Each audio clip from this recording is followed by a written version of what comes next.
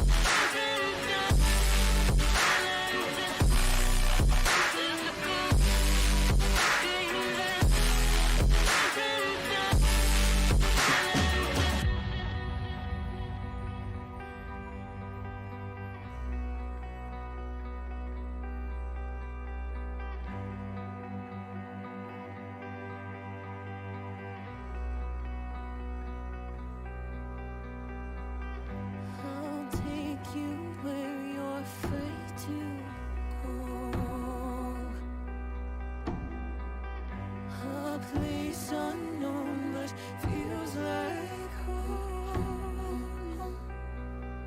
I've looked at then its face and asked if I can make a life of this pain. A ghost without a grave. There's a ghost in my head, screams and shouts and silences so loud. There's a ghost in my head, it screams and shouts and silences.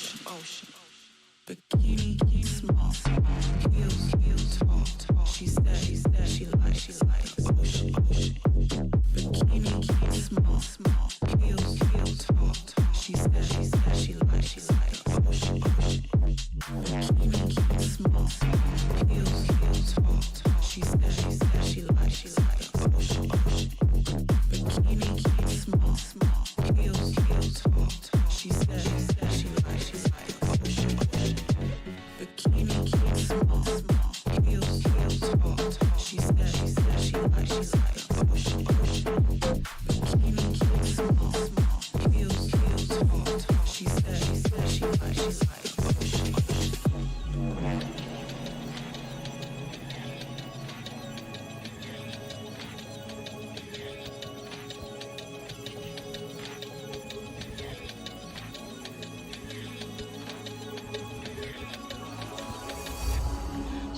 my name, I'll come right back to you.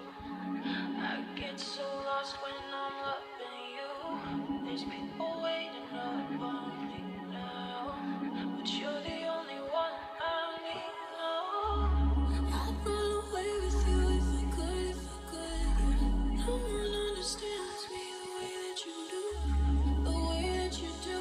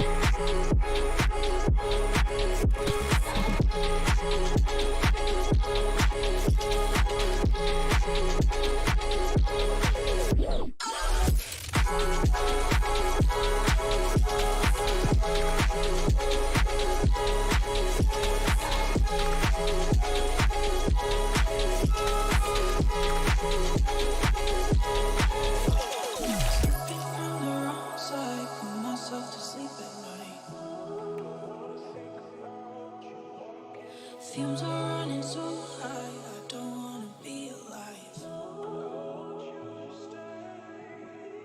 There's never a right time, disguising the outside. What's going on inside, losing track of my own mind.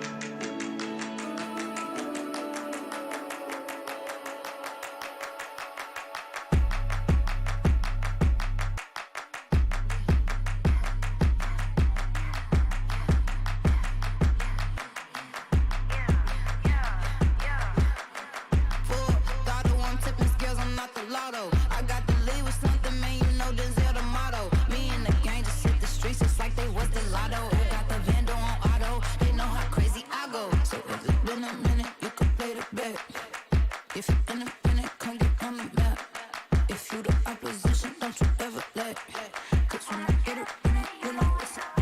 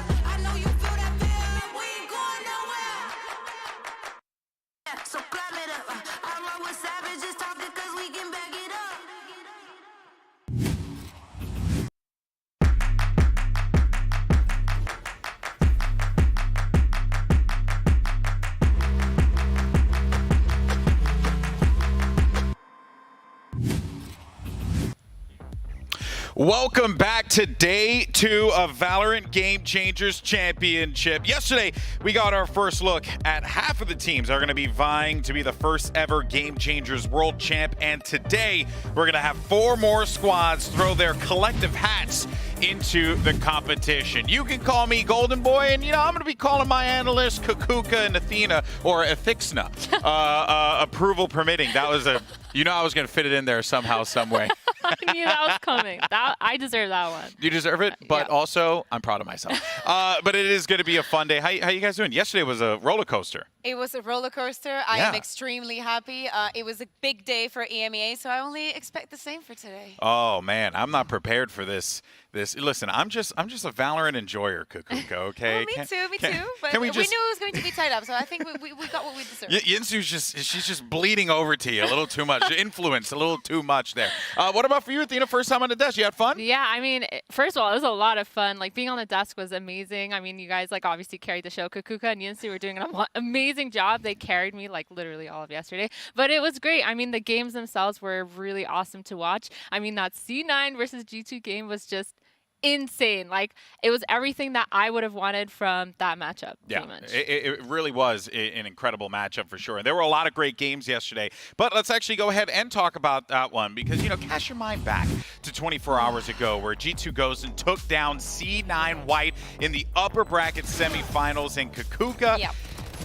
Look, we knew that this one was going to be a tough game, yeah. and I think this matchup pretty much gave us a great template for what's to come in the rest of this competition. Oh, yeah, completely. We knew that, especially coming into the competition, the players were going to be very wise about picking the maps, picking the grounds that they wanted to battle in. So the first map being so one-sided for Cloud9 is something that we kind of expected. And also having a G2 that changed compositions in every single map that they played. Mary playing the chamber for the first time, Mimi with an astral performance, but on the KO, when it came down to that second map, everything, changed when we saw Juliano back on that Reyna. But the biggest surprise, this Pearl that we had not seen yet from Cloud9 White. Amazing performance at G2, pulling out the Yoru, having some insane fakes all over the map. Yeah, I mean, that Yoru pick was just, obviously when we saw it, we were freaking out. It was so fun. It was so exciting. I was so excited. You might not have been, but I was so excited. I knew that coming into it, C9, they definitely might have kind of got the wake-up call that maybe they needed. You know, G2 kind of had that earlier on in Game Changers when they lost to Guild. So you were saying that earlier that Guild, you know, they kind of had a wake-up call. They realized that they needed to push forward and push more and be more innovative. And I think that that was like obvious with their Yoru pick. They kind of strayed off of the Reyna, which was really, really cool. Let me give some context to that, because we were talking about on the way here to the studio about what happened to G2. You know, what was this thing at the beginning of the early days of the originals before they were G2. When they came into the game, everybody thought that they were going to beat everyone, that they were not going to have any valid rival. But actually, they lost quite a few matches, and that was a wake-up call from them. But until they lost against Gildex, they had been on the top. They had been chilling, and that was the second wake-up call that they got. And in 1 month, it scrapped everything. They were like, okay, who's good at this? How are we going to structure the maps, and how can we differentiate ourselves from the rest? Yeah, I think like for C9, it's going to be a similar storyline. I hope so. I hope it's kind of like, you know, I'm NA. I got to like give my girls No, but I think you're right. I think you're right. Yeah, like I think that with the way that they played yesterday, and when they realized that, hey, maybe our map picks weren't the best, maybe our comps weren't the best, maybe it was just an off day for them. Like, we don't know exactly what happened word for word, but from what I saw, it was definitely like a map diff. All right, well, look, we could talk about this the entire time. It seems like a lot of people online were also talking about it as well, because G2, you know, they had everyone talking, from our viewers to the pros to the chat, and you know what that means. It's another segment of bird watching. Picture. Oh, look at my backpack. I'm ready to go. Yeah. First up, this was Cloud9. Look at me peeking at this one. Can't wait to beat G2 on LAN. Okay. So things you say before disaster. Yeah, exactly. This is before the game. It's literally what all of NA was expecting for. And on the side of G2, I remember this sign when I saw it on the stream. It says, "I got 99 problems, but a cloud ain't one." It's so iconic. People, that's so funny. Literally, that's so original. Too good. I love the quote of the Alexis tweet too. Surely it gets harder than this. And then, of course, G2 Esports with the trash bags, all the players and stuff. There's been some spice from this one in particular. People need context to it if they're not from EMEA. There was this one Game Changer series, I do not remember if it was the last one on the last year or the first one this year, where G2, after beating Guild, they just stamped their logo on some trash bags and just on the interview came in being like, oh, we're going to take out the trash. You know, some friendly banter. Okay? Friendly banter. But it was the funniest thing, because right after that, Cloud9 tweeted back at that, being like, who are you guys? Yeah. Like, who do you think you are? And then the response from G2, which we didn't get time to put in there, was, and this was before the matchup, was the team that's sending you to the lower bracket. I mean, you gotta love the trash talk. You gotta love the drama.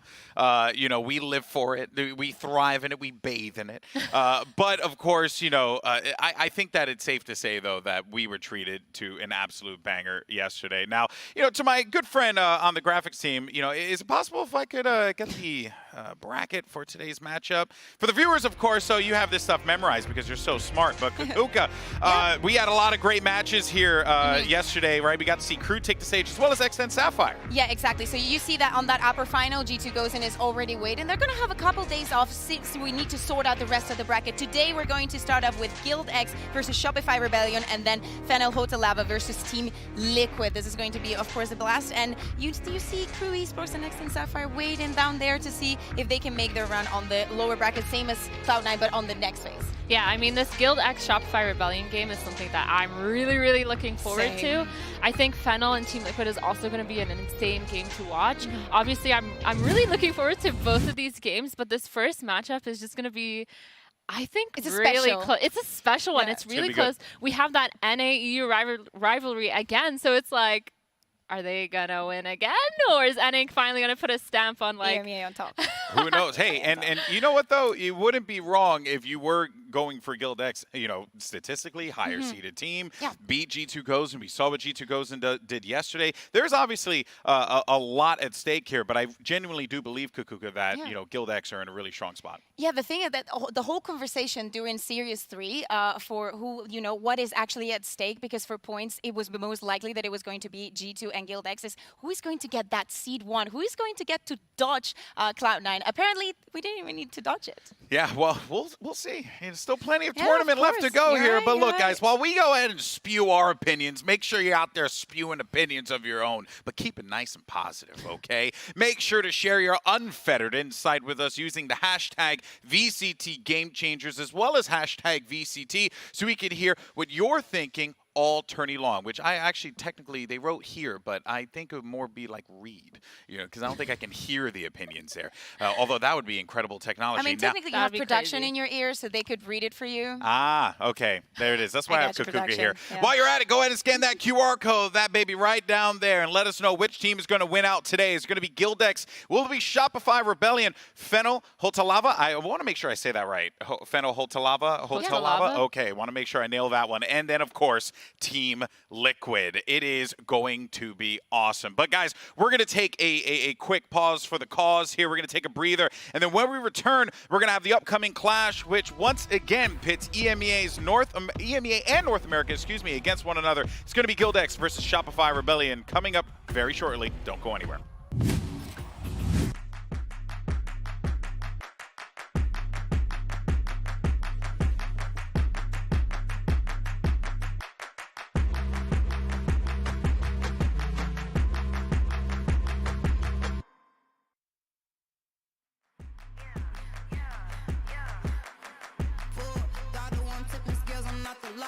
I got to lead with something, man, you know this is the motto. Me and the gang just hit the streets just like they was the lotto. Got the Vando on auto, they know how crazy I go. So if it's been a minute, you can play the bet.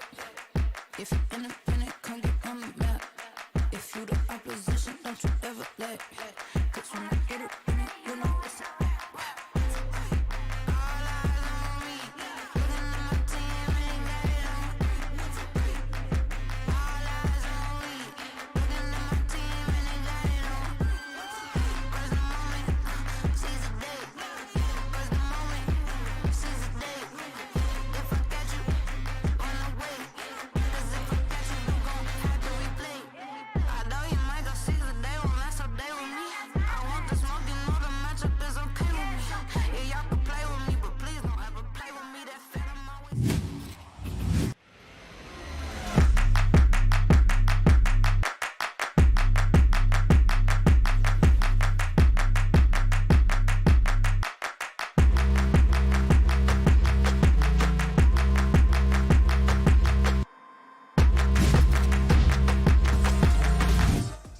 Welcome back, everyone. Yesterday, we got a look at the EMEA #2 seed, but today, we're actually going to feast our eyes on the champs of the region, of course, as we welcome Guild X to the stage. And Kukuka, this is a team that, has had quite the journey up until this point, Yes. but I'm sure for them, it must feel good to be in this position. Oh, definitely. We're talking about the team that was always in second place, always looking at the back of G2, trying to reach just with their hand. And so many changes that we had seen in this roster. It's very funny because if you actually think of these players individually, the only one that was not a duelist main was Roxy. Okay, but everything seemed to fit out perfectly. The experience is going to come from the side mostly of Claudia, but the things that this girl have been able to achieve in the server are on a different level, especially since their new coach joined the team.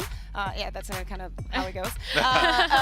He was coaching before in OG and he had good results, but definitely what he's managed to do with these girls is like start every single time that they tried to start over, they needed to change one of the pieces because you need a new look at things if you're trying your hardest and not achieving it.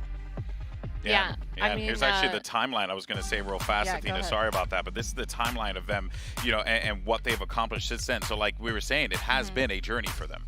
Yeah, I was just going to say, like, if they're going to perform the way that anywhere near what G2 did and kind of put up a show the way that they did yesterday, I'm definitely looking forward to watching this. Yeah, completely. It's definitely been a journey for them, but this is the kind of journey that people aim to have. I'm actually giving 100%, and thanks to that, I'm improving, and I got to the top. Yeah, it's great to see that hard work really pay off here, yeah. right? And it is going to be a bit of an adventure for them in this competition. This is, of course, a roster of powerhouses, and you know it takes a veteran voice, right, to keep things controlled. And there's no better person for that job, right, than Claudia. And you know, actually, Athena, this is perfect for you because you're always that voice as well. You're always that voice of reason for your team. So I guess give us a little bit of insight from the player's perspective, having to be that leader on the field. Yeah, I mean, it's definitely a really big job. You have to keep everyone's mentals. You got to keep your own emotions at bay, and you got to like really lead your team into what seems to be kind of like a war zone pretty much. And Claudia, she's had a really good reputation. I mean, she's also one of the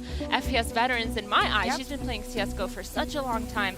And then once she switched over from the FPS, she started just being an absolute beast at the game as well. And I think she brings a lot of knowledge, a lot of past experience to this. And that's what we were talking about yesterday, that G2 had like a lot of previous experience. And so I think coming into this, it's just going to work out really well for them. Yeah, from yesterday, we're very committed to the idea that definitely experience is a degree that some people really have studied it, and it's paying off. So I think that for the side of Claudia, she needs to do it for her teammates. Yeah, well, you know, speaking of Claudia, by the way, let's actually take a look as she introduces us to EMEA's #1 seed, Gildex.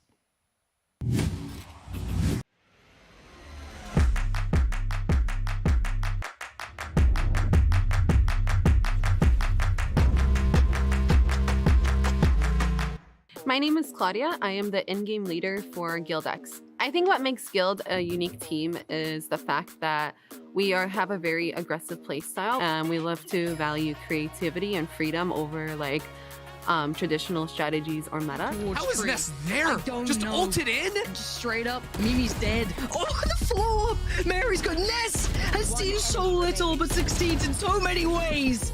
I think why our team is so powerful is because of our personalities. Roxy and Smurfette and I have very similar jokes. We have very similar play style. We have very similar personalities. With Ness and Anya, they're the newer members. Like if you meet Ness and then you meet the trio, like she's just such a like angel compared to us. And then Anya is a very confident player. She's very serious as well, but I think she fits our play style. Ultimately, we're all friends, and I think that's what makes our team really good.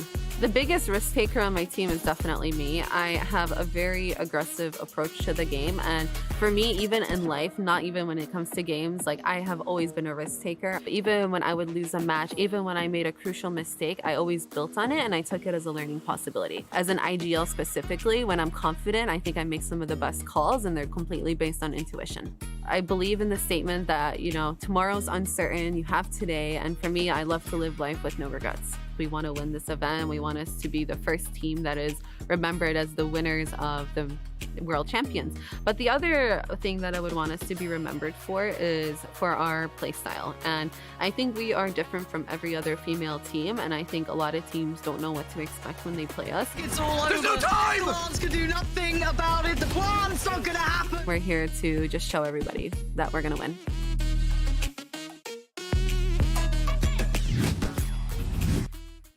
A lot of confidence there, and also the reflection as well, Kukuka, I think is very important for Claudia. It's great that she has that mindset. I love that she acknowledges that they've grown a lot, that there's still a lot to learn. Funny to me, she says that they're super aggressive, but coming into especially this matchup, I've been running some stats and from the 1st of June, and actually Shopify Rebellion is the fastest team in terms of how the average time for the plant and getting the first kill.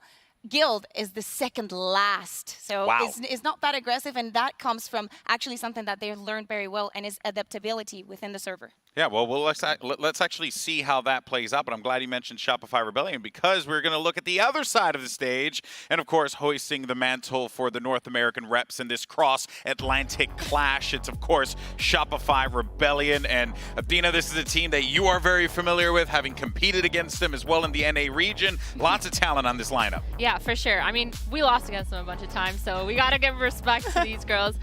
They are awesome players. I mean, they have obviously their veteran kind of FPS pro, Benita. She's going to be, you know, one of the staples on the team. She's not necessarily the IGL, but she definitely has a voice. And bringing that kind of power into the game is something that every single team needs, whether or not it's an IGL. Oh, then the Naruto run.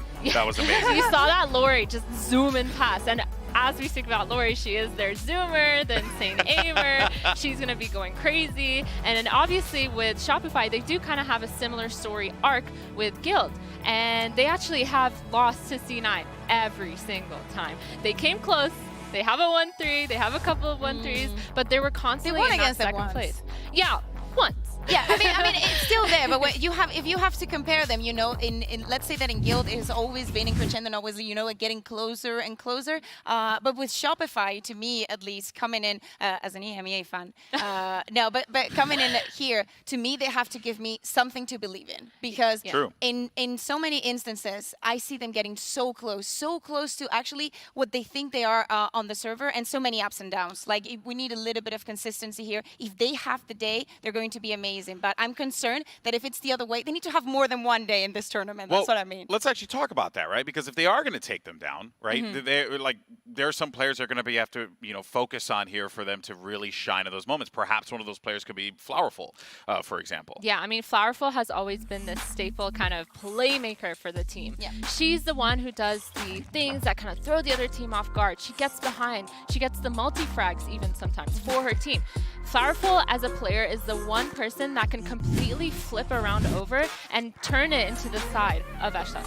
Yeah, I completely agree. I think that she needs to start very strong, because I feel like, especially with the emphasis that she's put on Chamber, based on what we saw yesterday, Mary coming in for the first time and being so impactful, if we need someone from Shopify Rebellion to step up from the very first minute, it has to be her. It's a lot of responsibility, but I think she can pull it off. Yeah, I mean, for me, Shopify, this is kind of their redemption game. Like, you know, we saw C9 fall to EMEA. So maybe if they gotta even things out, right? EMEA, we can kind of even things out, have the regional pillar, and then we can go from there. But like, I really think that this is their time to kind of shine, because they have never pushed through and won that first place. Like, that has never happened. Guild X managed to push through in the final moments. They beat G2 in the finals. They kind of made their name, they put their name out there. They said, look, we can be #1 seed too.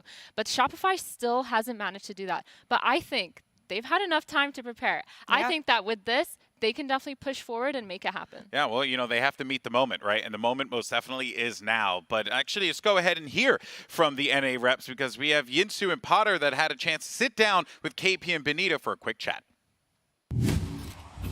Hello everyone, I'm Yingsu, I'm with Potter, and today we're joined by two of the players from Shopify Rebellion. It's KP and Benita. Guys, welcome to the first ever Game Changers LAN event. You found a lot of success online. That is the reason why you're here. But how do you think, what do you think you need to do to be able to replicate that performance in a completely new environment? Honestly, to replicate our success online on this LAN environment, I think with our team, it's going to come from energy. Like keeping our energy. We are either Shopify Dreadbellion or Shopify Funbellion. And when we're Shopify Funbellion, like I swear we are a completely different team. Like there are times where we'll hop into a server and feel completely flat. And I feel like there are other times when we hop in a server and everything is going right for us. And I think it's really noticeable to people in our gameplay.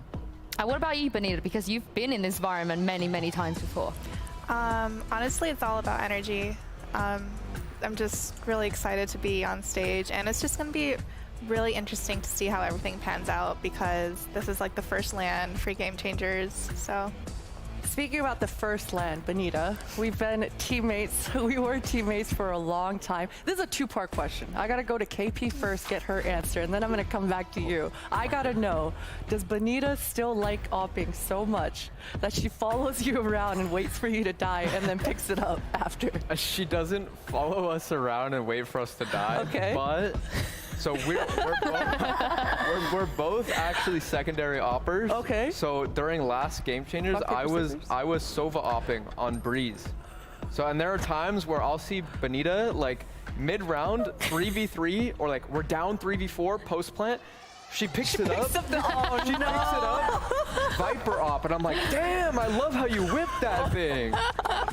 So you gotta gas her up a little bit. She still does it. All right, she still does it. Okay, yeah. Benita, second part, experience. We always talk about how much experience you've had. I mean, you've quite literally grown up in the scene so many years. How's it been kind of juggling that? I mean, when we were teammates, you were my Zoomer, and now you're surrounded by these Zoomers, and you're the experienced one. How's that been for you? Honestly, it's so, I don't know. I said this in another interview. I'm going to say it again. Like, this whole experience and the last 20 years, it really makes my life feel like it came full circle. And it's just such a beautiful thing to experience this whole thing from the beginning to now. 3 different games, 1.6 to CSGO to Valorant, being the youngest to now being the oldest. It's seriously we went from such small women tournaments to 500K tournament. Yes. Honestly, I really feel like my life came full circle with this tournament. Yeah, and KP, you're a part of that journey as well. You're on your own journey. I did want to ask you, because you have a lot of responsibility coming into this tournament, IGLing. There's a lot of other incredibly experienced IGLs as well. What is your philosophy, and what do you think you'll need to do to kind of overcome the experience that they already have? My philosophy, just honestly, I rely on my teammates a lot. I've always looked up to Kerrigan from Counter-Strike, and I feel like he's been a prime example of letting your players almost unlock themselves, right? Unlocking your players to the fullest. And I feel like on our team, we have 5 people. There's usually teams out there, they have a bot or 2, someone who can't shoot back, right?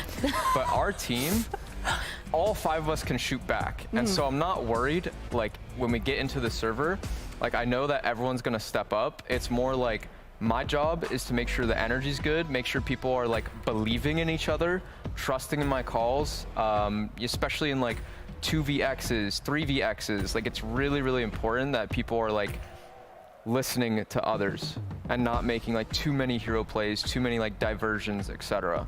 Well, I'm really looking forward to seeing how that plays out here in the tournament. Thank you, you two, for joining us and for your time, and good luck. Thank you so much. Thank you. All right, well, there you heard from the players of Shopify. KP, she's a troll. Who do you think are the 2 bots in Guild X? No, What are our bots? Wait a minute. Who are you? Oh no! Oh, the existential crisis you're going through. But you know what, though? They say that if you cannot identify the problem, probably you are the problem. No. No, It's been like that for me my whole career. It's been like that for me my whole career. But there was something for Benita there. Yeah, I mean, really, this has been a full circle journey, right? Yes. I think for a lot of the women that are playing in this competition, right? From doing side events or whatever they may be to being on the main stage. It truly is an incredible full circle moment. Yeah, I mean, I can relate because I also now am surrounded by Zoomers, and it's a whole different game, and it literally just makes you feel I feel like I have to be, kind of a role model, kind of an example for my teammates. So I can only imagine what it's like for someone like Benita, who's been doing it for way, way longer than I have, who has been on way more teams, way more experience. She has a lot to bring to the table, and it feels like she's the role model, the experience, and KP, she also brings that sense of maturity to the team, and I think that's why Shopify Rebellion is just such a good team together. Yeah, I'm very excited to see them take the stage. It's going to be awesome, but we're going to step away for a brief moment, and during the break, make sure you guys vote on who you think is going to come out on top in today's matches, because in not too long, we're going to have Guild X and Shopify Rebellion take the stage. Don't go anywhere. This is VALORANT Game Changers Championship.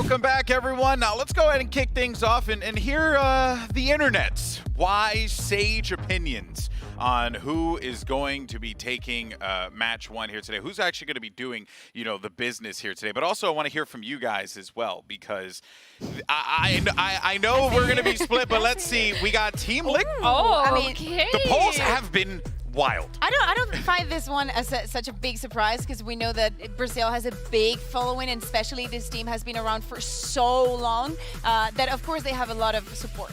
Yeah, I mean, Liquid definitely can put up the numbers. We've seen them do it before, and I think that, I personally am super excited to see them play. So I'm not surprised about this, but I am surprised that Guildax and Shopify, no one really cared that much. I mean, I'm super excited for that game. Not for Shopify. I see Gil there. Where the fans at? You know what, though? Yeah, I mean, yesterday, Asia, I believe, won the poll for which region was going to win, I think it was. Yeah. So, yeah, I mean, it's very clear that, we're living in some wild times here. But real quick, let's just get the official predictions before we jump to the show. Who do you have? I think I'm torn between Guild and Liquid, but just because yesterday was too big of a day for EMEA, I'm gonna go with Liquid. Oh, okay. Yeah, I gotta even things out. Gotta make it spicy. For me, I'm gonna keep it spicy, but in a biased way. Shopify Rebellion has my vote. I'm sorry. All right, we got Liquid and we have NA. Shopify Rebellion. It's going to be exciting. All right, folks, well, here we go. Our first bout is moments away, so let's go ahead. Let's actually wait no further and kick off day 2 of the Game Changers World Championship.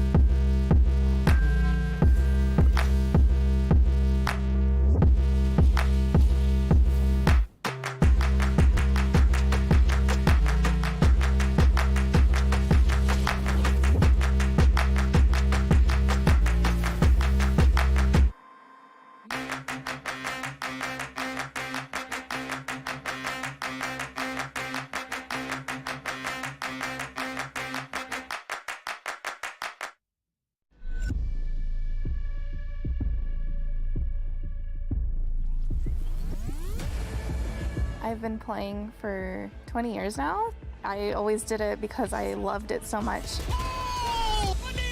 Playing on Shopify, I'm really excited. Benita is an old teammate of mine from CSGO, so I know she's a great player. Being in Berlin for Valorant for the first Game Changers global event, it's a full circle moment for me. I know that Shopify is good because of what she brings. I think NA is on a different level compared to the other regions. Something about our gameplay is just a little more advanced. I've watched a few of their VODs and I kind of see how they approach the game. Yes, I'm feeling confident. Love you, Benita, but good luck. 特定のチームに対して何かを用意してきたわけではなくて、試合ごとにどう動くか、そのマップでの動きとか基礎的なところ。 Estoy muy ansiosa para jugar contra Fennel. Para mí es algo nuevo jugar contra equipos que no sean de Brasil. Esa ansiedad es una ansiedad buena para jugar contra equipos que no conozco. Estoy preparada para ese momento. 私たちが見せなきゃいけない。女子でも戦えるんだぞっていうところを世界に見せつける場を与えていただいたっていう感じですかね。 Entonces, Fennel, prepárate porque mi equipo está con mucha más mira que tu equipo.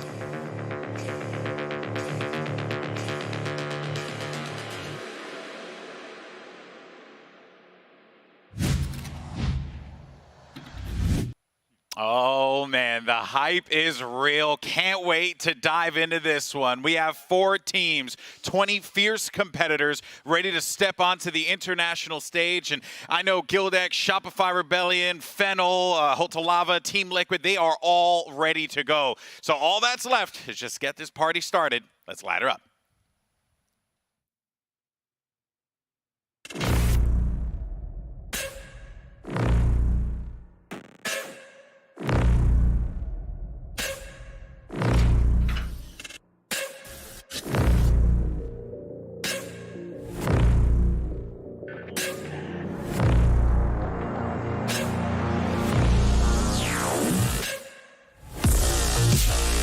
Gildex, Shopify Rebellion, Fennel Hotalava, Team Liquid.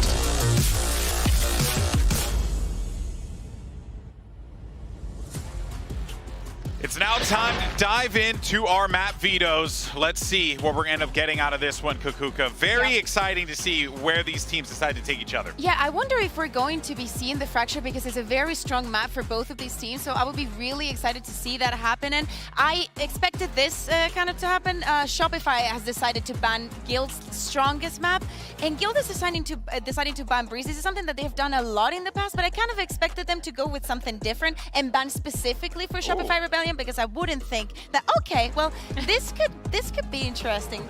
Yeah, I mean, both these teams haven't played Pearl a super much ton. Yeah. I know that Guild, you know, they recently played against G2, and obviously that was one of the maps that G2 ended up winning. Shopify, you know, they don't have that good of a record, but they do have a positive record on Pearl, so I'm excited to see how that goes. I think that it also follows the narrative that we've been setting up, especially yesterday, of how important Pearl has been. If you want to test it, do it as soon as possible. Wow. Definitely expecting some surprises, so no Fracture.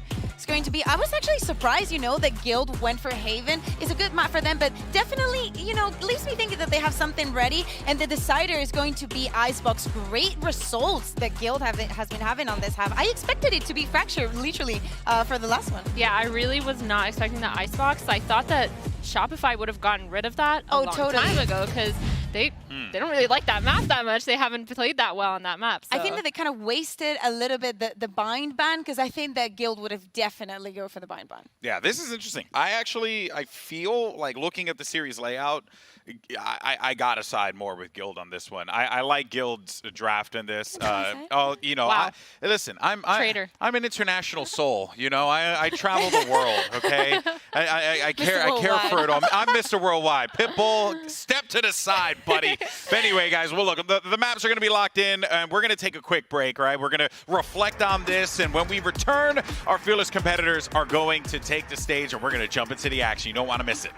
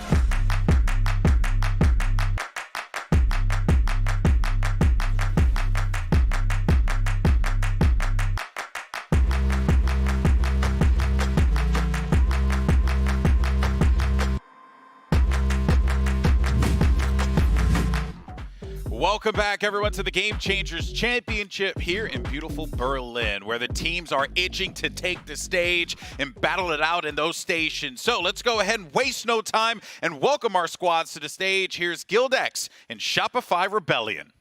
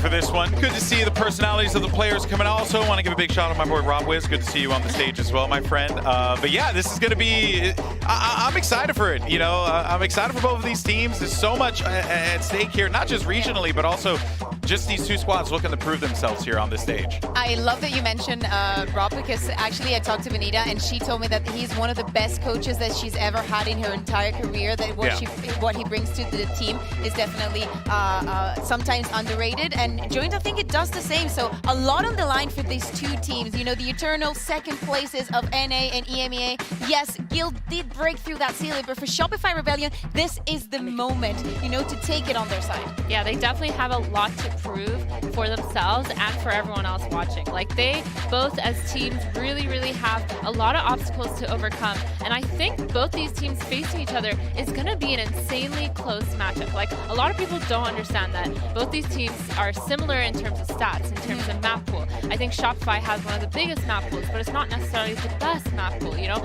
They've had like win rates that aren't that high on certain maps, and I think that just coming into it, both of these teams and both these map pools is gonna look like a really, really close game. Yeah, and especially with all the changes that we saw yesterday coming in from G2, and especially the way that they've performed in LAN, we need to remind people that this is the first time that these teams are in a LAN, okay? They need that kind of experience, and this is one way to get it. Yeah, I think that both these teams also have that veteran ready to show the way, like show them the way. And they know each other, so they're like looking at each other and being like, yeah, and that's something we actually really didn't get to talk about a lot, right? You know, there's that little bit of a rivalry, you know, also. It's a healthy one. It's a healthy relationship. They look up to each other, you know?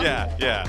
Oh man, it's gonna be a fun one. I agree with you, Athena. You got a lot of parallels between these two squads that really, I think it's just going to play out throughout the entire series. And no, that is not NA hopium. I really just think it's like the journeys have been so similar. Yeah, I agree. I think that, like, seriously looking at it from just a statistical or an analytical point of view, these two teams are so similar, but so different at the same time. I mean, even talking about their playstyles, like you were saying earlier, Kakuka, you were saying that, you know, Shopify has some of the fastest rounds in Game Changers.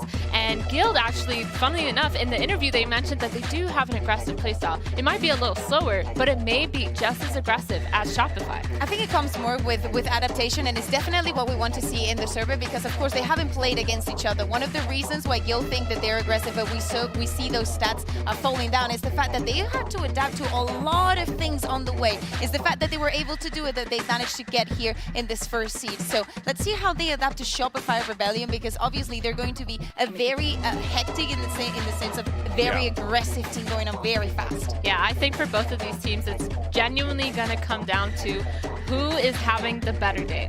Like, both of these teams, when they are having their good days, they both perform. But when they're both having their, you know, little less energy, a little less comms, kind of what KP and Benita were saying in their interview as well, they don't perform as well as they can. They both have really high potential, really high skill ceilings, and I think just like that, both teams have a chance. Sorry. Yeah. But and also the way the Game Changers has been developed and has been evolving. You know, on the first rounds, you go against teams. You play a lot of BO1s and then BO3s against teams. You can easily, roll by. Let's just call it that. But here, you need to give 100% since the very beginning. You have 2 chances. You lose today, you lose tomorrow, you're out. Yeah. So of course, there's no other chance that these girls are going to have. So I wonder who is going to come up on top.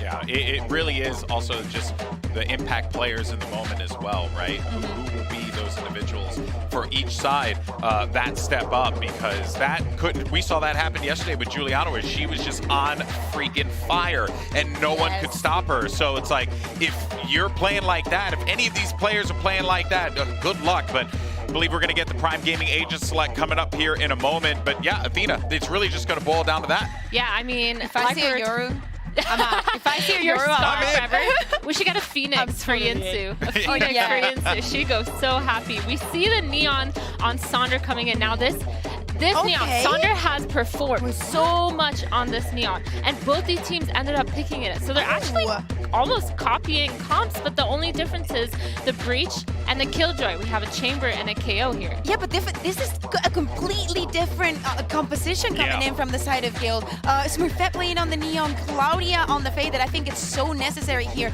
I see a lot of potential in the combos with Anya moving on to that breach. The fact that they have no KO, it literally changes the entire perspective that they can have around the map. So, expect a lot of well thought executes on their side, because they're going to need them. I actually really agree with that, because as soon as you see the breach and you see that kind of comp, you know that they're going to have to focus on executing and kind of taking it the way that they can. Well, let's go ahead and jump right into the action. The players are ready to go, and we're moments away from combat. So let's go ahead and turn up the noise, everyone in the arena, for some pots and pans.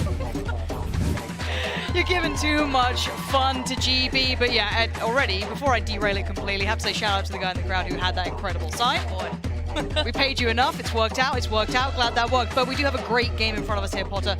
Let's dive into some of the intricacies, because my expectations initially, quite a 50-50 here. Yes. But that veto's put me in a weird spot, but has it changed your mind? It has, I mean, if anything, yesterday showed us the unpredictable factor of Pearl. All these new compositions coming out. The map hasn't been out for very long, so I'm excited. It has certainly changed my viewpoint of how this series is going to go. I think map 1 is going to tell us a whole heck of a lot. I think you have summed it up perfectly. Map 1 is going to be truly telling a massive change for Guild composition-wise. I would say, you've got to note Roxy. As much as I question mark at KJ coming in here, absolute specialist. If any of you have ever seen them on Icebox, roll your minds back. Truly a phenom at that, really something to watch. But that breach leaves me wondering what the hell they are up to. Yeah, exactly. And the KJ is absolutely compensating for the lack of chamber, but I'm excited for this breach. Yesterday, so much success with that Yoru Fade combo. Today, we're going to get to see Smurfette and Anya potentially comboing some incredible executes. And with that fault line coming up with the funky timing, it can really punish Shopify Rebellion if they're not ready for it. Okay, that's something to then, let's make a note of that and then check back in throughout the game, see if it really starts to hit. If you are wondering why not in the game, we're just going to wait for one of the players to get ready. We don't want to rush this. This is one of the more expected games in my mind to really kind of hit home, because of course we had Cloud9, we had G2, right? The 2 heavy hitters, but then there's always that bridesmaid, right? There's someone else who's always been that second spot, and this is both of them. Now, I've had the pleasure of casting both. Sadly, when I watched Shopify, Potter, it was a bit of a slaughter, right? They were at the beck and call of Cloud9 at the time. They were under the heel, and we saw glimpses of hope. We saw some really good looks out of them, but it's just, how do they compare to Guild? Because Guild, in my mind, sometimes, I've got to say, play a really good game of Valorant. They play a little bit more structured, a little bit more considered, whereas you look at your G2, for example, super explosive, and I see a bit of that with Cloud9. Very explosive, high potential in the players. But for Shopify Rebellion, stylistically, what do you think about this team? What do they bring to the play? Is it that high tempo, very explosive, or is it more considered? Where do they end up on that scale in your mind? It will be that high tempo explosion, right? And I think one of the great things for Shopify coming into this, you say always the bridesmaid, never the bride. That's a little bit of less pressure, right? True. And Benita having years, Lauren, of that LAN experience coming into this stage, she's going to be able to, her teammates are going to be able to vibe off that, feed off of that, and being a little bit less pressure, we're going to hopefully not see the team of Shopify kind of shying away from those kinds of duels and not taking on and contesting those choke points that they need to. And I think that's a really good way to kind of see how experience and keeping that confidence echoes into game. Those are the tangibles you see. Let's kind of talk about some of the bigger pictures though as well. When we talk about experience, when that comes into play, I think a lot of people saw that with Giuliano finally shining in those second, third maps. Not even that first series. She was quiet there, Potter. But again, that experience is what I want to see coming to the forefront. That calm nature, that ability to bring them back in. So thank you for your patience. We're ready to finally get things underway. Let's get into things with Shopify Rebellion starting things out on the defensive side, and that then means, of course, Guild on the attack. We can see a pretty spread out defense for all 5 members of Guild here, or rather Shopify Rebellion. 1-1-1-1 across the board, and Smurfette's already got contact. She's good for it. Yeah, that's beautiful beginnings. Laurie just going to be put right down after that. Now, let's take a little look across the board. Where's that room being found from? But look at this default. The 2 players holding the extremities. Ness on one side, Roxy on the other. Does the patience pay dividends? Flowerful has no idea what's around the corner. And Flowerful actually wins the fight. That's unbelievable. Ness now in a similar problem. The rest of the team for Guild needs to get that side under wraps because the extremities have been won out. The map looks so small to Guild right now. Flowerful is in a pretty power position right now. Low on HP, but because of this position, the retake should be sped up as Neon kind of rendezvous with, and Claudia's got a lot of ground here. Taking over this spawn side should mean an easier post. I love that they've taken space somewhere because they had very little to work with otherwise on the map. Now the long play coming out from Smurfette. The haunt on the site reveals very little, shows them no one's there, and you could really set this into motion though. Maybe tee up someone like Claudia here, gonna put the haunt in, and Smurfette pulls the trigger. It's perfect. Dives on in, and it's a little messy, but Anya's still alive. 1v2, and she's dealt with. KP, solid as a rock. Huge impact round 1. And I love the 2v1, both Shopify members swinging together, power in numbers, and just overwhelming the 1 member of Guild left in that post plant. And that was kind of the storyline of this pistol, right? We saw and mentioned Shopify being very spread out, 1-1-1-1-1 across the board, but in that mid round, they all gathered together and power in numbers overwhelmed Guild. And that execute from Guild, it was looking pretty, but that retake from Shopify was just a little bit better. And it looks like we've got a force coming in as well. I guess close enough. You had the plant, a little bit messy on the first, so no one getting the huge economy bonus, but Guild willing to buy back in. Spectres coming out. You're going to have the light armor as well, a little bit of utility to supplement. And it looks like a Sheriff as well for Roxy. So have to keep our mind towards how this goes. Do they keep that aggression on those extremities? Do they continue to fight for the space? Guild looking a little more all-in to an extent, leaving Roxy to her own devices. But beyond that, it's going to be towards the side. Smurfette maybe trying to bait in a little bit of attention, but no commitment. Yeah, just trying to apply a lot of pressure, and hopefully somebody comes pushing, gets a little overzealous into Roxy's crosshair, as you mentioned, holding the extremities there. But Guild, they're just going to slow things down once again. I do like this force spike coming into things, right? You've got the plant down. You've got a little bit of extra credit to work with. So you just want to stop that momentum before it even begins. Bonita, going to get pushed off the angle. And Smurfette was a little ahead. Divided though, Laurie gonna at least find her, but the trade comes out quickly. Now you can see the site starting to become under control. Benita gets pushed away from pit, and you can see them being held just slightly further away. So it does allow for a block, but no clear towards CT. Benita with a quick pick towards 1, but the trade, again, quickly in place. Now bear in mind, Roxy's position has now been noted. That flank coming through Art, overwhelmed towards pit. They are dwindling in numbers. There are problems now for Guild. This post plant ain't looking so hot. And how much can Roxy do here? This is not looking ideal. They don't get it to hold. And that's a shot. Needs more of that though. Yes, more Roxy! Unbelievable, and now just 1! And that's the Roxy we've been waiting to see. The Red Bull clutch comes out. That's the firepower. And it's the Killjoy to seal the deal and close things off. Love the Molly as well to pull it out. Make sure that that full diffuse doesn't come through. Utilizing that kit to the best of her ability. And man, she's able to convert. What a ridiculous shot. That second flick onto the chamber. Insane crosshair placement there. I hope we get to see that again. Yeah, you see, like, had just taken that chamber out. Man. You know KP at that point, you're just sweating. You just got to make that push, got to do something. That's big for Roxy, though. You want a player like that to feel confident early. Feel like they've got that hot hand in the game, that they can kind of play that style that we know they can. They are one of the players mechanically that's really stood out in EMEA, someone who's very much been of note. Now, at 1 apiece, that force buy has paid dividends. You've got the rifles coming out, a couple of bulldogs, sure, but on the other side, I'm seeing a frenzy, a sheriff, no light armor, so a very light purchase behind it.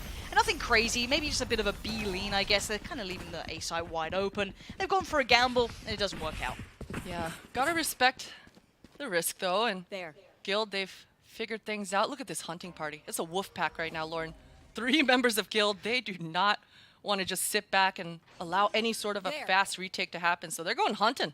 Yeah, and this is Laurie's life on the line. He's a Flowerful on the way, and that's a whole lot of players waiting. And the fact that they slipped so deep towards CT, they can hold these deeper angles, make it so much harder to work back in. The high and low hold works well.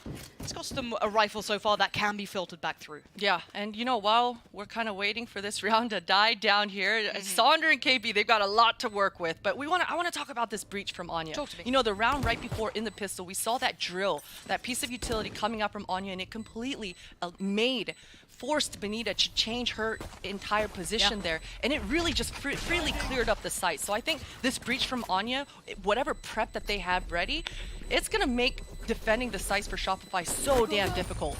Yeah, and I do wonder when, I don't think it's timeout time yet. Maybe if you're one of the coaches who'll hit that panic button early, maybe just to get a grip on the playing against the breach or whatever, but I don't think it's time just yet for that timeout. I think you can still get that gun round underway potentially, play it out, see how it feels to kind of deal with that. Is there more looks coming out here from Guild? Because it's a bit of a misread, right? If you looked at their stats purely and didn't look at the context, you go, okay, it's not a great looking result here on Pearl, but then the losses are to G2, right? And we saw what G2 can do on this map when you have, you know, Giuliano just pop it off running through people on the Reyna. Like, that makes sense. So then you boil it into context. So let's now focus on this gun round, though. This is the big opportunity for Shopify Rebellion to hold them back. Flowerful forced away. And already space taken here by Smurfette. Shopify using that chamber kit, unable to come away with any sort of advantage, but she's lucky to be alive, repositions herself and holds an off angle. This is a pretty slow round, but this should be a pounce. The spike is still down though, so I think they're just trying to trade some utility here. Yeah. Taking over mid as well might be a problem. Trap gets dealt with, so they know there's going to be pressure coming this way, but it's only 2 players. Smurfette does get isolated. Zonda, great position, great hold. Finally found though. Anya makes it towards the side, but look towards the other players. Finally hitting that rotate button, finally coming over, but the spike. Yeah. A little bit of a fumble here, potentially. This is when we're seeing those nerves, those land jitters coming out. They've made a bit of a meal of this one, and bear in mind, the worst comes to us, Benita finds it. That could be a tragedy. Exactly. Both members and Roxy and Anya coming back to try to gather, but right here, Benny. Does she check? Oh, she does. But you know what? She's playing got to be discipline. questioning it, doesn't right? matter. Yeah. Oh, what a shot! As if Anya is that on the money for it. Benita gets punished now. Suddenly the map's unlocked, but Claudia coming back around. They're being very meticulous in this, just in case someone had push, which they just found. So now, Spike recovered. What do they do? 20 seconds. You got to make a run for it. You can't really stop. Ult ready for Anya, though. That could facilitate whatever they need, as long as they get to the site unscathed. 10 seconds now. There's that ult. It comes through, committed just towards site. Might have caught one towards CT, and you're going to see the Nightfall come back in on the other side. Laurie has to line up. Claudia beheads KP, but now looking towards the back side. Claudia sends it right back, plants in, times on their side. 2v2, overwhelmed in pit. Roxy goes down, now it's Claudia. 1v2. The classic herself gets overrun. Laurie's there, and a fumble in the mid round. That spike being left where it was didn't help things. That hurts. That's tough. If you're Guild, though, you know, you got to stay focused, and, you know, things happen, and it's an easy shake-off. The good news for Guild is they were able to get into that site. You know, at first I thought they were just trying to gather and trade some utility, but hey, if it's going to be that easy to get that close to the site and be able to just freely exec, then you do it again if you're Guild. Yeah, no, I think that's a very good point, and they can still fashion a purchase here too. Looking at the ults coming up, Smurfette's still got theirs, Roxy's got theirs. I mean, yes, Anya invested them, and so did Claudia in that round, but same can be said for KP on the other side. But the ult cycle's starting to hit a little more concise with Shopify Rebellion outside of KP, so that's going to be something to keep in the forefront here. Flash and side taken, and I think you're absolutely right, Potter. I think they are reading a little out of your pages, and on the money. It was not a free side, but it was certainly very accessible, and they've once again pressure pointed this. But it's not the only plan in mind. They've applied all that pressure, drawn all that mind, but they're looking towards A. Yeah, and this cut and noise, the paranoia is starting to creep in for Shopify, but Benny staying super disciplined, and she has no other choice, right? With just a judge on her back, she wants to take these close range angles. This timing with this judge is going to be everything. Judges are so deadly around the corner, but the KJ ult. Oh no, Benita. Benny, what you do? What's going on? This could be the right choice. This could be the only choice she has. That's 2 more seconds to try and make something out of it. Can't escape here. Just has to stand and face the music. The execution squad was there, but Sonda and Koa making their way around through Art. Quick rotation through middle, but the overwhelm again on the side. You've got to say, Guild, they're working it out. Yes, the ults are being invested. Yes, the lockdown came in. But for now, all good. Plant comes in. Roxy will lose life for it, but they are in the post plant, and they have the numbers with Smurfette winning the fight towards the back of the site, and now just Laurie left alive. Yes, a little bit of chip damage on Anya. Yes, a little on Smurfette, but Ness still sitting pretty, and the vulnerable gonna buy a couple more precious seconds. And time being fought for and won. Lovely work from Guild there in the end. Comfortable on these side takes. Comfortable indeed, and what an entry coming out for Smurfette. Just gliding across the screen and just losing a member that fast, that early onto the chamber without having the chamber be able to TP away really puts you in a pickle. Beautiful start for Guild, and they've really been controlling the pace thus far in this early on in this first half. Yeah, I haven't seen them hit many of the barriers, any issues really starting to show. If you're looking at what you want really on attacking side, they've been winning the fights, they've been getting access to the sites pretty comfortably. The post plants sometimes a little bit problematic, but nothing too much to write home about, and now they've broken the money. So this should be 4-2. This is when it can potentially swell against the other side, and Shopify Rebellion could be in a problem. We'll see what sort of damage they can achieve here though. Proactive throughout the map. And Guild going back to this B piece now. This utility. Every corner is being checked. Something is being thrown. Smurfette, she sees the eco, she smells them. I guess the ult did come out. That was Flowerful popping that, but didn't get the shot that was maybe available for a split second. So goes back for a check. And just off. Spike now down. Gonna need some of these sheriffs to do some damage pretty quick. Still a little bit of utility on Sondra as well, so they may be able to pressure one of these positions. And off the back of the Prowler, away we go indeed. Smurfette caught sleeping, goes down quick trade. Laurie picks up Claudia! What a shot from Laurie! There's still danger here for sure. Roxy and Ness suddenly on red alert. No! What a shot! Snaps around and backhands Roxy in the 1v1. Ness is sitting on 100 HP though. Oh my god! Laurie! What is that? What in God's name is that? Okay, well, maybe Laurie should just stick with the sheriff for a couple more rounds. Yeah, sure. See if she can replicate that a little bit, perhaps. Run it back for me one time. I want to see this again. Run it back for me, please. Thank you. Because again, this is all looking good, right? You got Smurfette diving in. You got side control. You're like, I already got sheriffs. Oh wait, okay, that's fine. Oh, that's quite nice. And then it starts getting terrifying at the entirety of the rest of the first two. You can.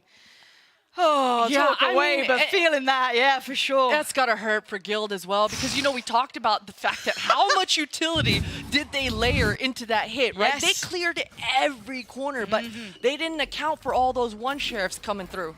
I mean, yeah. Oh, look at the money now. Loving it as well on the cam, surely knowing that that's given them a lifeline. Because that round looked like it could be the one that sent them on that downward spiral, being in the back pocket for a while in the economy, but now the ult's looking quite nice. Benita's got theirs, Laurie's got theirs. You've got a couple off cycle though, Sonda and Flowerful, but you'll take that for the round you just converted.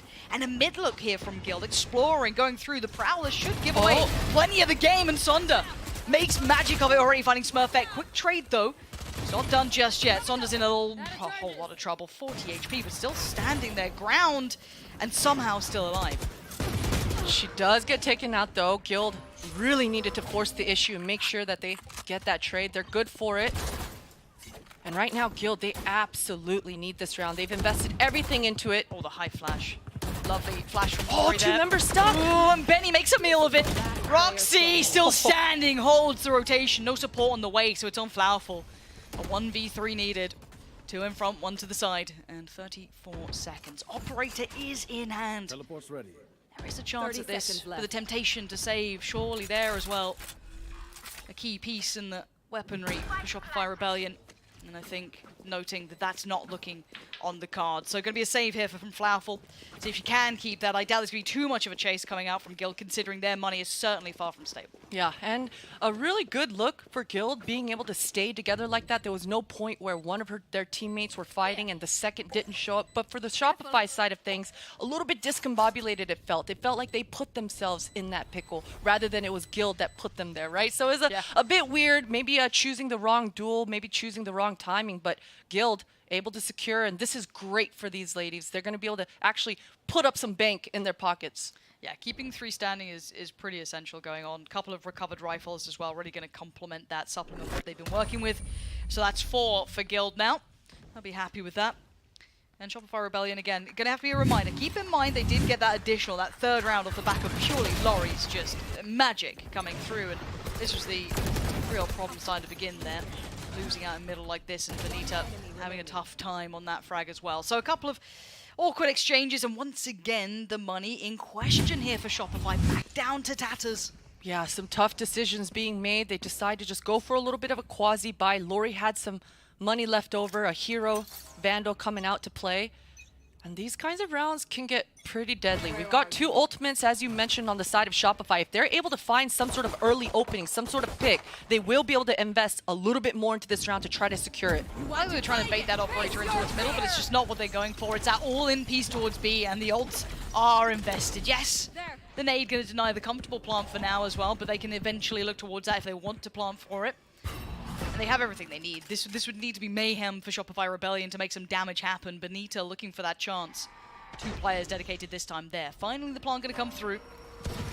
Everyone pulled to attention, and 2 players noted in the post plant already. Power positions. We've seen Laurie absolutely shining in these moments.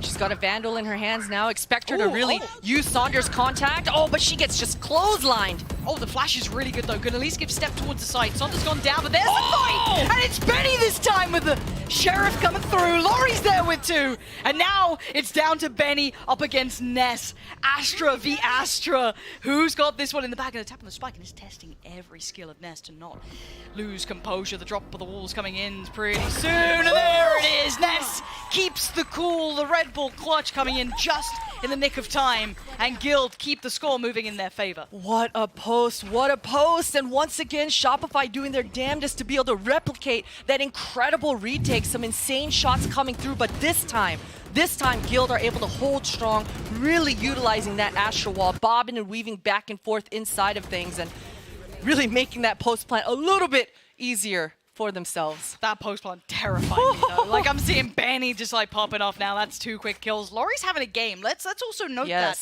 Laurie's already seen on 13-6. Solid performance, maybe just propelling themselves forward. It looks like an aggressive start here.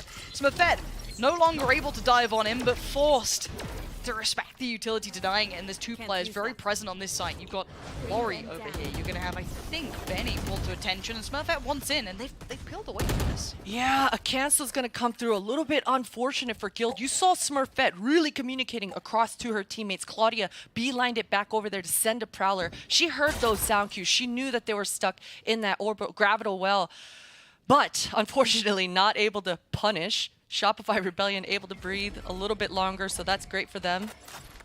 It feels mirrored, right? You're looking at the adjustments already. Roxy initially posted up to kind of catch any mid-pressure. She backed away, but the turret did the job. Now you're seeing them readdress middle. They've taken that space right back in. That trade-out of map control coming to the forefront. Smurfette can start taking the space here. Already good rotation, good positioning coming out from Benny. You're going to see Sonder as well towards the bottom of middle. So this should be a huge challenge. This isn't comfortable yet. Now Ness in danger. Decayed up, but still sharp as anything. KP dead. And now Benita on the hunt. Benita's got to get there fast. Laurie's in so much danger, overwhelmed. And Benny's dead. They've won every single fight.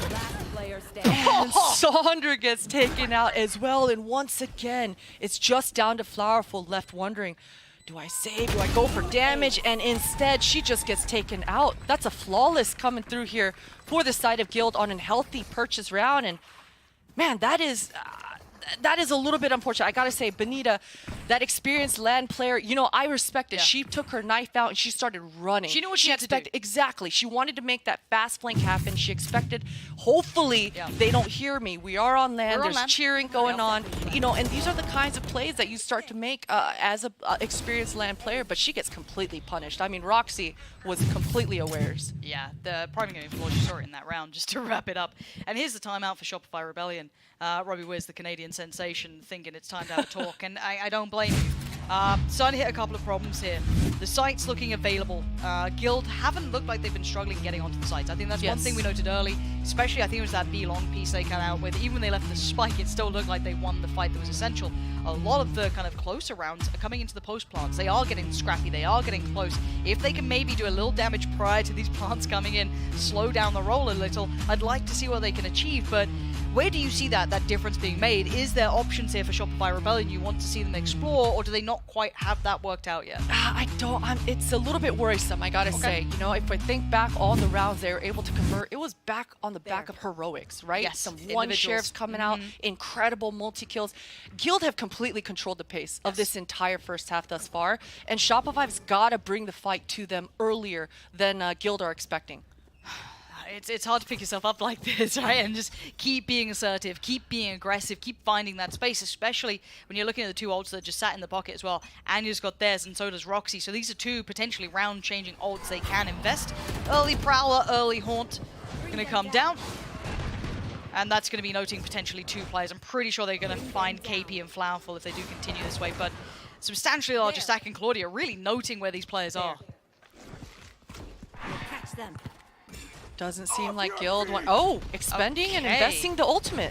Yep, this doesn't isolate the player who's tucked into the cub. Even maybe they feel they can overwhelm that on themselves. And so far, so good. KP barely doing the damage. And this is just so impactful for standing still for Guild in the post plant. Still have the mid control. They've got so much of the map just completely wrapped up. Benny's position now considered.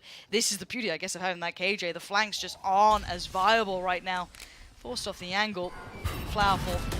Not finding much room either. Trying to maybe pinch towards this. They evacuated the site pretty much. Gonna need a lot more of those, Flowerful. Oh, that was a nice try. Not to be. Guild. 7-3 now.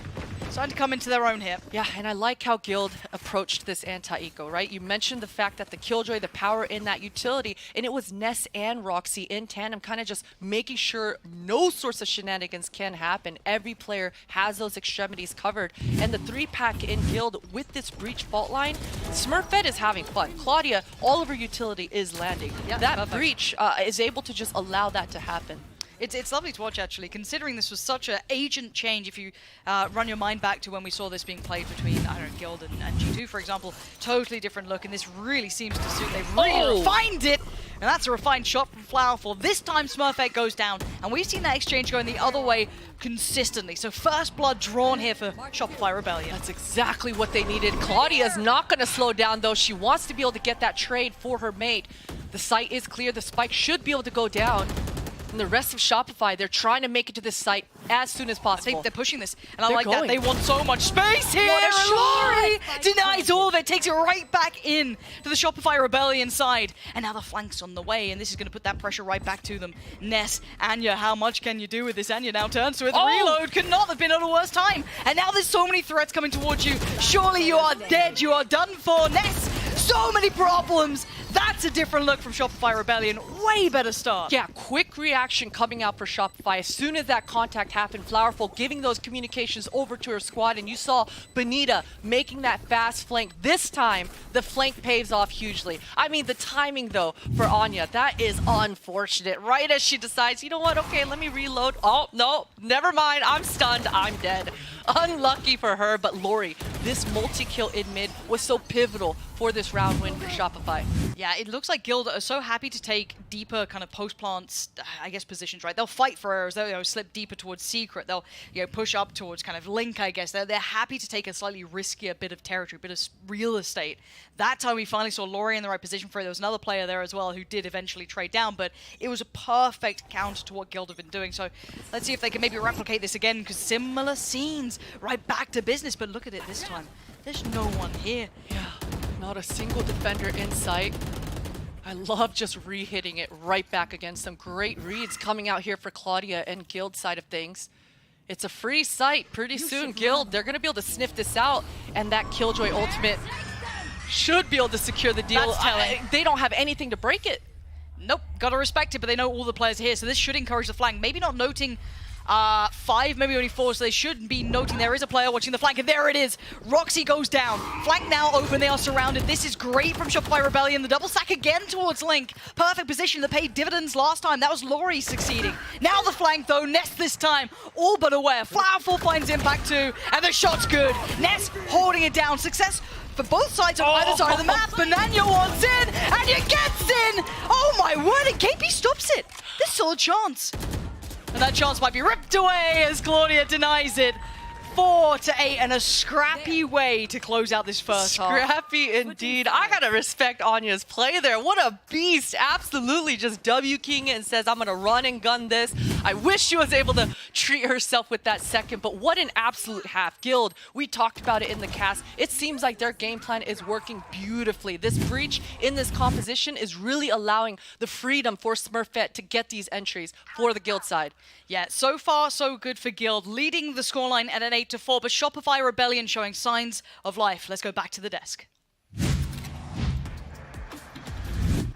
Thank you so much for that, and just an amazing start for Guild, honestly. Yeah. You know, it was very clear, right, when we saw the breach pick come in, we weren't too sure, but it is working out for them in spades. They're really activating their Neon to be able to do what she needs to do. They're being 100% responsive to what Shopify is doing on their server. The moment that they take a little bit of aggression, they're just shutting it down and they start burning utility like there's no tomorrow. It doesn't mean if they're rechargeable or not. But wait up, because I think that they were very nervous, especially at the beginning. We can see in some of the plays many 5-woman pushes that we've seen from Guild. If we actually take a look at this round, we've seen kind of a couple of this, and I wanted to take a look at what Laurie is able to do here, because all of those mistakes of overheating, hey, we got this, we got to keep going, keep pushing, can be shut down with an amazing play like this when you only need a sheriff. So watch out for what's coming, because you need to keep your head in the game. Yeah, I couldn't agree more. But the problem is that you're relying on God-tier plays from Laurie, who's having one heck of a game, Athena. Yeah, I mean, with this comp that they have, like Shopify going forward, really have to realize that they have to break through Guild's defensive comp. I mean, they have that Killjoy, they have that breach, they have enough stopping power from executes, so the only way they can really kind of get in there is try to abuse this Killjoy, breaking her utility or finding where she's playing at and using a knife to kind of suppress her and suppress all her stuff. But the biggest problem is if Roxy ends up adapting and is just playing wherever she wants to play every single round, just switching it up, Shopify is going to have kind of a hard time to kind of figure out which side to hit. Yeah, especially knowing that you have that Killjoy, that you can use that early utility. They're not going to have that chance of doing that 5-woman pushes that Guild was doing so beautifully. Every single time they were waiting for a response on the side of Shopify, but they were always looking at their back. So I think it's going to be interesting. I think that Shopify, not everything's lost. 4-8 is completely able for a comeback. Yeah, you know, it's not over yet, but Guild is looking solid so far. Let's send it back over to Pansy and Potter for the call.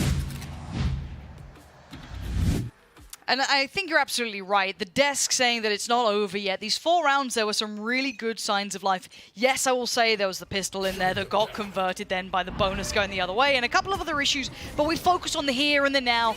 We go back into things. Guild getting so hyper-aggressive here. Smurfette needs to respect this in the end and fall away, but so much of the map has been considered and noted now. Yeah, they just completely bullied Shopify off of that entire area of the map. They're beelining it towards this A site, but the sound cues.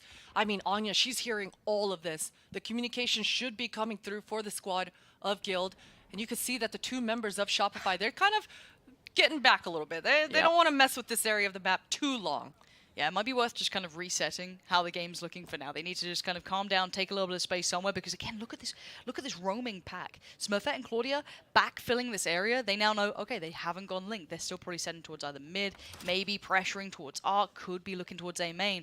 Maybe a misread here because of the information they found and the timing that they found it. Yeah, exactly. And this is such an intelligent call coming out here for Shopify. They're just re-clearing the area of the map that they lost. And look at this, Lauren. B site completely clear.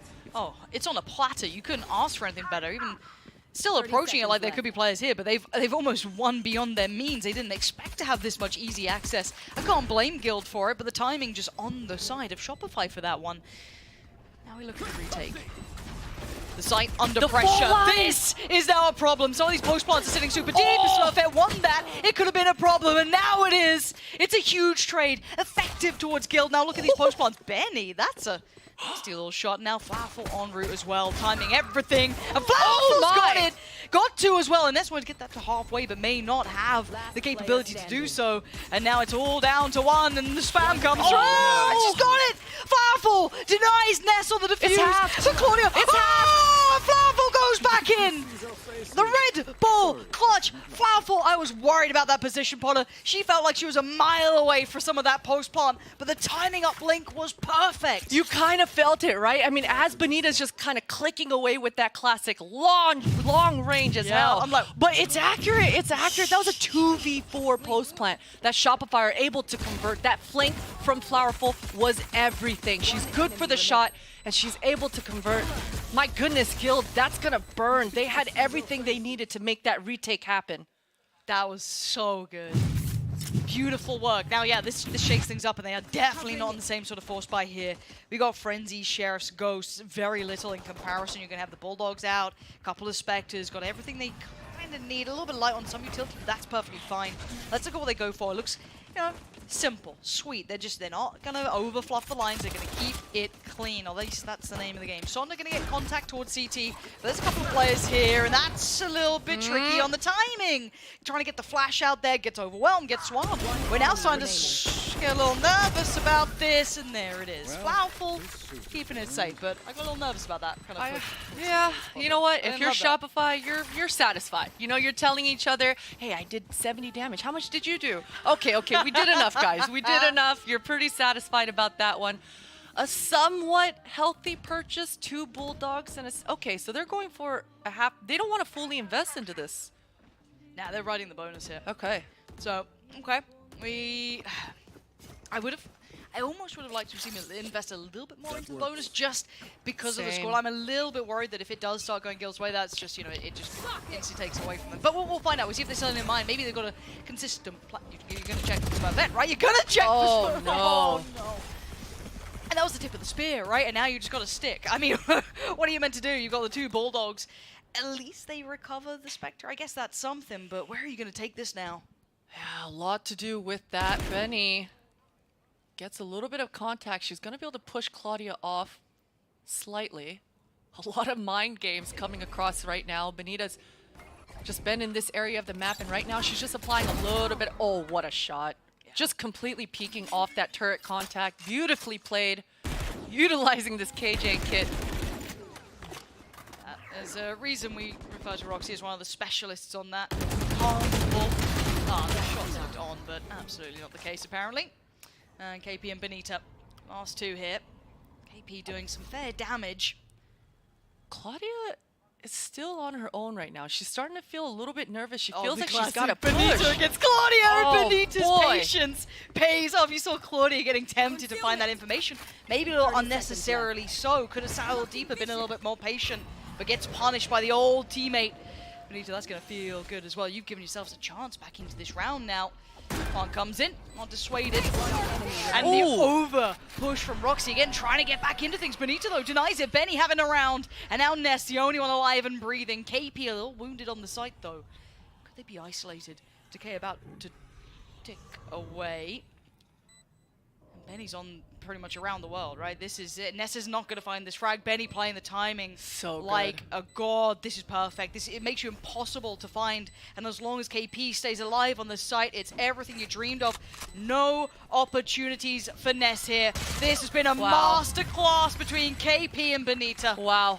What an incredible round. And she started it and she ends up finishing it. Even that readjustment, you mentioned it, Lauren, just leaving the area of the map that she was in. She's got that suck to be able to secure the clutch if anything hits the fan. And man, the pressure she even applied to Claudia to make her come out of her defensive zone, that completely shifted the pace of this round.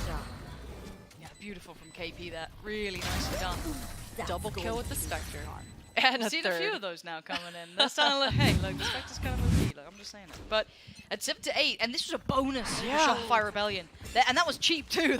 And they've got recovered rifles now coming in. They got loads of what they need. Old Cycle, you know, KP invested theirs. Laurie's still a little far away, but Sonda not far off, and neither is Flowerful. Two very impactful ultimates to bring out.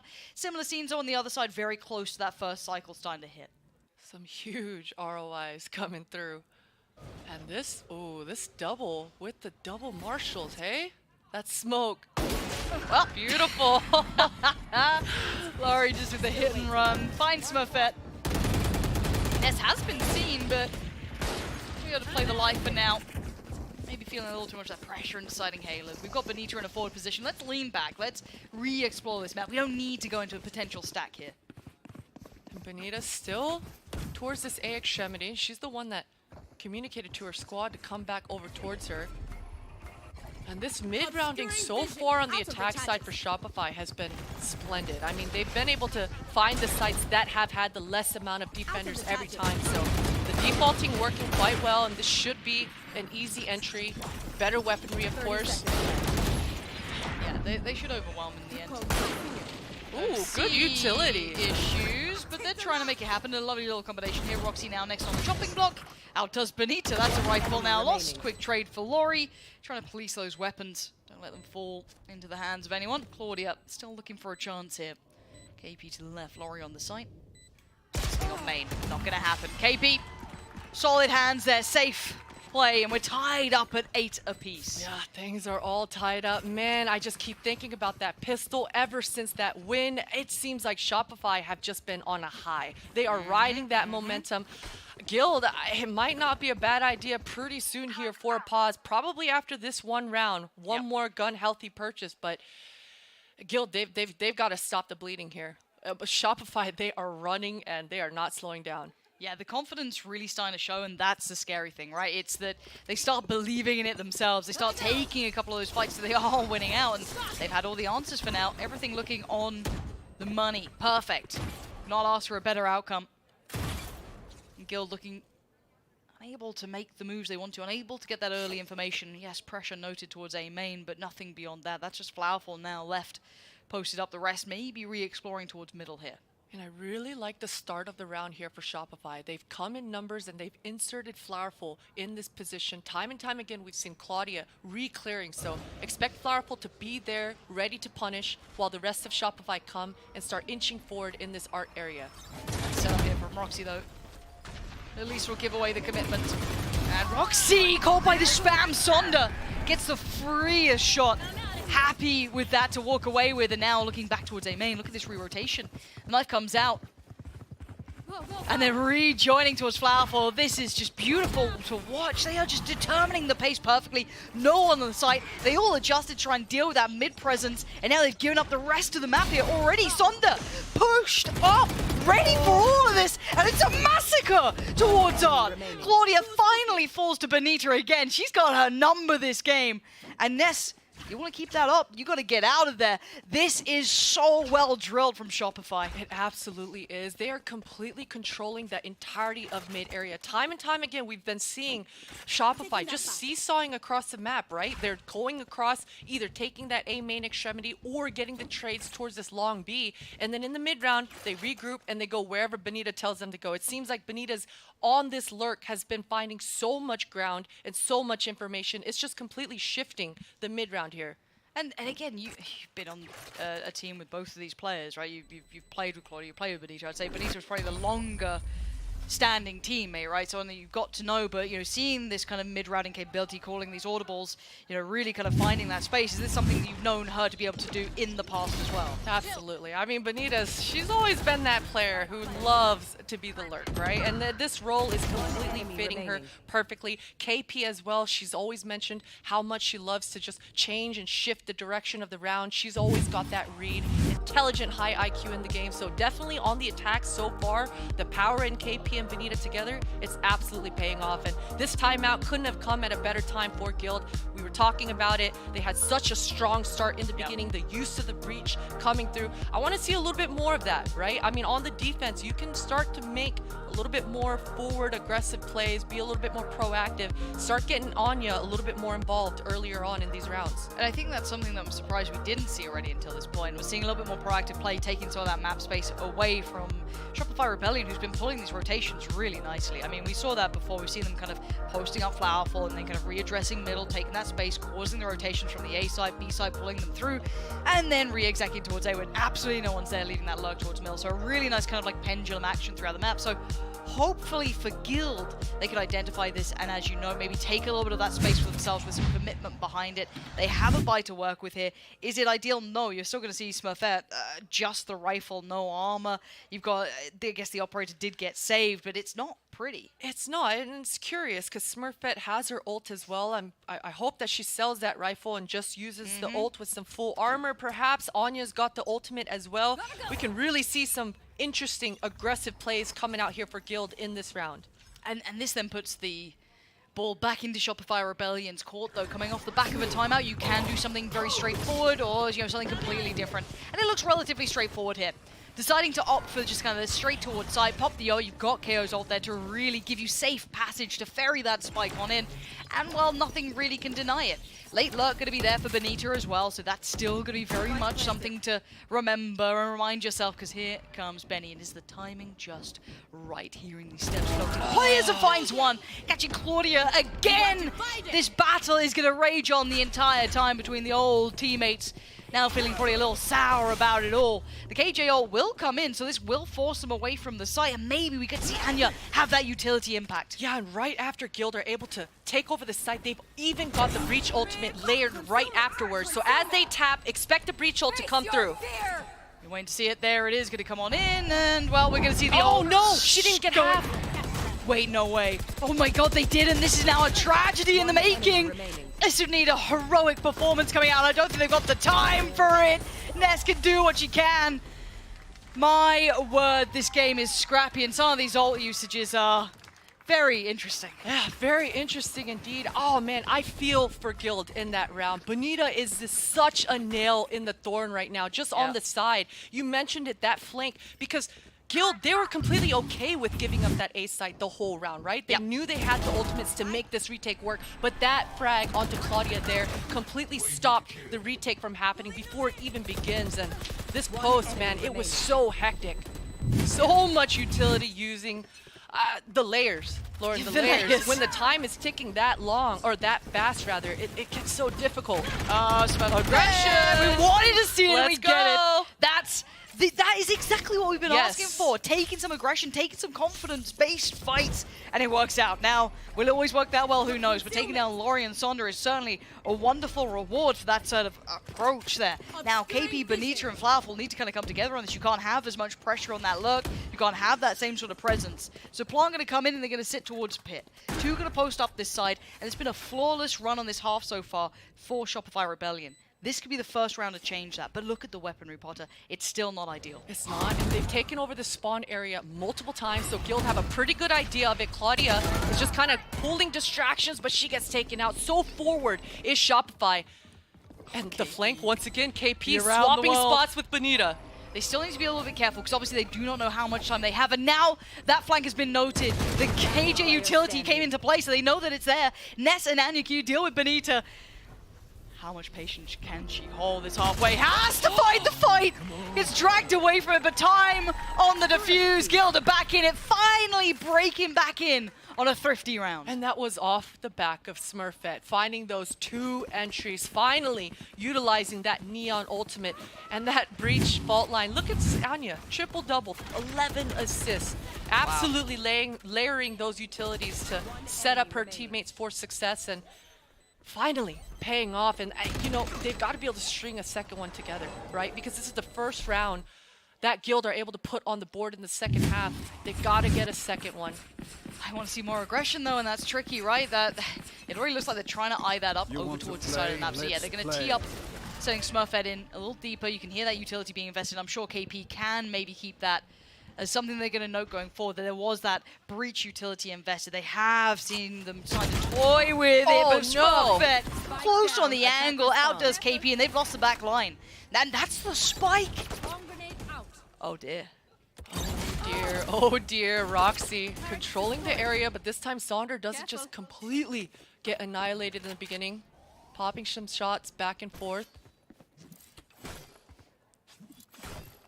They've got that first pick. That's the first step they had to take. They were talking about taking map control away, and that A site is being controlled completely and utterly by Smurfette. Now, the fight gets one on the other side that you saw it. Roxy was having a tough time there, holding towards Link. The look back towards B then kind of swings this back into the hands of Ness, who hasn't been tested on this B side too much. It has been predominantly these A hits coming in, so the adjustment's going to be on the way, but by then, probably a plant's going to be in place. I wonder if Ness can really deny too much. Probably not here. Sonder going to allow safe passage on the site. Happy with that. Clears backside, blind as she may be, but the timing on the hit, they're going ahead of the plant, they were so unaware, but the trade's still good. Laurie trying to hold the line, and Sonder put to task.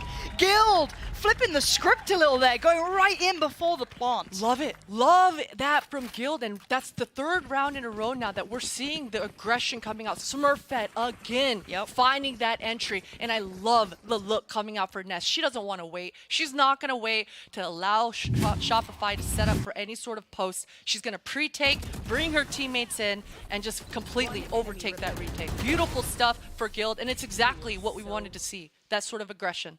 And it works, and it's good to see it being rewarded, because if you are trying to go for these more confidence-based plays, and let's say you get manhandled, let's say you get pushed aside, you don't get what you want out of it, you're going to lose that confidence. It's a quick spiral, it's a quick way to lose a game. So seeing them able to kind of convert these is a great look. And it then begs the question, okay, Shopify Rebellion, what's your next answer? This is a beautiful game of chess we get to see, and the aggression is going to be met by it. Bonita on the other side gets away with daylight robbery. 2 big picks, and Laurie's there to just compliment on the third.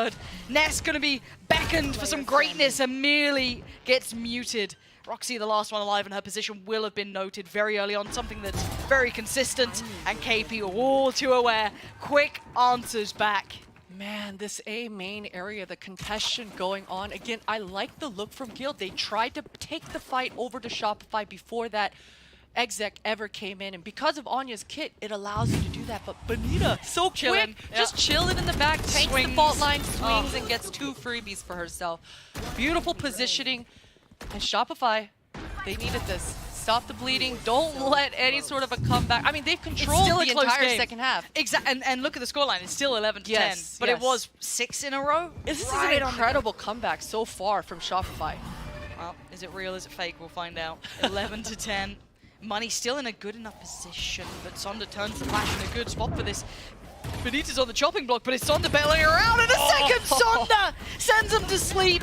Claudia's gone, Betty comes out of the flashes just fine, and they have just torn them asunder. Roxy and Ness, irrelevant it feels like to this round so far, but the double stack's good. And maybe there's still a fight in them, maybe there's still a fire burning in the belly, but as it stands, they're just going to make a mad run towards B, get that plant, get the time on your side, and get a nice post plant here. Yeah, Laurie leading the way. Insane contestation there at B main. Shopify completely winning that one out. And if you're Guild here, a lot of tough decisions to make. Do you save and try to get a somewhat healthy purchase into the next, or trying to look for one pick, make a decision whether this retake is actually possible or not? Sonder called upon. Gets it. Roxy's gone. Ness now backing away, it looks like, maybe just conceding. As how much more can you really do here? 4 more players to locate, and money-wise, you could potentially go for a chase. Yeah, Benny's on it. Now, there's no subtlety to this. Ness is going to hear it, and the challenge is there. So, handled. No worries. Shopify Rebellion, though, we asked for this kind of aggressive change from Guild, which we got, but now the problem is that Shopify Rebellion are holding, not necessarily just like a standard default, but they're so ready for those choke point fights. Yes, and that's exactly it. They're getting a good read. In the beginning of the rounds, they were able to come out on top of punishing those picks from the side of Guild, but this time Shopify Sonder, I mean, she should have been full blind there. Come on. 100%. Come on. 100%. But she is able to just lean into her zoomer aim. It is able. Yeah, KP, I'm confused too. 12-10, one away for a map 1 victory here for Shopify Rebellion. And I'd say quite a necessary one because the map pool after this does, in my mind at least, lean towards Guild. So good for them to really come out with a strong showing here in the second half. Have that confidence going forward because the buy is shambolic from Guild. It's Spectres, lots of ults to play with, but already Ness ringing the alarm bell. There is danger here, but no, the spike. Keep that in the, not even back of your mind, the forefront of your mind. They baited out so much of this utility. That ult comes in, spots no one, they know it's all a fake. This is going to be on Roxy, who is sat there with a Marshall full utility kit in play though, so maybe still a chance of this. Roxy flashed up and has to just concede. They can't fight on this one. The ult gonna come through. Do they commit off the back? They better be. Oh, wow. Smurfette's right there, dives on in, head first, pops the ult, and they've taken back the space. But the spike, it's still on Benita's back. KP has found a little bit of ground. If she's able to find some sort of opening, cut off the middle of the map, maybe a fallback can happen, but it looks like Shopify, they still want to hold their ground here. 45 seconds, they can do it. They can pause for a second, but that's a lot of damage on Flowerful. How much room can KP find? Because keep in mind, Claudia's doing a bit of a walk around here. Did Claudia hear this? Does Claudia hear any of this in the timings? Everything. Claudia's in a really unique position in this. 30 seconds left. Oh my god, KP just about going in between them all. They've got to be reading. They've got to know something's wrong. Yeah, the site is completely clear. KP's made enough, but she's got to hold into this position, maybe push even more into spawn, find an equalizer. They have 2 rifles recovered, that's about it, right? Ness has theirs, Roxy's got 1, and KP, you have a full city utility there. You could try and go for it, but trying to play this one in dry!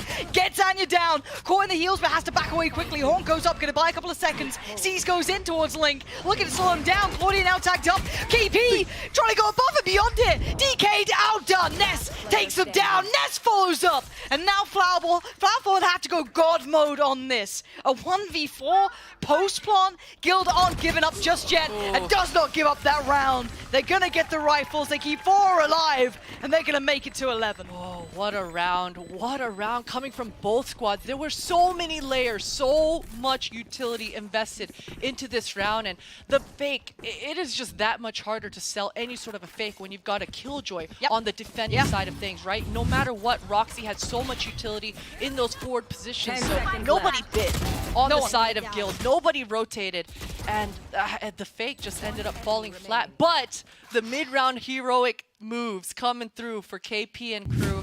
Wow. That's what you love to see. Having those sort of mid-round decision makings and give yourself a different chance to win that round. Yeah, spot on. And now we have the scenario. It's GG or it's OT. 12-11. Guild able to get a way better purchase this time. Others, Shopify Rebellion can do the same, so we finally have that nice gun round coming in, but the ults being cycled through from both sides, clamoring onto that last round that just went past. And now Shopify Rebellion back to business. It looks like this real B piece this time. They have the other players here, but that's some spam going to catch towards Sonder. Now that's going to be a player marked as well. Not sure how many got marked, but it's enough. Ness is down. Sonder still keeping some control. Look at the damage being done by Claudia. Smurfette still taking a brawl on the side. Valori again, finding so much value in these rounds. Roxy still has that lockdown, so I'm curious if that comes into effect. It looks like she is considering that. There it is. Benny still committing to the plant, so they are going to have some time on this side, but they do need to get the hell out of dodge. This Killjoy ultimate will push back Shopify, but they've got the line of sight. There's not a smoke on the side of Guild to block this off. They should be able to kill the diffuser. Hold on. Roxy's got one. Oh my. And now there's problems. Flowerful and Benita need to be perfect in this. They cannot make mistakes. Flowerful, who peeks first? The spray, the little tap damage, just trying to get someone to peek out, and there was Benny. Down to 9 HP, they're working them down, but the time is of the answer. Roxy with a belting shot. Oh my God! Heroics in the final moments here for Guild. 12-12, it's OT, we're going the distance. Roxy just busting out a couple of one-taps to secure this post. And it was such a tough post. We talked about Guild did not have any sort of smoke to be able to secure that one, right? And man, Shopify, they had everything they needed. They had everything they needed to secure. Oh my God. Okay, Roxy. Yeah, all right. Who needs smoke? So you just got a Roxy. Just like, there you go, hold it. It's fine. And with that much pressure, to be able to get OT for yourself as well. Okay. My God. All right, must be nice. 12-12, and Shopify Rebellion probably unhappy with that. As you noted, the lockdown, okay, it pushed them towards long, but it was still feeling like it was their round, so maybe feeling a little jilted after such a great run on that side. Now back to business. We've got Guild on the attacking side coming into it, Shopify Rebellion on the defensive side, and we once again look towards what is the approach here. Money fine this time for Guild, able to get that full buy, of course, in OT, so for now, trying to bait out a little bit of contact, but no one going to be biting just yet. Oh, there it is. Claudia getting sweet vengeance in OT. Benny was just winning that fight out during regular time. Now the other side, but patience being shown. No quick hit off the back here. Yeah, they've got Roxy, the power in Roxy to hold those flanks, so they have the luxury to be able to slow things down here. Spotting out KP. And this cut in noise, man, it gets so paranoid. It starts creeping in. You start making a mistake.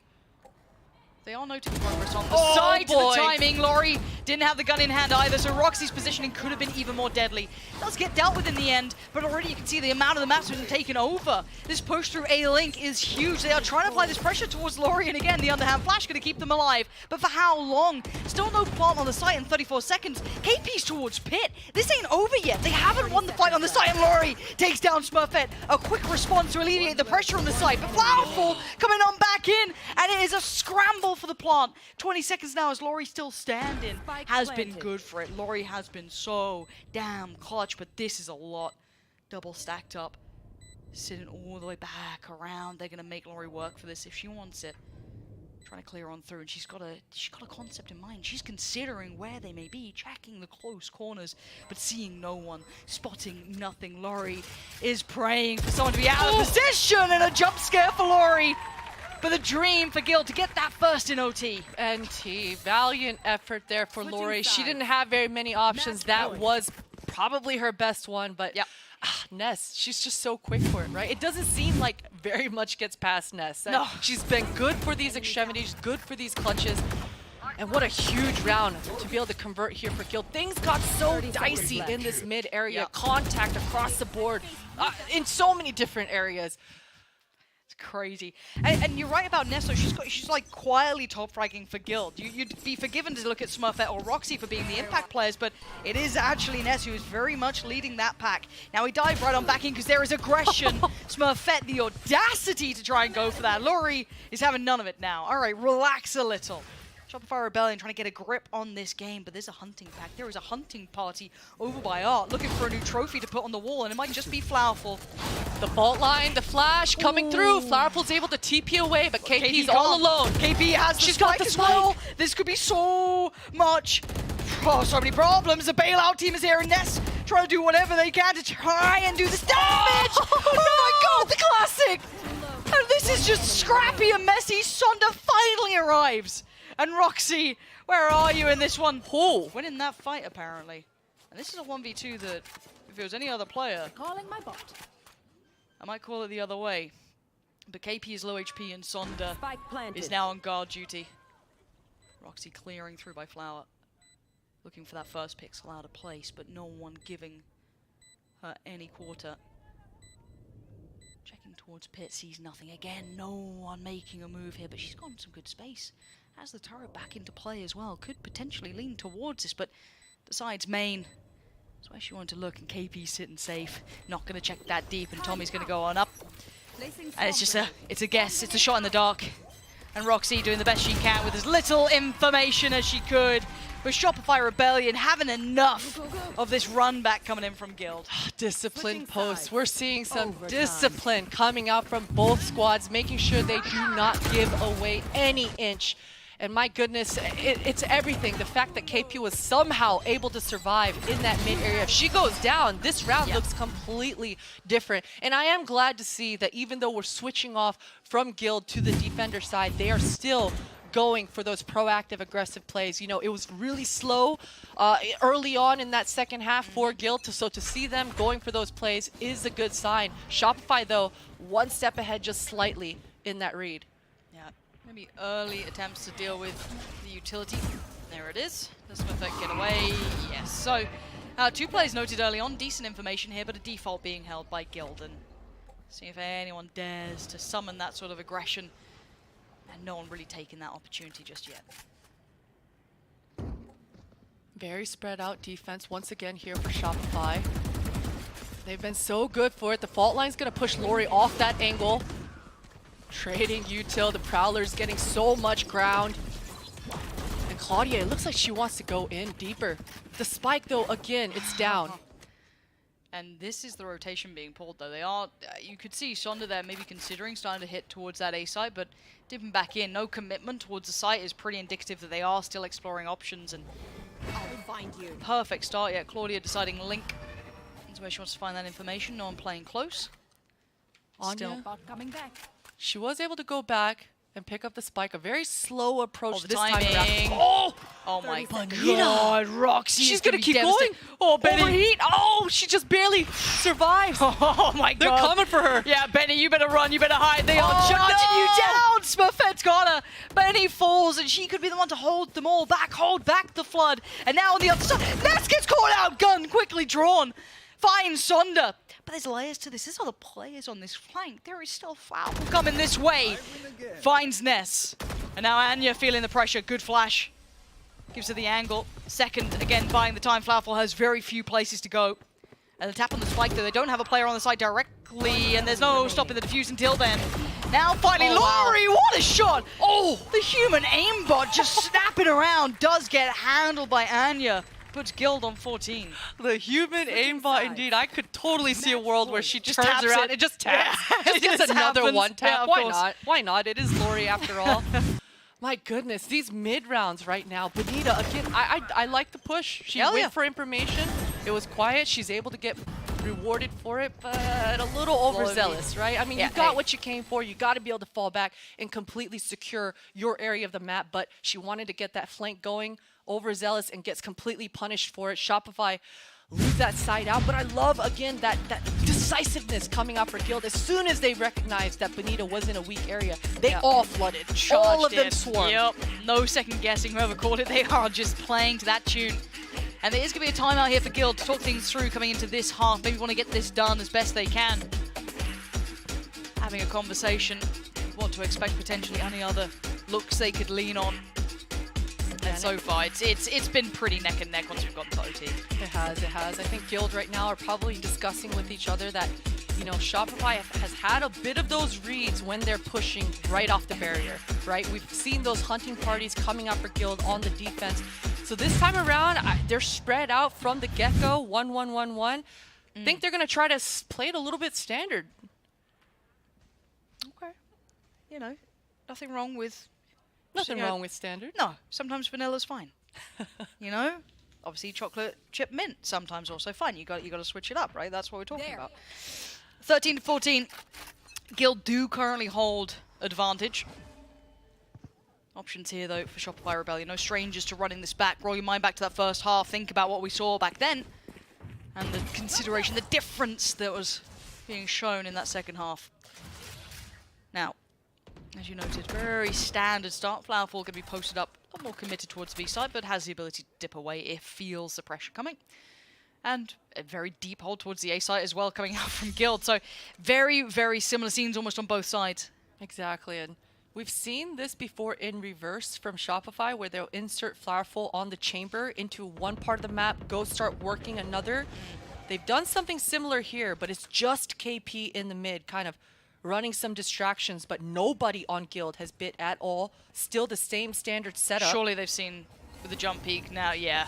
I'm pretty sure they noted the players by pillar pretty quickly, but they've gone pretty deep though. Right, they've been able to make a great deal of progress, get Huge this entry. close towards the site. Sonda cracks open the site. Ness gets deleted. Now they've got what they wanted. Anya B may not be aware of this. Yeah, walking in completely dazed and confused. Sonda's got a real nice bit of timing here. If they just hold, if they just pause for a second, Sonda's got the frag. That's perfect work from Sonda. And now looking for the follow. Wow. Sonda completely unseen. Goes unspotted somehow. And now Roxy called for heroics. We've seen great things before, and this would be something of a fairy tale. And they ain't coming true today. 14-14. We go again. What a play. What a play coming out for Sonder. And you know, that's what you need in these OTs, is those individual heroics coming through. That push for Sonder was everything. The timing that she got, the aggression, and even the entry to boot. Shopify Rebellion. I would be patting Sondra on the back there. Yeah, Good job. Go kill, Sondra. Sonda, go kill. Yeah, I like that though. Giving Sonda the space, didn't try and rush things, allowed Sonda to try and make that happen and pausing for thought. So at 14-14, this does keep going, and it kind of starts spiraling outside of a normal game. You know, when you look at regular time, it gets played out to a certain standard. You see quite concise plays, well-considered plays. By the time we get to like double OT, triple OT, it gets messy. It gets brawly. It gets so kind of enveloped by itself, it becomes a whole different beast. So as it stands, Shopify Rebellion pumping the brakes themselves. This is their timeout. They want to try and come up with whatever they can going into this Rob Wiz. Having a little chat. Churoko with a great plan. Mustard man himself. Again, at this point though, who do you lean on? Who is your OT player? Who are you going to for here, like both sides? In my mind, of course, Roxy already got them to that point. Shopify Rebellion, you just had Sonda doing it. I guess there are names on both sides that have that OT bailout potential now. Yeah, exactly. I like the style that I'm seeing so far from Guild. I mean, it just seems like with Ness and Roxy out on the extremities, this little three-man hunting party that they've got going on with the support of Anya, it was working so damn well, at least in the first regulation, right? Yep. But OT, it's a whole nother ball game. I think Guild, they need to focus and make sure they don't tunnel vision on making those shenanigans happen here. Guild off to a quite quick start. Smurfette back to what was working to an extent, showing that early presence towards A. They had been generally... Ness is with the group this time, though, for Guild. Interesting. The spike is on their back. I think maybe if Smurfette was able to find an early pick, they would have been ready to pounce, but they second guess it, decide to give Roxy just a little bit more time. Careful. And they're seesawing right now. Ness still holding the extremities. Nobody on Shopify has bit whatsoever. First half, when we really saw this being pressured, the amount of times that Flowerful was outdone here as well. Something to remember. Has Flowerful grown now? This time gets away at least with her life. So has to fall away to the side. You see them potentially calling in rotations. Already going to start seeing Laurie head through CT, heading this way. And it looks like they are going to be committing towards the side here. Spike is en route. Claudia taking a lot of chip damage. And it's actually starting to find Smurfette. So again, casualty on the way in towards the site. And Guild are not quite getting what they need. No full control by any means. And Flowerful going to find Claudia. That's the spike plant denied. Impactful frag, and Roxy, feeling audacious, gets denied. Flowerful again just holding the line, and they are being just taken down one by one. Anya and Ness not really having much to play with here. There it is. Beautiful stuff. It did seem like Guild had everything they needed to get into the site, but that one individual heroics, right? When we saw Shopify getting in there, Sonder pushed the issue even further, right? Getting into the faces. This time, though, a little bit not as aggressive coming out for Guild. They didn't even have a chance to plant.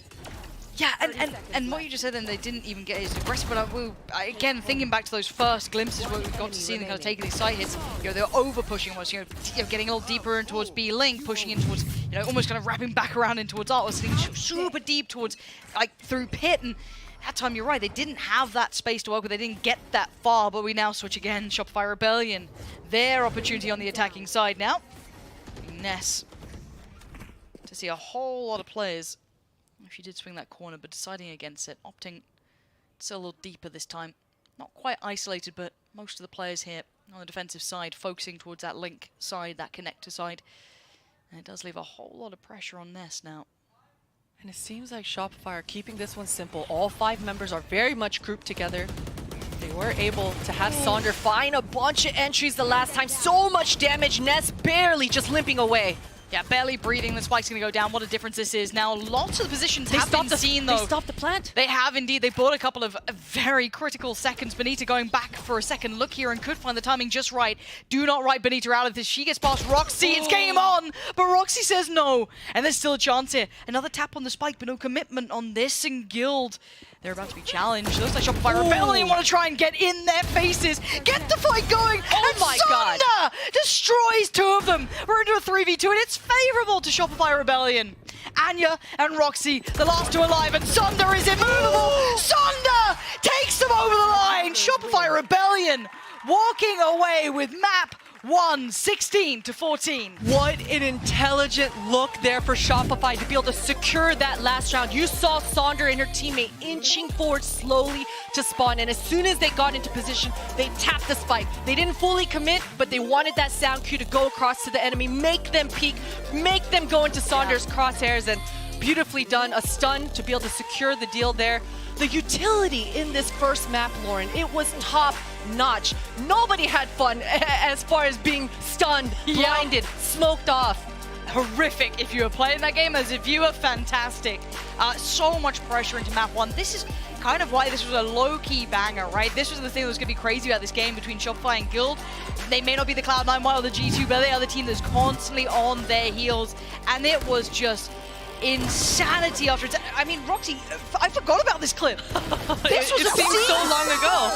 And then you think of how they got to OT. You think about the amount of pressure that was going back through Sonder's heroics. We had KP on those perfect plans, Benita being the assassin. There were so many different moments throughout all of this that really just highlights how good of a game this just was. This is map 1. This was Shopify's pick, right?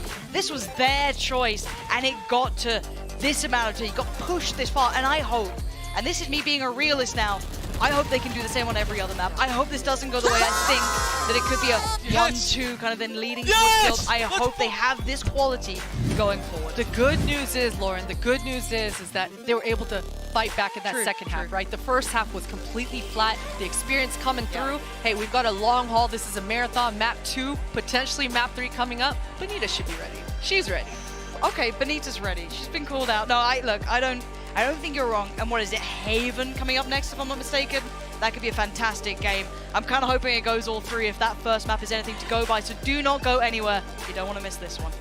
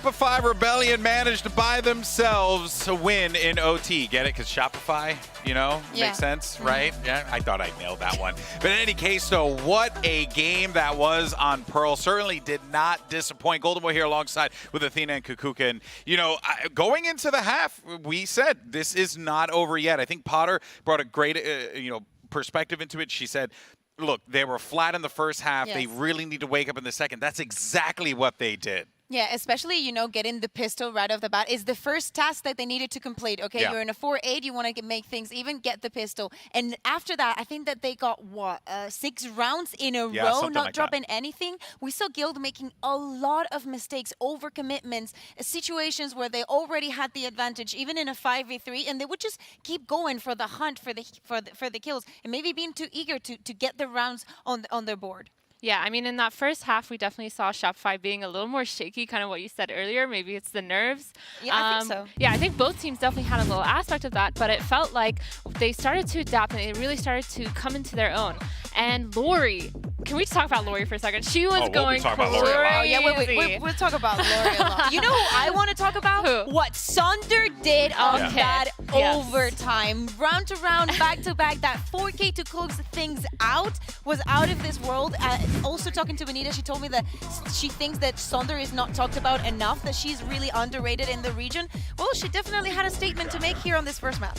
Yeah, I mean, watching this round, you can see that using their utility, like the breach out towards A main here was like a really, really good play. I mean, they knew that they were getting surrounded and kind of sandwiched by the Shopify Rebellion team, but there was nothing that they could really do about it. I mean, Shopify just had that game kind of in their hands towards the end, and they really started adapting and kind of getting a grasp of exactly how to beat this team. Obviously, it was still really, really close. Don't get me wrong, Guild, the back and forth, it was really, really close. But again, at the end of the day, it just felt like Lori and Sonder, towards the end, it was their show. And we're showing here, if you look at your screen, Lori versus Roxy, because you mentioned, Athena, that coming into that next half, the last one that we had, we needed Lori to be able to stop Roxy, or more Roxy to stop Lori, you know, that trade of utility that we needed to see.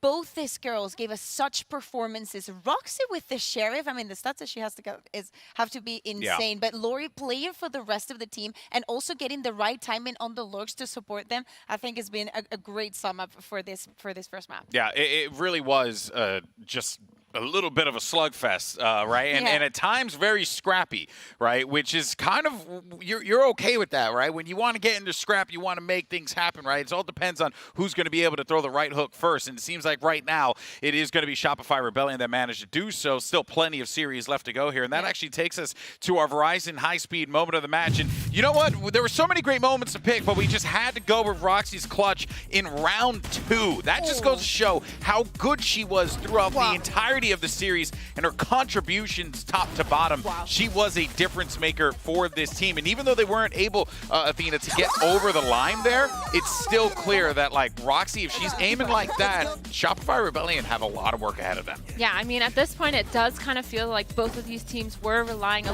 little bit on the multi-frag element. Yes. So coming into this next game, I would love to see both these teams be way more unique and way more, you know, team heavy on the way that they're playing. Obviously, this is Shopify's map, and they were relying on multi-kills. So going into this next map, it's going to be a little shaky for both these teams. But I do think Guild might have a better hold on it since it is their map pick. Yeah, exactly. I think I agree. And also think they were too relying on the individual duos, as you mentioned. And talking about duels, Smurfette participated in 18 of the first duels. She got 9 to 9, but definitely she understood the role that she had to fulfill within the map. That's important. What was the job? You go kill. You go first. All right, well, let's actually reset for a moment, though, and check out an Aim Lab shoot-around with actually Shopify Rebellion's Benita, who is doing this for us here. And talking about that, though, I think it is important to note just that experience, right, that leadership that Benita was bringing to the table.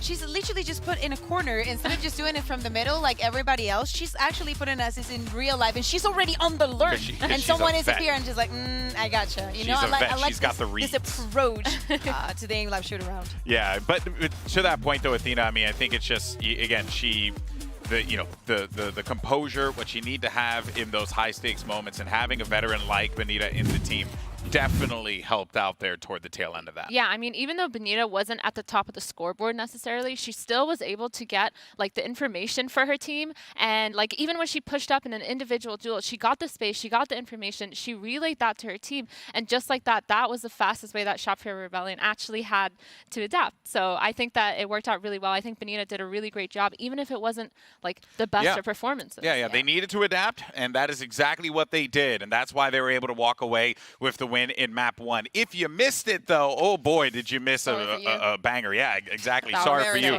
That was a great one. Map 1 goes to the Rebellion, but now we move on to the guild pick here of Haven. And, you know, for some context here on this map, right, this is a strong map for guild. 71% win rate here for them.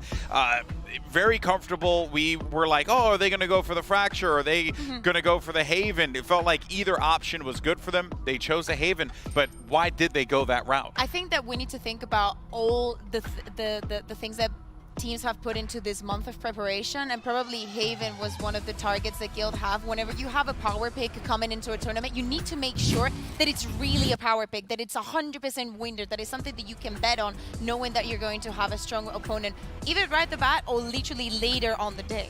Yeah, I mean, this Haven pick is going to be really, really sick. Both these teams have a 50% win rate on it, but Shopify have played it a lot more. They've played it 6 times, whereas Guild has only played it 3 times in the previous Game Changers. So, I mean, Shopify definitely has the more, you know, more amount of time that they played, but Guild picking it makes me think that I 100% agree with you and that they will be ready for a whole new playstyle and a whole new way of playing it, that this month of preparation must have been really, really sick. Totally. I think that it's kind of hard to get the stats right, because if we think about Guild, for example, the only tournament that they've played in the last 6 months has been Game Changers, also Medusa as well. But it's kind of complicated to just scrap it to one event. But you were right about one thing. The fact that they only played it 3 times is because they didn't get it to play it against G2. You know, their eternal rivalry there. It's about that we do not get to see against them. Still, I think it's a map very strong for them. Regarding the compositions, though, I have to say I do not really like what Shopify brings into the table here. Yeah, I mean, well, according to the last, you know, pick that they ended up making, which was finals against C9 White, and something to note as well is that, you know, when Rebellion play this one, you know, and they lose pretty bad. But when they win, it's always a squeaker. It's always a tough one for them. So we're gonna maybe see them bring in the Sky potentially into this one. That is what they played last time against C9 White. They used the Rays as well. We'll see, right, as we get ready for the Prime Gaming Agent Select here. I will agree with you though, Kukuka. I really do like Guild's choices here versus Shopify Rebellions, but let's see, Athena, what we end up getting out of this Prime Gaming Agent Select. Yeah, I mean, I'm really excited to see Anya's Breach again, just because even on Pearl, it wasn't the best, like, you know, util-wise against the comp. Her reactive stuns and reactive util was so good that it ended up, like, actually working out really, really well for them. So I'm excited to see them. Both these comps are super, super interesting here. Yeah, I mean, I have to say I'm not the biggest fan of the Shopify Rebellion composition. I understand perfectly the Flower Fruit, for example, is going to be on the chamber because it's pretty much everything that she plays. Sonder, I understand that she wants the exclusivity. I think that with Race, you can do so many crazy things here. It's maybe the fact that I would have personally go for a Breach instead of a Sage. Like, I think the Sage, even though we've seen it in a competitive play a lot and there's many things that you can do with it, I think that the variation of having Breach is so much, especially if you think that you can go against the Killjoy, all the stuns extra that you have and how strong her ultimate is. All right, well, let's see what ends up happening in map 2. Haven, this is going to be Guild's map pick. Let's send it back over to Pansy and Potter. I was going to say Pots and Pans again. Pots and Pans, baby. He's got one thing and he wants to lean on it now. He's trying to make that nickname work. I feel you. Don't worry, GB. I understand. It's a good little nickname, but hey, look, all I know so far, no tech pauses, so shout out to Hypok. That's all him. That's wait, what? I don't know. We'll skip past that one. Okay, Jordan, if we're going outside of normal conversation, let's bring it back in though and talk about Shopify Rebellion's agent selecting, because it definitely caught the eye of the desk. They didn't seem too fond of it. Where do you sit on that scale? It's a little bit questionable with Lori going onto the Sky. I still do like the Sage though. I think the Sage you don't mind the Sage. caught in tandem with the Astra Wall, Sage Wall coming in after. interesting things can happen, but the Sky doesn't find quite as much value as, say, like a Breach, as Kakuka was saying on the desks. But Lori, I mean, she has such a spectacular map 1. If she's able to set her teammates up in Sonder with those long-range birds, hey, maybe they can make some magic happen. Smurfette is so aggressive to start. Sonder looks dead to rights, but Benny still gets the trade. But there's layers to this. There is further aggression to be coming in, and Guild instantly answering back from map 1. They don't want to go quietly. They don't want to whimper out of this matchup. There is a fight to be had here. Now, looking at what remains, it's the B side. They're trying to go for it. Roxy, it wasn't pretty, but it gets the job done in the end. And actually, the flash doesn't quite find Purchase perfectly enough that they could capitalize on it. So Laurie now left a little uncomfortable here. Chip damage on Roxy. Okay, fair enough. You're not going to feed anymore, are you? You're not going to needlessly go for this. Laurie has so little to achieve in this, sadly for herself, considering where that spike is. Does have the flash now going back up, fakes it, gets a little bit of room, and just can continue working this down. I think we all know that this feels more like a formality. If Laurie proves me wrong, I will, I guess I've got to buy Shopify Rebellion t-shirt. But yeah, all good in the end. Shut down, 3 standing for Guild. All good indeed. I love the aggression coming out for Guild right from the start. It was a little bit lacking in map 1 from the start. They started adjusting a little bit later. Smurfette does not want to mess around. She completely capitalized off that early utility that Anya set her up for to get this A main control. Yep. And beautiful shots for Anya as well. Yeah, I was a little bit worried when I saw how committed they were to that aggression, but then seeing that there was that support system coming in through sewer with the 2 players, absolutely fine with it. As long as there is like another step to it, all good for me. So we dive back into the second round here, and let's look at the purchase. It is, well, classics.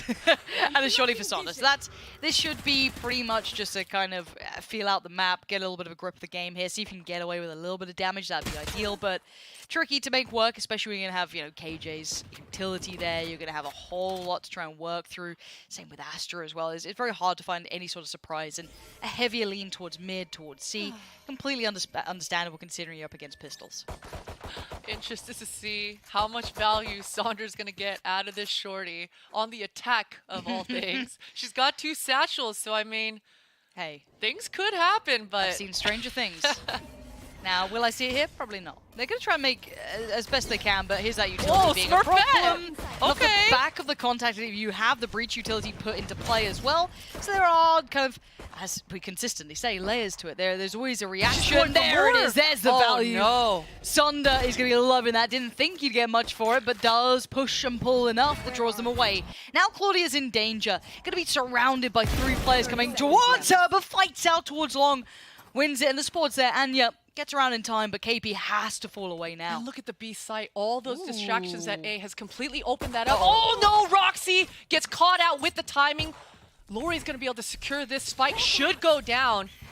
And this dog from Laurie after the plant, I mean, she's going to be able to set up somebody. Saunders should be following that, taking over that C-Link. This is huge. They've actually made a round of this. Now, whether or not they can hold the post is a different ordeal altogether. KP did get the Spectre and still that shorty on Sonder, so there is a chance of damage. Paint Shell still into play as well, and Ness may be able to clear one, but Ness gonna find Sonder and KP left to their own devices. Got the double before, but only one this time. And Claudia will be there to secure it. It got way more dangerous than it should have been. Yeah, absolutely. And oh man, Smurfette overheating just a little bit. She smelled the ecos. She wanted those eeks, and she gets absolutely punished. I mean, Sonder almost got away with, what, 2.5 kills? Yep. 1.5 kills this round? That should have never happened. So, I mean, for Shopify, they're absolutely thrilled with this round. Claudia absolutely saving the day with that double kill as well. Yeah, the bonus is going to be way less potent for Guild. They're broke. They're so broke. What do they do? Okay, Smurfette, come on. This is not a bonus. They've got to fully invest. Yeah, it's absolutely not. They've got very little. Ness has the ghost full armor. You've got, it's just scrappy by all accounts. So do they get aggressive to try and compensate? Potentially. See Smurfette happy to challenge early here. Dangerous playstyle, but could have maybe paid off. But this deep default not really allowing much of that play. I do like how active Smurfette is being on the map. First she went sniffing towards that garage. Now she's inserted long plat C. Roxy getting a lot of contact here. Beautiful flash coming out from Anya. And this is some of the brilliance of Anya, though. Kind of those unsung heroes to a degree, but Roxy, again, I think might have just seen a barrel backing away potentially there from Flowerful. But they've held off that first wave. And remember, circumventing a little bit of this default is the fact they've been able to post up Smurfette all the way down towards C. They can leave her there to her own devices as long as they can hold Garage. They can keep an eye towards B. And that looks like where Shopify Rebellion are eyeing up. Oh, this play towards B might make Smurfette bite, but oh, the timing is everything for her. Able to punish Bonita, and Shopify don't even get the spike down at No, B. they weren't committing to it fully. The wall got broken anyway. They backed away, maybe hoping that C was going to be the end goal, but Smurfette still standing. Catches KP as well. And that's a spike, yes, recovered, but it was dropped. They know what their plan was now. You can see Anya on the case just around this corner. Ness there as well. Going to catch out Laurie. And it's Flowerful. Left in the ruin of what this round could have been. They were on a broken buy, and if they can keep 3 alive for Guild, this is good for them going forward. You do not want to lose any more players in this, but obviously for Shopify Rebellion, they need something. They need a miracle at this point. 8 seconds and a dream for Flowerful. It ain't happening. Guild, that's 3. And they navigate past what could have been a very dicey round there. Yeah, that's got a sting for Shopify as well, because it was dicey indeed. I mean, the weaponry was just not there for Shopify, but the fact that, man, the mobility coming out. We mentioned the fact that Smurfette started the round in mid, ended the round towards long C, and I thought all that pressure towards B would make her crack, but she's disciplined. She is fully aware, and that is such good signs coming out for Guild to be able to have those quick comms, communications coming through, and your players being able to react perfectly to it. Yeah, and with this buy coming in for Shopify Rebellion, I'm not holding out as much hope. Yes, they got, they got under the skin a little bit in those first couple of rounds, but now the stability starts to hit. Guild should have that full set of utility, full armor, weaponry looking pretty. Even Smurfette actually down to 5 HP this early on. A lot of damage. Smurfette's wishing this guy was on her squad right now. Here. Looks like Shopify want to test their luck towards this B. The Sage Wall last time around, you mentioned it, Lauren, got broken immediately. This time, she tries to the left side this time instead. Oh! Ness, I thought she was on for 3 of them back to back there. Sonda barely alive, and Anya just instantly pouring the utility in to maybe deny any quick, I guess, springboard off the back of the pick towards Ness. So re-exploring to try and maybe garner a plant. See an awkward fight for Anya, but still rides out the blast pack and is just fine for staying alive. Even though it did look a little bit chaotic, they kept composure. Good response, denying that plant as well. No extra money on the board for Shopify. And those small moves start to stack up towards the end. We are in round 5. Laurie has the jellies. Now they are 1 off away from the reds. I expect Shopify to slow things down here, be able to push back the defenders and make some sort of exec happen. I know Skies usually always like to go out towards that grass, have those jellies, go out, split the map, and follow whichever has the less. Let's see if that's the case. Quick flash towards middle. Flowerful leading the way as well. So looks like they might want to challenge towards Garage here. There is still that utility to clear, which they should be very aware of now. Testing that a couple of times and now spotting out Roxy too. So they've got a good concept of where at least Roxy is, but there are 3 players leaning towards the C side. And there's the aggression on the other side of the map, so a tricky fight wherever they take this. Now, if they do start exploring towards A, they're, as I said, pushed up, already taking so much space, and you have Smurfette here. Exactly, the crossfire between Smurfette gets contact, and now it's Claudia's turn. Ultimate's going to be expended as well. 2 players notice. They still know they are not all present here. They do need to keep their players split across the map. They cannot fully commit the rotation, even though the spike might have been seen dropping out of the player's hand. So what options do they explore now? Where do they look? A little bit of a kneecap showing there for Bonita. A lot of damage, and that's a nice shot. Ness gets taken out. Only 2 defenders here. The Sky ultimate has been used. Bonita's trying to wait, allow those to catch up to her. Look at the rotations. Still go for C? Everyone's rotating. Okay, they're still looking towards that B site. 30 seconds left. Plant going to be pretty uncontested here. Yeah, this is fine. Plant's in. You happy with that? Tommy only really noting the player on the way out at this point. They cleared the site, but this is a deeper post plant. They are set up on those back lines. I wonder if Guild can maybe pry them out of these positions. Smurfette still has 2 smokes left, but that's about it. Claudia's gonna try to allow some info play here to Get the spike tapped. Are they going to get half? Massive pick towards Anya. That's now the garage. She's Denied taking away. it. Roxy stayed on that one. The page came in. Smurfette dives towards it and will lose a life for it. Shopify Rebellion. Answer back in kind. First one on the board here in map 2. Guild making a quick play there to just completely stick it. I thought they were just going to go for half, get off the spike, and really try to secure that, but tries to get away with a lot more than they wanted, and Shopify is able to finally convert that one. And I like the start of that round, right? A lot of pressure towards that A main, then seesawing back towards C long, and that allows that B site to then be clear. So good mobility here for Shopify to finally get their first round on the board. Now we did see Claudia's ult coming in for Guild. The others are very much on the precipice of coming up and being available for use. Same for Sonda, Benita, Flowerful, and of course KP's got theirs. So a couple of options here, but Smurfette back to the aggressive business. Falling away, and Claudia going to try and keep her safe. Flash did follow, but there's that res. Invested from KP. So back up to 5 apiece. The position here for Flowerful is so strong. Just kind of waiting for anyone to come back and re-clear mid. She does have to take care of this Killjoy utility in middle. And right now, things have just slowed down. No one's gotten picked. Thankfully, Benita was, as you say, able to get that res off, but still, A main control for Claudia. Smurfette is just inserted. She's got all the line of sight. Another hand at B here. Yeah, they're still liking this, but they've got players. They've got numbers this time. KP and Co do get slowed down. Laurie's still going to land the shot, but it's Anya. Quick to business, quick to work, and quick to take down 2. KP is slaughtered, and now Flowerful needs to bail him out with a couple here. Get under the skin, get in their faces. 2 more players present on the B side itself, and Smurfette en route. Benny's flank could be divine, but now the timing. Gonna lose some of that validity to it. Already you're seeing Smurfette consider this, and rightly so. They probably considered and found Benita earlier on. So they've got to know this was a chance. Smurfette reads it well, and Guild back in control. Anya, what a response. Just an immediate reaction, popping the ultimate, popping the drill, completely single-handedly denying the plant. And we've been seeing her, right? I mean, Breach is one of those agents that is very difficult to shift between becoming that duelist and becoming that support, always having that fault line out and supporting your mates. But Anya, we've seen her time and time again, just W-king. She's in there, man. She wants to get involved, and she completely denies that B plant.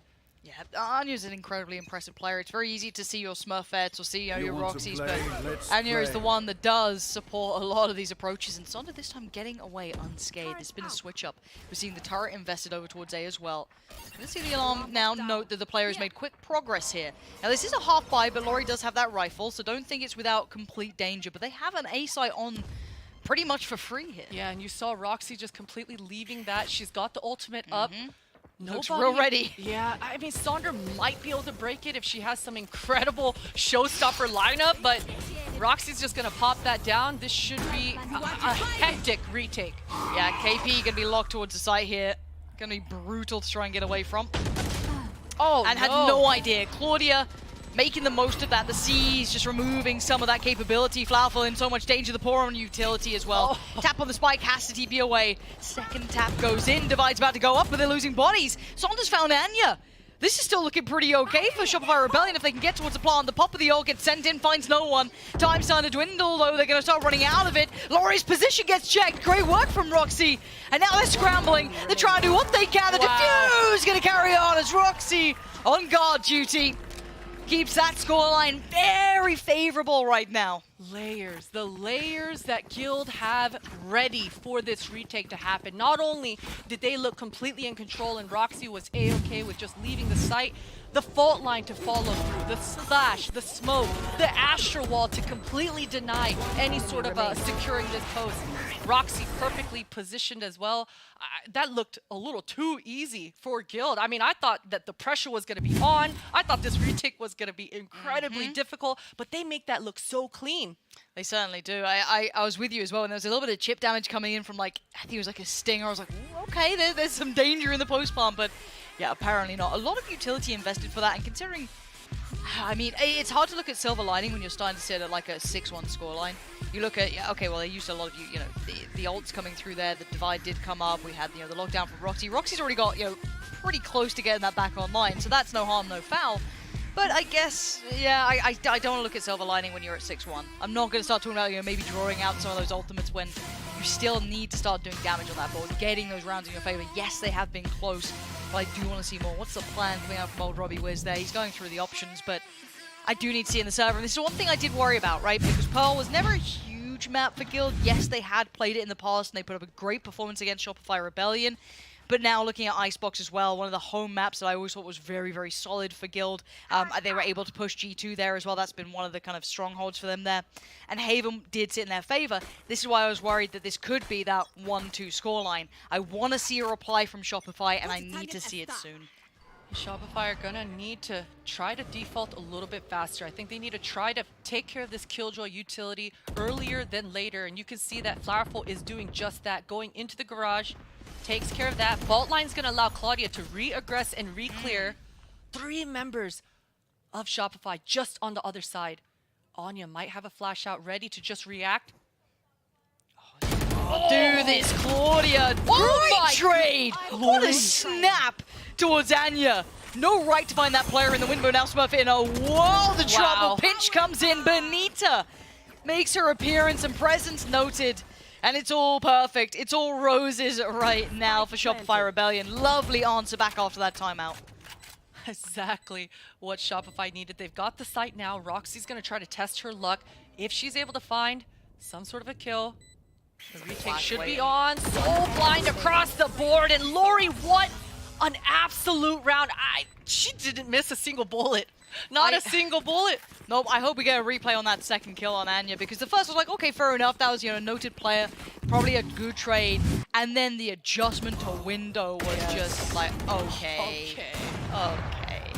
Must be nice. The timing for Benita here as well to catch Smurfette off guard. You know, we talked about Smurfette being down in that long C hubby multiple times. Benita looking completely aware. That is a solid timeout for the squad. Finally, a round in which Shopify looked to be in control. We'll see if they're able to replicate it into this one.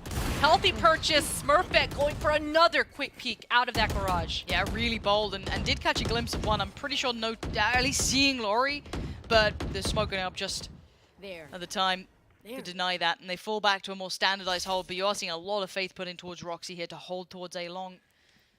No support system there. We have seen Anya in the past leaning over quickly to try and give them a way out, and that's a player scene.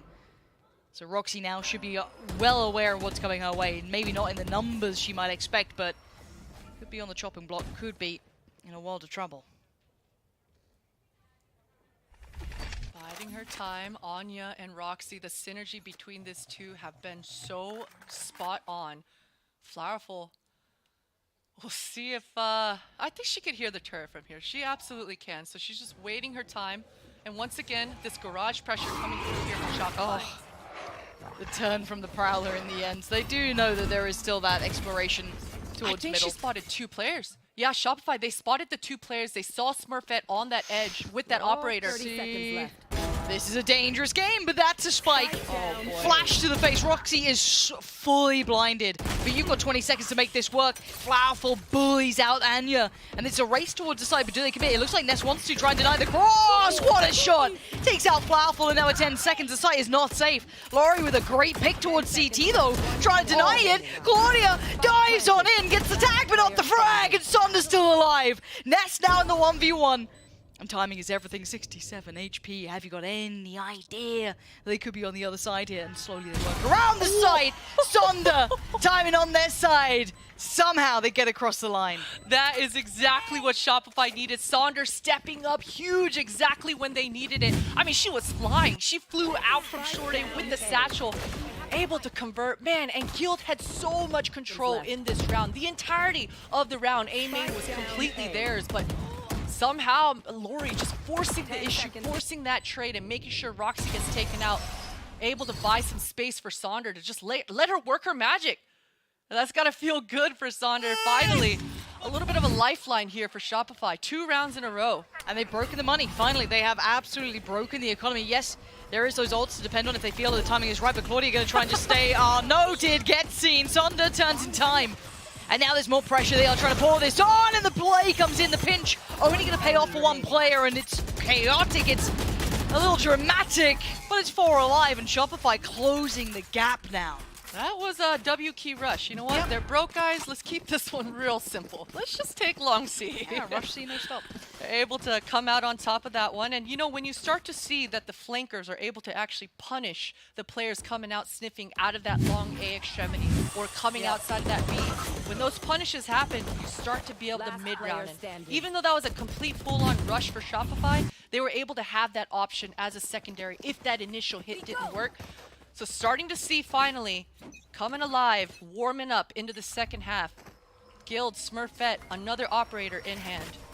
If they get past this round, they have denied it against the full purchase. All the odds, but they don't check finesse. This time, gets away with daylight robbery. It's Thunder and KP going down. Good trades though, so it is still a 3v3. Seeker's gonna come in. That's gonna be Anya's ult, gonna come on through, deny the plant, so that's still contested. But Anya making quick pace of it, trying to challenge a little through by CT, but has to respect it in the end, as Benny starting to wind up that flank, looking like she wants to strike from the back line. Oh no! Benny makes a meal of it, and Guild will devour Shopify that time. That's unfortunate. That could have been a huge bit of impact. Perfect timing, perfect positioning, but unable to convert. What a flick as well for Smurfette. And you're absolutely right, Anya. She didn't want to mess around, man. If she didn't get slowed there from that smoke, she would have completely just pre-took it on her own. But Shopify, they get punished. You know, it worked a little bit too easily on that anti-eco. They wanted to take it down again on that aggressive push. Last round of the half, I don't think Shopify is going to be able to afford to take it that fast this time. Things are going to slow down. KP wants that res in hand. Yeah, that's back into play. That's a huge ult to have. And Roxy taking a little bit of flak damage at the start, down to 42 HP, so won't be feeling as good on this hole, but a quick rotation. They are pulling Anya around towards the C site so early on off that contact, but it looks like a B piece hit. Dealing quickly with utility set into place by Roxy, so answer comes back from Anya, gonna slow the roll. Job done here for Shopify. Sandra went, took care of that Killjoy utility. Now she's gonna test her luck in this garage. This is a lot of ult. She's not slowing down. Sandra, this is maybe insane, but it works out. Still gonna find Roxy somehow. And I think the lockdown came in just at the same time. They just got destroyed as well. So at this point, 4v4, but the res is there for KP. So if they feel like they can work towards that C side, that is still in the pocket. A little messy, but it gets across the line for Flowerful, and giving them the advantage of 4-3. Flowerful gets healed up as well. Definitely the benefit of having 2 healing agents on your squad. If Ness is able to catch a glimpse, and she did, she absolutely saw a shoulder. The communications are going to come through for her squad. 20 seconds left on the clock. Still has the divide if they feel they've got the time for it, but timing is everything. 18 seconds now. Ness, can you play this? Can you be the hero that your team needs? The flash was on the back of the side, not towards the smoke. And between Anya and Ness, they make it count, leaving Flowerful in a world of trouble. Guild giving themselves a little bit of a buffer towards the end of this half. Oh man, just the fact that Ness was able to catch that little glimpse. I mean, with so little time left on the clock, process of elimination, you can surely bet that C will be the site that they commit to.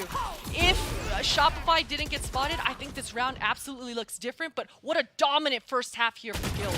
Yeah, I would want to kind of put in a little bit of that context of, you know, the pistol round going the way it did as well, and a couple other aspects, but you're absolutely right. They course corrected at the end. It got very much a close affair. Shopify had the answers for a while, but they need a whole lot more as they sit on 4 rounds. Desk, what do you make of it?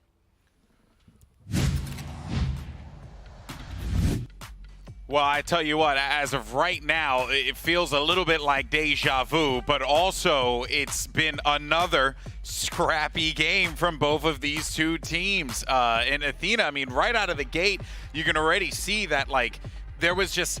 It feels like when Shopify win a round, they win it decisively. But when they lose, it feels like everything crumbles around them. Like, there's no chance for recovery in these rounds. Yeah, I mean, again, like, with Shopify, when they win a round, you can tell that they're kind of, like, doing it in a way of their own. And with Guild, they're just playing this map to their comfort picks. And so I actually want to talk about a round here to kind of touch up about these picks that they are doing. And that's the Breach and Killjoy. So we're coming into round 3 here. And you actually see the Killjoy trap with an alarm bot here, and Breach is just sitting here with the flash ready. Immediately they get the pick and they fall off. And small little traps like that makes me believe that the reason that Guild did so well on this defense side is because they're so comfortable with these agents, and they're able to bring that across the board. I mean, we saw it in Pearl as well, so I wonder how they're going to bring that forward. Yeah, totally. But on the side of utility, as you're mentioning, I feel like Guild had a quick trigger, a very sensitive one, because we saw them burning utility over and over, time and time again. And watch out, because especially in the late round, especially when Shopify is deciding to go C at the end of the round, you're not going to have much,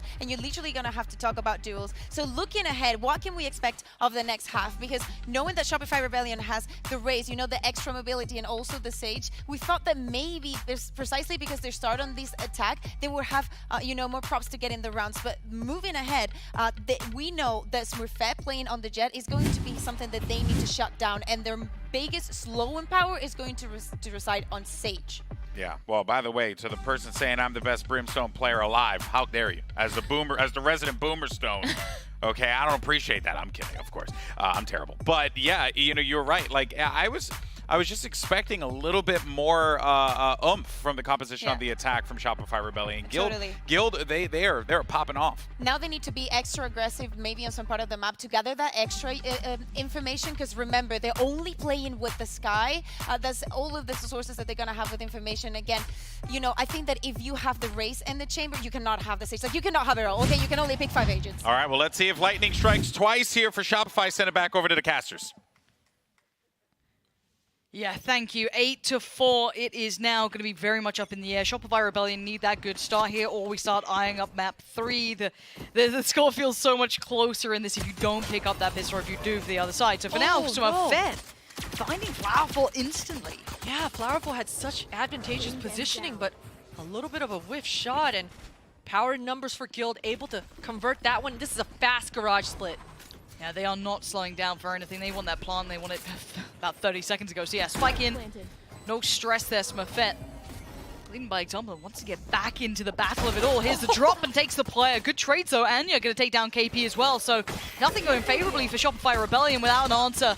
And Benita getting warded away. Laurie's still there and has had a belting first half, but gets no opportunity. And they already seen Benita, so should be well aware. And will just fizzle out in this round. 9-4. This could be a very quick half. Simple, straightforward for Guild, and the power of Killjoy coming through. You know, Roxy might be a little boring for her this game because she's just required, her responsibility is the flank, but that flex, that having that luxury of never have to worry about who's creeping up behind you at all times, it's great for the attack side of Guild. So Roxy's just securing the back lines and even able to ping pong and react in that garage. So beautiful stuff for Guild. Nice cool control as well. And another shorty coming out for Sonder. On the defense this time. If she was able to get 1.5 kills last time, we'll see what she's able to do this. No one's gonna mess with her though. No, I think Roxy is on kind of backline duty again. We'll have a lot of pressure coming her way, but now we'll be they heard it. Yeah, they'll be so aware that there's a whole lot of players here. Baited in a little. No! Yeah, baited in by that. And wanted to take a glimpse, and actually now there's a couple of issues here, but a deeper hold coming out as well. Smurfette just gets straight to CT. Already going to note the rotation there, but they know that there could be someone coming up, you know, towards C long, could be through B. There could be plenty of problems with that. Actually, a flash, if anything, does tell you more players will be coming through from that CT side. Decisive map control for Guild. Ooh. Oh, that's a quick one for Sonder. They're making this one quite expensive for Guild. Should be A-okay though. Nice crossfire at least. Okay. And able to recover. Things got dicey. Yeah, I actually... I really like that bait from Sonder. You know, she's like, come get me, guys. Shoots a few bullets, and Roxy obliged. There it is. This should be I don't want to say an even buy. It's actually going to be substantially better for Shopify Rebellion. So keep in mind, if this gets converted for Guild, I'm saying go next. I'm calling it where it is. This is going to be one of the rounds that can be pretty defining, pretty quick to call it. 10-4 as it stands. That would put them, of course, on 11 for Guild. And they actually have a fairly decent purchase here. Smurfette could just ride it out on the knives, potentially. Decides not to, wants a rifle. Maybe lean on that later. It looks like she wants to replicate the pistol once again. Both her and Fade applying the pressure from B, taking care of this Sage wall, and burning this much utility early is certainly going to help things on the attack. They hear the chamber trip as well. Yeah, they've got a fair amount of information, and this does then put the pressure towards Benita, tucked towards the back of Plat. On towards CT, that's KP. And KP having a quiet first half. could be a chance to make up for it here, but Claudia getting right behind enemy slow. lines, and the timing could have been atrocious for her, but actually Smurfette still being such a nuisance, does not know about KP just yet, now does. KP playing this really well, that's exactly what the doctor ordered. Could have done with some more there, but Claudia overwhelms and actually wants to fight towards CT. It ain't done yet. I thought they might have had this one finally in the bag, but there's still a fight left in Guild. Spike on the way. That's going to go down, and we're in a 3v3. Claudia just repositioning as well. It looks like Guild don't want to play onto the site, and they've got really nice utility for this post. Molotovs and that Asher util. Oh, it's a really tough She's situation. trying to find... Oh, she got it. Yeah, okay, so Flaffle's at least taken one of the pieces of utility down. There was another time buyer there. Claudia on the swing, and Ness. Now, around the world, we see Roxy go, but when do they consider it? Claudia does need to make sure they find the fight on this one, because now the time is going to be of the problem of the essence. And Laurie and Sonder in unison. Get them up to 5. It was a bonus, but it was a well-invested bonus from Guild.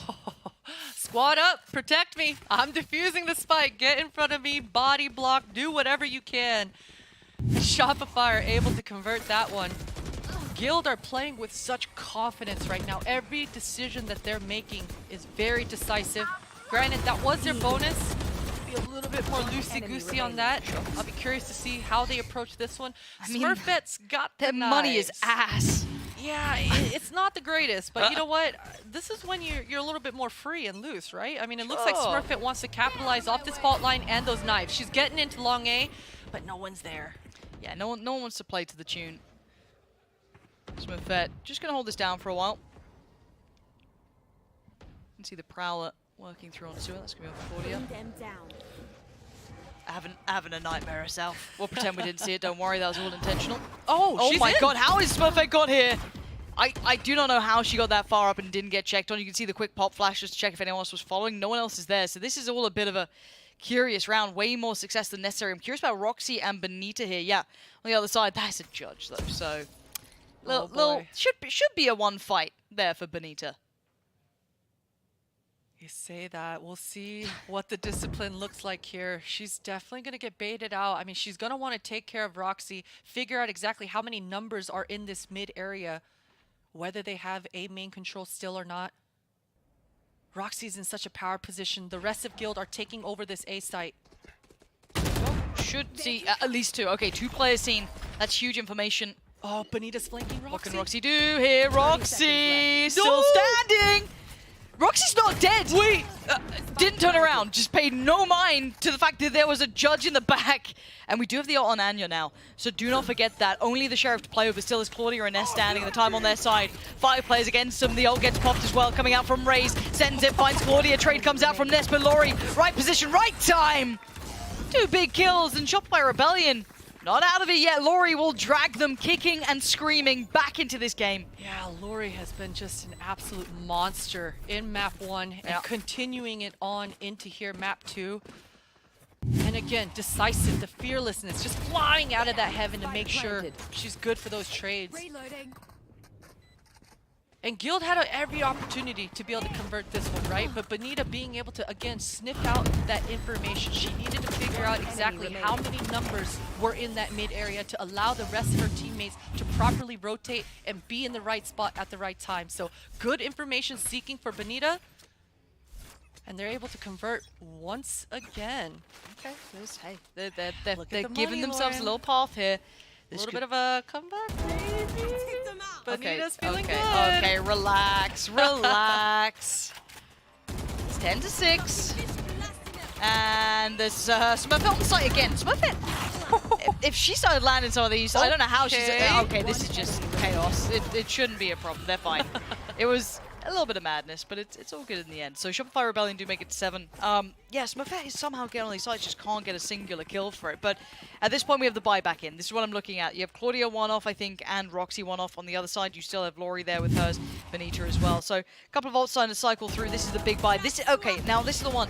If Shopify Rebellion are able to get the best here of Guild, then I'm back on board. Then I see that they can close the gap. Then I actually see it coming in on those big buy rounds, none of those shoddy, bonuses or anything. No, this is the big one. So this is where it could be the difference maker. Let's see what Shopify Rebellion actually have for us here. A massive opportunity for them to potentially close this scoreline up.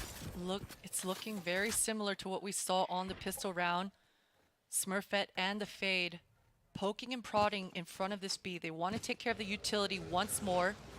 And you're right, Smurfette, the dashing in has been a little bit discombobulated with the rest of the squad, but I love how dedicated Smurfette has been to the cause. She gets Claudia in the opening, and the B site should be Guild. Huge. That could have been a huge out for Claudia. I don't know if she wants to go for it yet. You can see Anya's there anyway, but Laurie a little ahead of it. There it is, and they're chasing this one down. Laurie has to back away. Smurfette hunts down Flowerful. Laurie's in a while. The danger spikes on the way towards B. This looks like the plan. Looks like Guild are very much in line this time. KP and Benita. KP smoked off for now, spammed away at. And Benny taking the time, spots one, nice, quick towards Anya, clean, doesn't lose a point of HP. Needs to get past Claudia though, and that angle hard to clear without giving yourself away towards Smurfette potentially. And there it is, Executioner. Claudia started things off so well, and now Benny, position considered. It's all just being piled on! Got two, not the third or fourth. It's 11 for Guild now. Guild, decisive maneuvers once again coming through, and yeah, I mean, every move that they made, Claudia, you saw her immediate reaction, busting out that Fade ultimate, holding on to it again. They've got all the information they need, and as they should, right? When Smurfette, your duelist, is being so dedicated to taking all the space that she can, opening up the map, I mean, you've got a lot of breathing room for Guild, so I'd be happy if that was my duelist. Yeah, look, doing the job that's necessary now. This is the first one in a while that's looked quite clean for Guild, to be fair. I think that's a fair assessment. The other times it's been Shopify Rebellion very much holding on to this game. Now they still have enough money in the bank to be able to get a good purchase here. Alt-wise starting to come through with a couple of key components. KP's, for example, and Benny's still there in play. Laurie investing hers last round. So at this point, quick timeout comes in. And rightly so. None pulled yet for Guild. They feel as though they are still in a good enough position to do this. Tipping those scales back in their favor just at the right time. I think that if Shopify Rebellion did win that key round we were talking about just a moment ago, we would have seen that timeout come in. We would have seen them maybe look to address something. Yeah, exactly. And with Shopify Rebellion's composition here, the defense can get quite tricky because when we saw Guild with their comp, they consistently contested this A main. They had Smurfette on that off angle with the operator, and they sometimes had Claudia coming through with that utility as well. For Shopify, they don't have those agents that can go forward, get a pick, and fall back for free, right? They don't got a chamber, they don't got a jet. So getting that A main control with this comp, without a breach, it's so tough. So they're coming up with a different strategy, figuring out exactly how they can actually contest and find some ground, find some sort of map control on the defense. Do want to see if they get a little curious through middle as well. Seeing a little bit of potential of it again. Benny! Those are the angles hitting them. Claudia's one punished on this as well, so we'll have to go in a little blinder than usual towards that C site. A couple of traps there to chip away at Smurfette, but nothing too problematic. Plant will be coming in. We saw some of these ults coming online. Ness utilizing theirs here. Plant has come through, and now we look at the post plant. How safe is this? Ooh. I like the decision coming out for Ness. You saw that she was contemplating whether to fall off the site or play on it. They're realizing they don't have the full-on utility that they would like to make this post work, so they're staying on the site and they're re-aggressing into Garage. Flowerful is being watched. Smurfette kept it safe. That could have been 3 players dead, but it certainly wasn't. Smurfette on guard duty. Ness, similar scenes. And the trades are good, but KP and Sonda need more. Benita there and Guild crumble. It ain't over yet. 2 of them stand. Diffuse comes in. They're up to 8. That paint shell from Sonder did so much work in that little corridor of Garage. I loved the re-aggress coming out for Guild, but man, that paint shell completely ruined their day. And that's 2 massive ults invested gone as well. Let's have a watch back of this because it was so chaotic for a couple of moments there, but then the 3 back-to-back, just the timing could not have been better for this. There it is. Wow. They are holding on to this game. I mean, 11-8 now. The scoreline is starting to get a little scary. Because this here, well, it's going to be one hero rifle with Smurfette, the rest on Sheriff's of the Light Armor. So it's nothing to be completely absent-minded about. There is certainly an aspect of danger to it. And trying to deal with that wall early on towards Garage, maybe give them some later options. But they're going to note this now. They're going to know, okay, there are sheriffs out and about. There's a couple of bits and pieces here, but they want to test the waters. They feel like they could challenge Roxy, and maybe you need to remember map 1. What happened there with Roxy? Oh, no. And a sheriff, maybe that'll help remind you. But a quick trade out. Benita winning the fight over towards C Long. Garage control. Spots the pistol. Takes away Claudia. And they're in CT, so there's some really unique positions. KP and Benny will have no idea about this. If they at least try and clear this, which they will, do they go deep enough to find Benny? They do, but it's not clean from Smurfette here. Now there's a fight on their hands. They could have maybe had both if they swung a little deeper. Roxy's lurk could be something to remind yourself with. Benny feeling the pressure, feeling there's no plan here. Benny's on the chopping block. Benny takes down one, takes Anya with her. Can she get Smurfette? No. Quick trade, but now a 2v2 and Roxy makes it towards the site. Lori on the quick flank chamber. Flowerful has got that B control now. After they plant this, Roxy and Smurfette, they're going to want to go for some control. It looks like they're both going to take over this backside area. But the spike, it's not planted for them. Once they take this control, they got to keep going for more. Yeah, but Roxy's utility should be pretty impactful at this point as well. Reveal the position of Flowerful. There it is. Huge information learned, and they're going to be wondering where the hell they are. The flash comes out towards the back of the site, finds no one. They've got to be second guessing themselves. The paranoia building, but Laurie ain't stopping until then. Oh, Laurie with one! Roxy goes down! And Laurie doesn't know how to lose. And Shopify Rebellion make it up towards 9. It's scrappy again, but it's the closing of the score. It's only a couple of rounds now, and maybe this could be a 2-0. Scrappy. How the hell did we have two attackers ending up in their spawn to flank? I do not know. Man, this round was just everywhere. Everywhere. Sandra, you saw her taking over that A main control. I was just talking about how hard it is. Almost giving it away by giving up that first freebie on an anti-eco. So certainly a good recovery for Shopify, but things got a little too close for comfort if you're Shopify. Guild, a healthy purchase, and they want this A main control. They do not want Sonder to have just her way in this area. Follow-up flash shows there was some commitment towards that push towards A-Long, so maybe sticking around a little longer, committing that wall towards Sewer 2. See another challenge for Claudia to clear. Let's a little look through spots, no one close, but these cubbies are quite deep, so has to really spend a couple of seconds. Sonder is on the case here. What a shot. Bangs out Claudia. Now you're starting to get worried if you're a Guild fan, because things were looking good. You're like, it's okay, we got map 2, map 3, and then suddenly Shopify Rebellion forget that this was not meant to be a good map for them in the same regard. And okay, Roxy. Okay. I thought she wanted. There was a slight opportunity for her to maybe get a timing into that A-Link. Decides to go and break that chamber trip. That should apply enough. The timing. Oh, I forgot that Tommy was there. Tommy's on the case, it's all right. We still have the res for KP, and Sonder has her ult too, and they're about to cycle up so many more as well. They're actually in such a power position here, Shopify Rebellion. I'm actually worried for Guild now. Laurie caught looking the wrong way. Has to respect the site has now been taken. So that should be the plan coming in. Don't know how much could deny that here. No, nothing. So plan going to come through. Time's on their side. Sonder decides to hold on to that paint shell, and that should initiate a proper retake here. They want to buy enough time for Benita to make sure that she's a little bit closer. As I say that, Sonder, she just wants to go. Just ate the flash though. Sonder has to go a little late on this one. Hell sees no one, but sees the barrel, takes the life. Ness left buried. Anya looking wounded. Roxy navigated past, left all alone, and Sewer to rot takes one with her. But the trade from Benny, they are back in the game. It's double digits for Shopify Rebellion, keeping 3 alive, keeping that economy looking healthier and healthier now. And on the other side, I want to see the position the Guild are left in.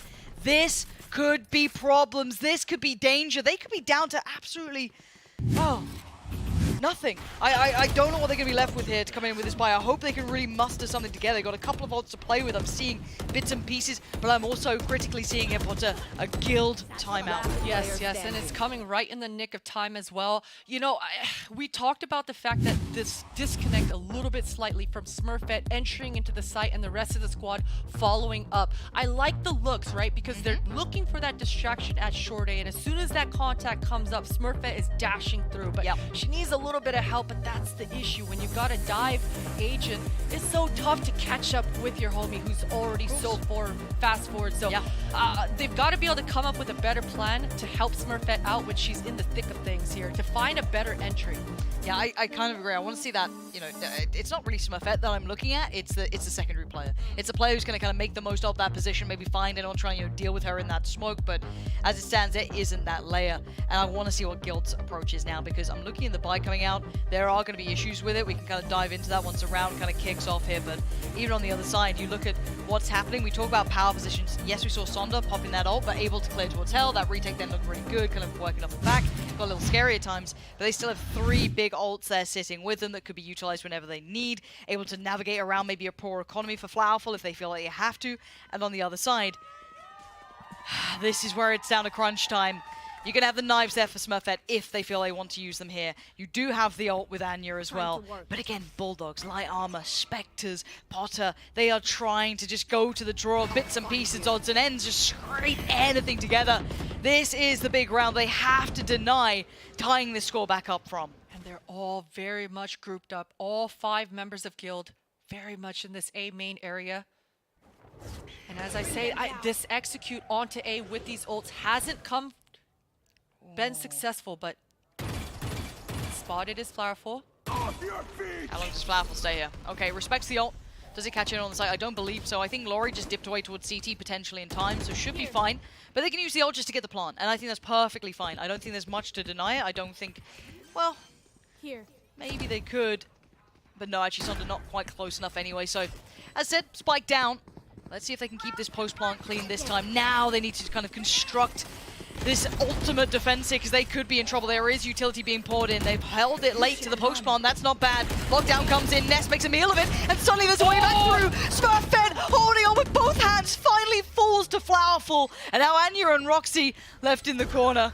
Surely Roxy's going to find Benita. And now with a couple of seconds remaining, one player does get detained. KP dives on in. Wants the rest. What the hell is going on? Gun goes out. They've made an absolute mess of it. Flowerful now finally gets the gun back out after being locked down. But the time's ticking. And Roxy is there. It's 12 for Guild.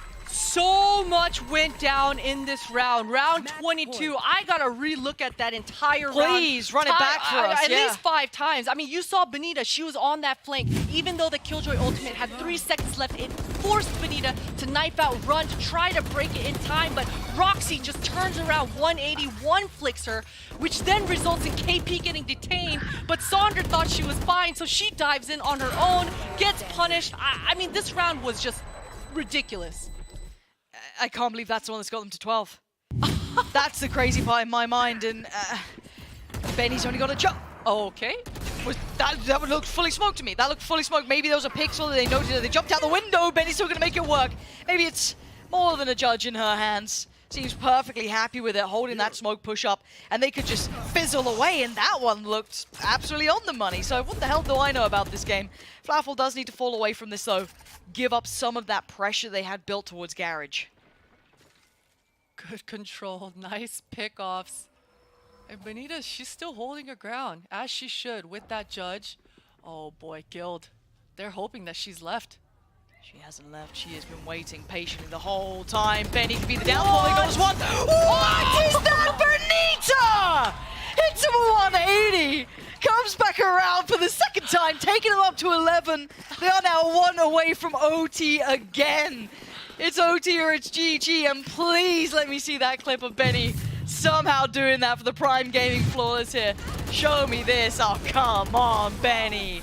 Come the hell on. Look at that laugh. Look at that smile. You know what you've done. Even she's like, oh, that was all skill, baby. All aim, all skill. Yeah. And do you know what the worst part of this for Guild is, though? They won the round, they lose the round, their money gets shattered. They've got ults and they need to use them perfectly, Potter. This has to be gorgeous. It has to be refined. It has to be the dream if they want to win here. And I haven't been seeing it up until this point. It's been scrappy. And Shopify Rebellion have been absolutely potent in all these approaches, trying to tee up Laurie, but Claudia, very aware. Very aware. Claudia's going to go ahead and use her ultimate as well. That should allow Guild to make it into the site. Shopify have been so good on the flank this time around, though. All 4 members were congregated towards the spawn. As I say that, KP and Sonder They're going to make this flank happen. And you're missing one of your heavy hitters. Lori has been game-changing in outcome. She's been able to pressure so much. This time, she's not here for this playback through, so this could be another problem. This could be the 1-1 on the line. They need to start this retake and start it fast. Sonder already so aware there's someone watching these back lines, but Flowerful dips the toe in and finds Smurfette. And now the trade from Anya from the side. The dive in comes in from heaven. The trades are coming out, and Benny's still standing. But the problem is the time's starting to dwindle, and Benny has to find Anya. A tap on the spike, and it's Anya! 13-11, the final moments. Benny this time can no longer do it. We are going the distance, all three needed. I cannot believe how this just unfolded. From round 22 forward, these last 3 rounds have just been devastating if you're Shopify. I mean, the fact that they were able to come back that heavily into the second round just to be shot down and deflated in these last couple of rounds. I mean, kudos to Guild for having that back pocket strategy to just push them over the edge and finish this one out. Yeah, I thought they were cooked. I think it would be a fair assessment after watching a couple of those rounds. Shopify Rebellion on that turnaround, but Guild resilient to the very end. Considering even the buy they had in that round was far from good. It was broken. Yes. That back and forth, the way the rounds were going down. But wow, what a time to turn it on. What a time to finally stand your ground. What a moment for them. And I've got to say, for me, even the step up from someone like Benita in that second half on this map was perfect. She really found her footing here. Absolutely, absolutely. I know we had Lori continuing her dominance from map 1 and map 2 as well. Ness, we got to talk about Ness and Anya, the two support staff coming out here for Guild. I mean, we're always highlighting the duelists, for sure. as we should, right? For It's sure. so easy, but when you're supporting your teammates and teeing them up for those layups, for those dunks, I mean, it's such a good feeling. So the team for Guild, they've got to be feeling really good right now. Yeah, maybe a sigh of relief a little, because you're going into Icebox next, and in my mind, I still think this is a very Guild-oriented map. But seeing what Shopify Rebellion did on that turnaround, going above what I thought they could achieve, this is still anyone's game in my mind. I think this could still go either way if Shopify Rebellion show that capability here, Potter. But now we're set at a 1-1. Icebox on the horizon. Do you have a team you are backing? These have been very close games, so I don't think there is a right or a wrong answer here at this point. Yeah, I gotta go with Guild. They've controlled both maps for me from what I've seen. Heroics are coming out for Shopify, so I hope it continues into map 3. But Guild, they're just looking so sharp right now. And I think I'm with you. I want it to go the distance. I'm a little worried it could fall short. But we're going to find out after the break, so do stick around.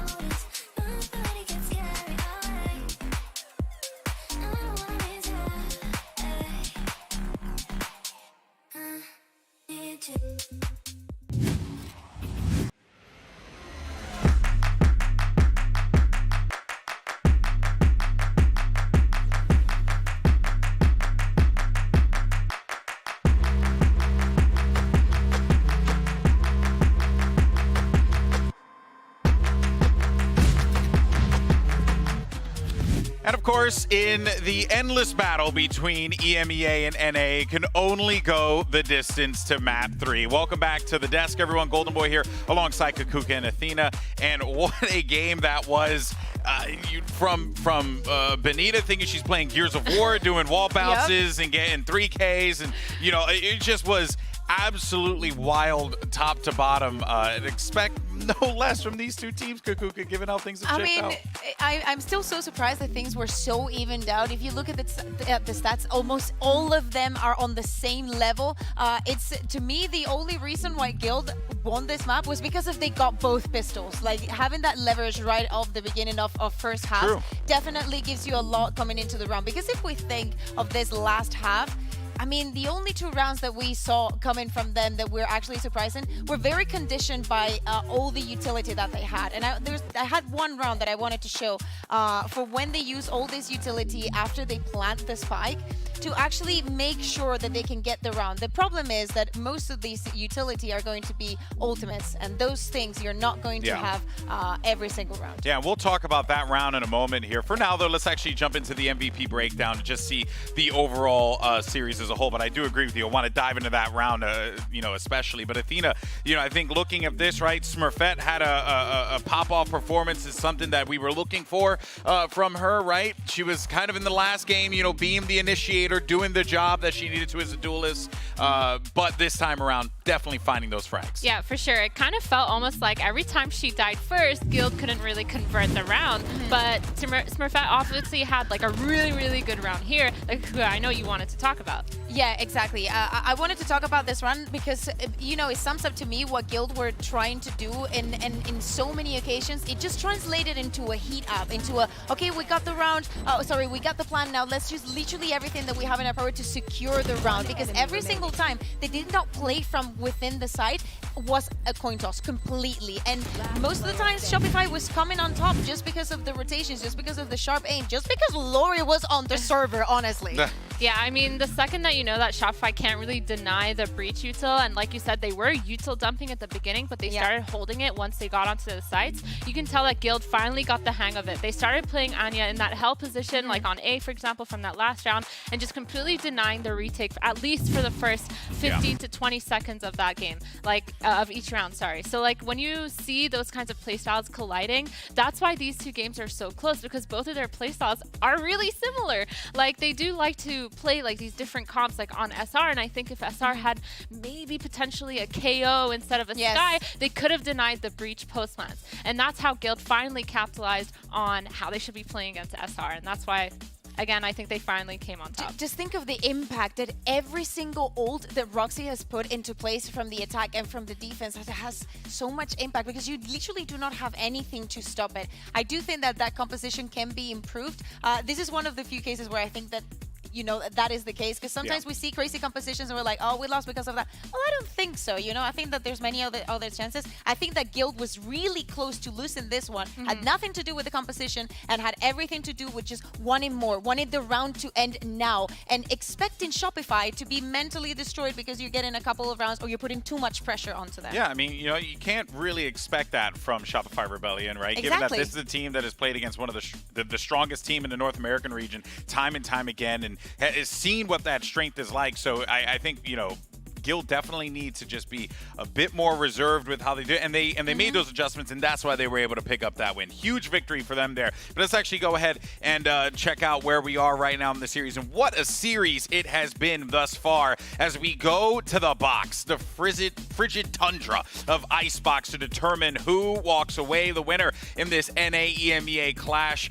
And Athena, I genuinely don't know where this one shapes up. Potter feels a little bit more on the Guild side, and I don't blame her, because when you look at the numbers, this definitely does favor Guild. Guild, again, a 71% win rate on this map. They feel comfortable. I like the series layout from the beginning, and it's because of that.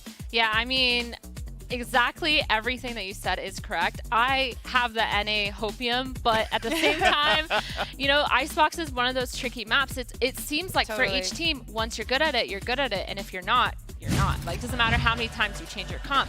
But G2 kind of like showed us that maybe they could change it up and change it and do something really cool. I mean, they've done that like previously, where they actually lost Icebox. So it's like, maybe they've changed something up coming into this tournament, and I think that maybe Shopify have done the same thing, changing something coming up into this tournament to let that icebox go through, because, yeah.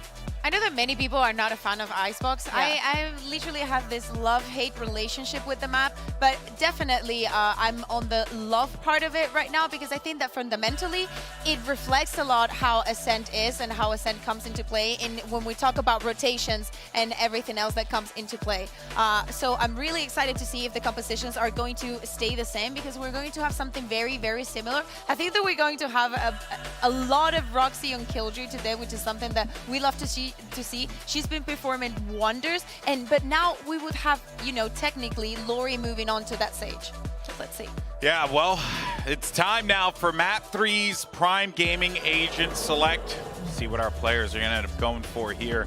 And yeah, there's just a lot of questions that will be answered going into this one. To your point, though, about a lot of people have a love-hate relationship with the box. I love Icebox. I'm a big Icebox fan. The thing is, like, when I'm watching it competitive, I kind of hate it because it tends to go to overtime a lot, and sometimes I feel the frustration on the teams. But to me, when I have to play it, I love playing it. Yeah, I don't know what it is. It's just a map that I vibe with. I misspoke. It was a 68% win rate for GX, but it doesn't really matter. 3% difference, you know, as we start to see this go through, and no real changes, Athena. So, yeah, I mean, no adjustments. Play your game.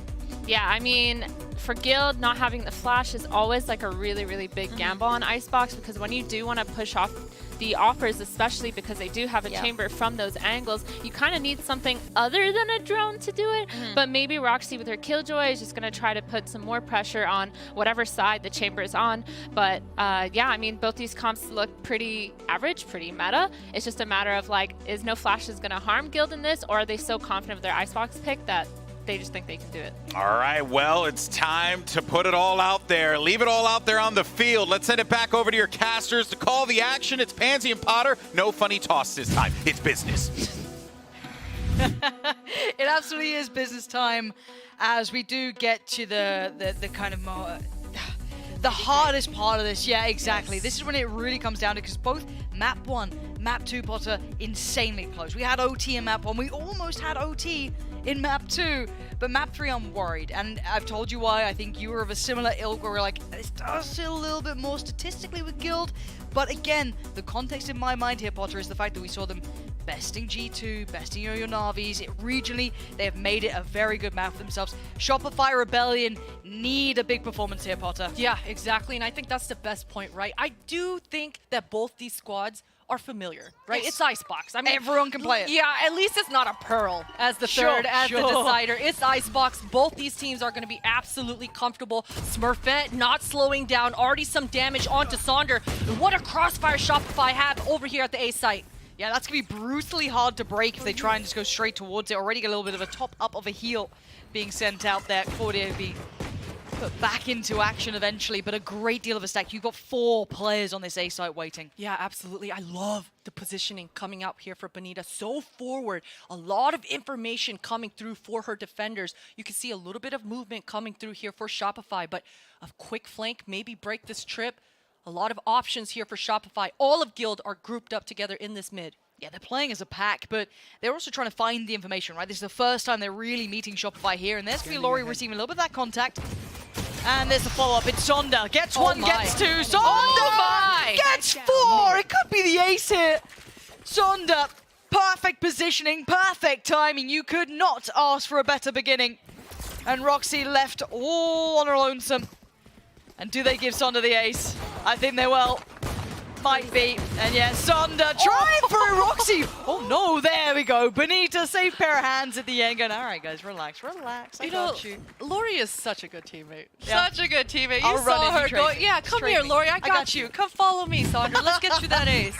But what a round coming out here for Sonder to just completely annihilate this hit coming out for Guild. And it all started off with that A crossfire, right? You saw Smurfette really trying to press the issue, find that opening for the side of Guild, but 3 people all high load with the crosshairs right onto Smurfette. So a good start and a stronger finish for Shopify.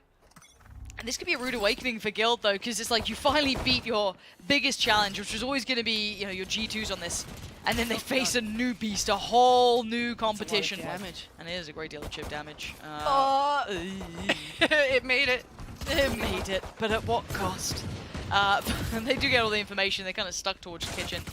And Benita on the back line's got to be a little careful here. That's a whole lot of players coming your way. Oh dear, oh dear. Ness rotted down in the end. Sonder still just farming up bodies. Yeah, this is comfortable. This is just watching animals go to slaughter, really, isn't it? One enemy remaining. Oh dear. Spike down. Run, team. Daniel, run. Sonder's yelling at them, and I absolutely love seeing that in the cameras. That's all I'm happy with. It is a Prime Gaming Flawless. And I mean, they were corralled towards Tube, but quick reactions from Shopify Rebellion. They're coming into this like they won map 2, like they would just won it clean. They didn't. But apparently the confidence is sky high. And it's good to see that, right? Absolutely. A bunch of piranhas in the water coming through for these kills. Regardless, it's a very clean anti-eco for Shopify. And that should mean a whole heck of a lot coming into this bonus. No one has to repurchase. And again, a lot of forward movements coming out here for Shopify so far. We've seen Benita having full B main control, and now Pistol and this anti-eco completely contesting all of this mid area. And they're pushing forward. 3 players! And it's not clean. It wasn't clean enough to do as much damage as required, and that's a rifle that could be taken back to hand. They don't know that. They're not going to commit to that just yet because there's a quick reaction. KP potentially hearing a lot of this, feeling that pressure building up, and Benny on the chopping block too. So between the two, they better be ready for this. Spotting out at least 2 players on the cross. KP has to be so sharp with this. Play it out right. Benita wins her fight, and Sonder's there. The trade, Lori! Come on! Lori. These were Spectres, Potter. She is just on a whole nother level right now. And you know, this is just flashback memories right now of Lori's Sage, because she is spectacular at just shifting from that battle Sage to just becoming a plant bot, right? And that's kind of the curse of playing Sage on Icebox. It's very easy to fall into the habit of only trying to safely plant the spike and just becoming a complete full-on team player. But Lori, man, she's got it. She's got that ice in her veins. She is cold. Everyone called his Sage now is just in absolute tatters after what you just said. Plantbot is now just carved in their minds. But you're spot on. I don't think anyone could have said it better. But at this point, we now look at the economy impacts from the fact that you win the bonus as they did. They get to come out with, I think it was 3 free rifles. Deciding to go for the operator. Why not? Treat yourself a little. But we do have the bonus. Well, not even a bonus, but a buy of some variety coming out. So Sheriff, Spectre, light armor. And no real ult progress enough to kind of propel them on a site in this round either. So Guild just kind of holding at the verge here, but a deeper setup coming out as a response from Shopify. Smurfette in prime position. Shopify's not going to give her this sort of opening, though. Playing very disciplined, and they're A-okay with the spike potentially getting planted. Sonder, that's a lot of information. It absolutely is. That should be everyone noted. Laurie going to isolate Roxy. No plan yet either. Wall going to be invested. Laurie could slip a little close towards the site as well. Having a look around, and it's Guild trying to beg them to make a couple of overextended plays, and they're just really not taking this bait. Oh, just barely surviving as Claudia. Laurie. Oh, the timing. The pings, the utility. Yeah, the push and the pull. Just keeping the composure under all that pressure. There was so much of it starting out on the site, so close up, no plants really being given, but they were right on that doorstep, but still keeping, I think it was, 4 standing there, doing everything that was required. Shopify Rebellion will be very happy even with that round. Absolutely. For Guild coming into this next one, round 5. This is where Roxy is absolutely going to shine. 1 away from that Killjoy ultimate. And on this map of Icebox, this Killjoy ultimate can get quite a lot of ground, a lot of space on this map. And it's just Sonder who's able to break it. Maybe KP with some incredible shock dart lineups, but expect this Roxy ultimate to come into play this one. Early information. This should be a bit of a different look, but you can see the switch up here as well. You've already got Benny over towards that A site. You've got the 2 players now with that operator on Flowerful, of course. Happy to take a challenge towards B Long, and oh my word, hit the drone. The Owl drone, the MVP just, you know, get down, Mr. President, dives on in, I got you. Unbelievable. Love this reaggress from Flowerful. I don't think it's audacious. Claudia saw it. Do they even clear this? I don't think they do. The high flash didn't quite get what was needed. If Sonder was able to get that a little bit deeper, a little bit closer towards, B rather than kind of just tapping over towards yellow, might have actually been able to facilitate something, but not to beat. Flowerful gone, and now that's a big scalp to claim on that B site. It is. You can see that Roxy and Anya want to rendezvous and regroup back with the squad. Spike on Anya's back, and Guild, they've got all of this B control. Standing ahead. Okay, that's, oh my word, the information that KP just got. Noting 3 players, that should be a full commitment here. Benita even starting to build up as well. You got the wall coming in, but the spam comes out. It's wall's still in place, so the plant should be able to come in, and the body block alone should be able to keep Roxy safe for that. Plant goes in, and now we look at the post plant. No flank there just yet. Benita still en route. It's going to be trapped in the way. That's been dealt with, so attention will be pulled. Could dip back through middle, and there's that lockdown coming into play. This should solidify this post. Shopify, they've got to speed things up, either fall back or push forward. One or the other. No other options on the table right now. They decide to just wait it out. Spike, still a lot of time left on the clock. There's no sitting in between, but Anya sitting towards the site. Catches out Benita and Smurfette with a shutdown so far. This retake has not got the validity they wanted to it, and Sonder is out to their first answer back for Guild. This will be the first on the board in some time, and Sonder actually looking to catch a couple on the way out. Oh. Not to be. Roxy gets to keep the rifle, and 4 stay alive. That could have been huge for Sonder to punish that sort of money. Now Guild have an absolute chance to be able to string multiple rounds together. Roxy's ultimate absolutely solidified the last.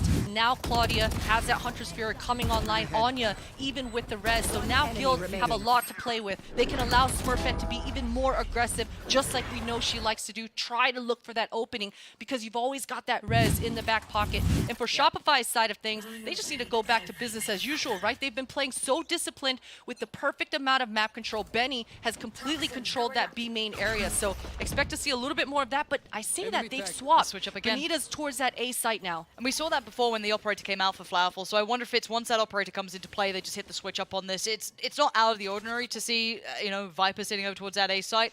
But again, I think you're right. The fact it's Benita who can be that rock, be that safe pair of hands, going to deal with the trap quite quickly. That's going to be quite nice. This could alert them, though. KP should be well within audio distance to note that, so that could be something to be worried about later on. For now, just kind of testing the waters. You will expect them just to do it to give them insurance for later, but no massive commitment anywhere just yet. Definitely have slowed things down. A lot of time has passed since Claudia shock darted this trip, so she's gonna test her luck. She's so alone though, and it's all just a ruse. You never expect a Sova to just be alone in kitchen. The rest of our squad is inching their way forward in this A site. But look at the movements. No one's coming towards this A. The plant, it's possible here. Yeah, it's very possible, even with Sonder doing wonders. It's still maybe, the nade there, 2 flashes, a little bit of utility to play, but you can see KP starting to lean over. Benny maybe starting to get a little closer towards this. Utility comes in. They got to know there's now danger here. Smurfette super close up. Sonder backside. How much can you do? The nade in hand, it could have been a death sentence, but gets to live to fight another day. But the spike's still not down. 15 seconds. They need to get on the site itself. Anya gonna do the best they can to do something about this. 10 seconds now. Laurie on the trade out. Plant gonna come in. Plant now down. Post plant starts. Net's locked on the site. No way out. Sonder with the punish. Wall still up, and the defuse starts. But isn't stopping. Firefall gonna find Anya in the follow up. Good work on the play back through. Perfect amount of utility, and the pressure that Guild were feeling in that moment.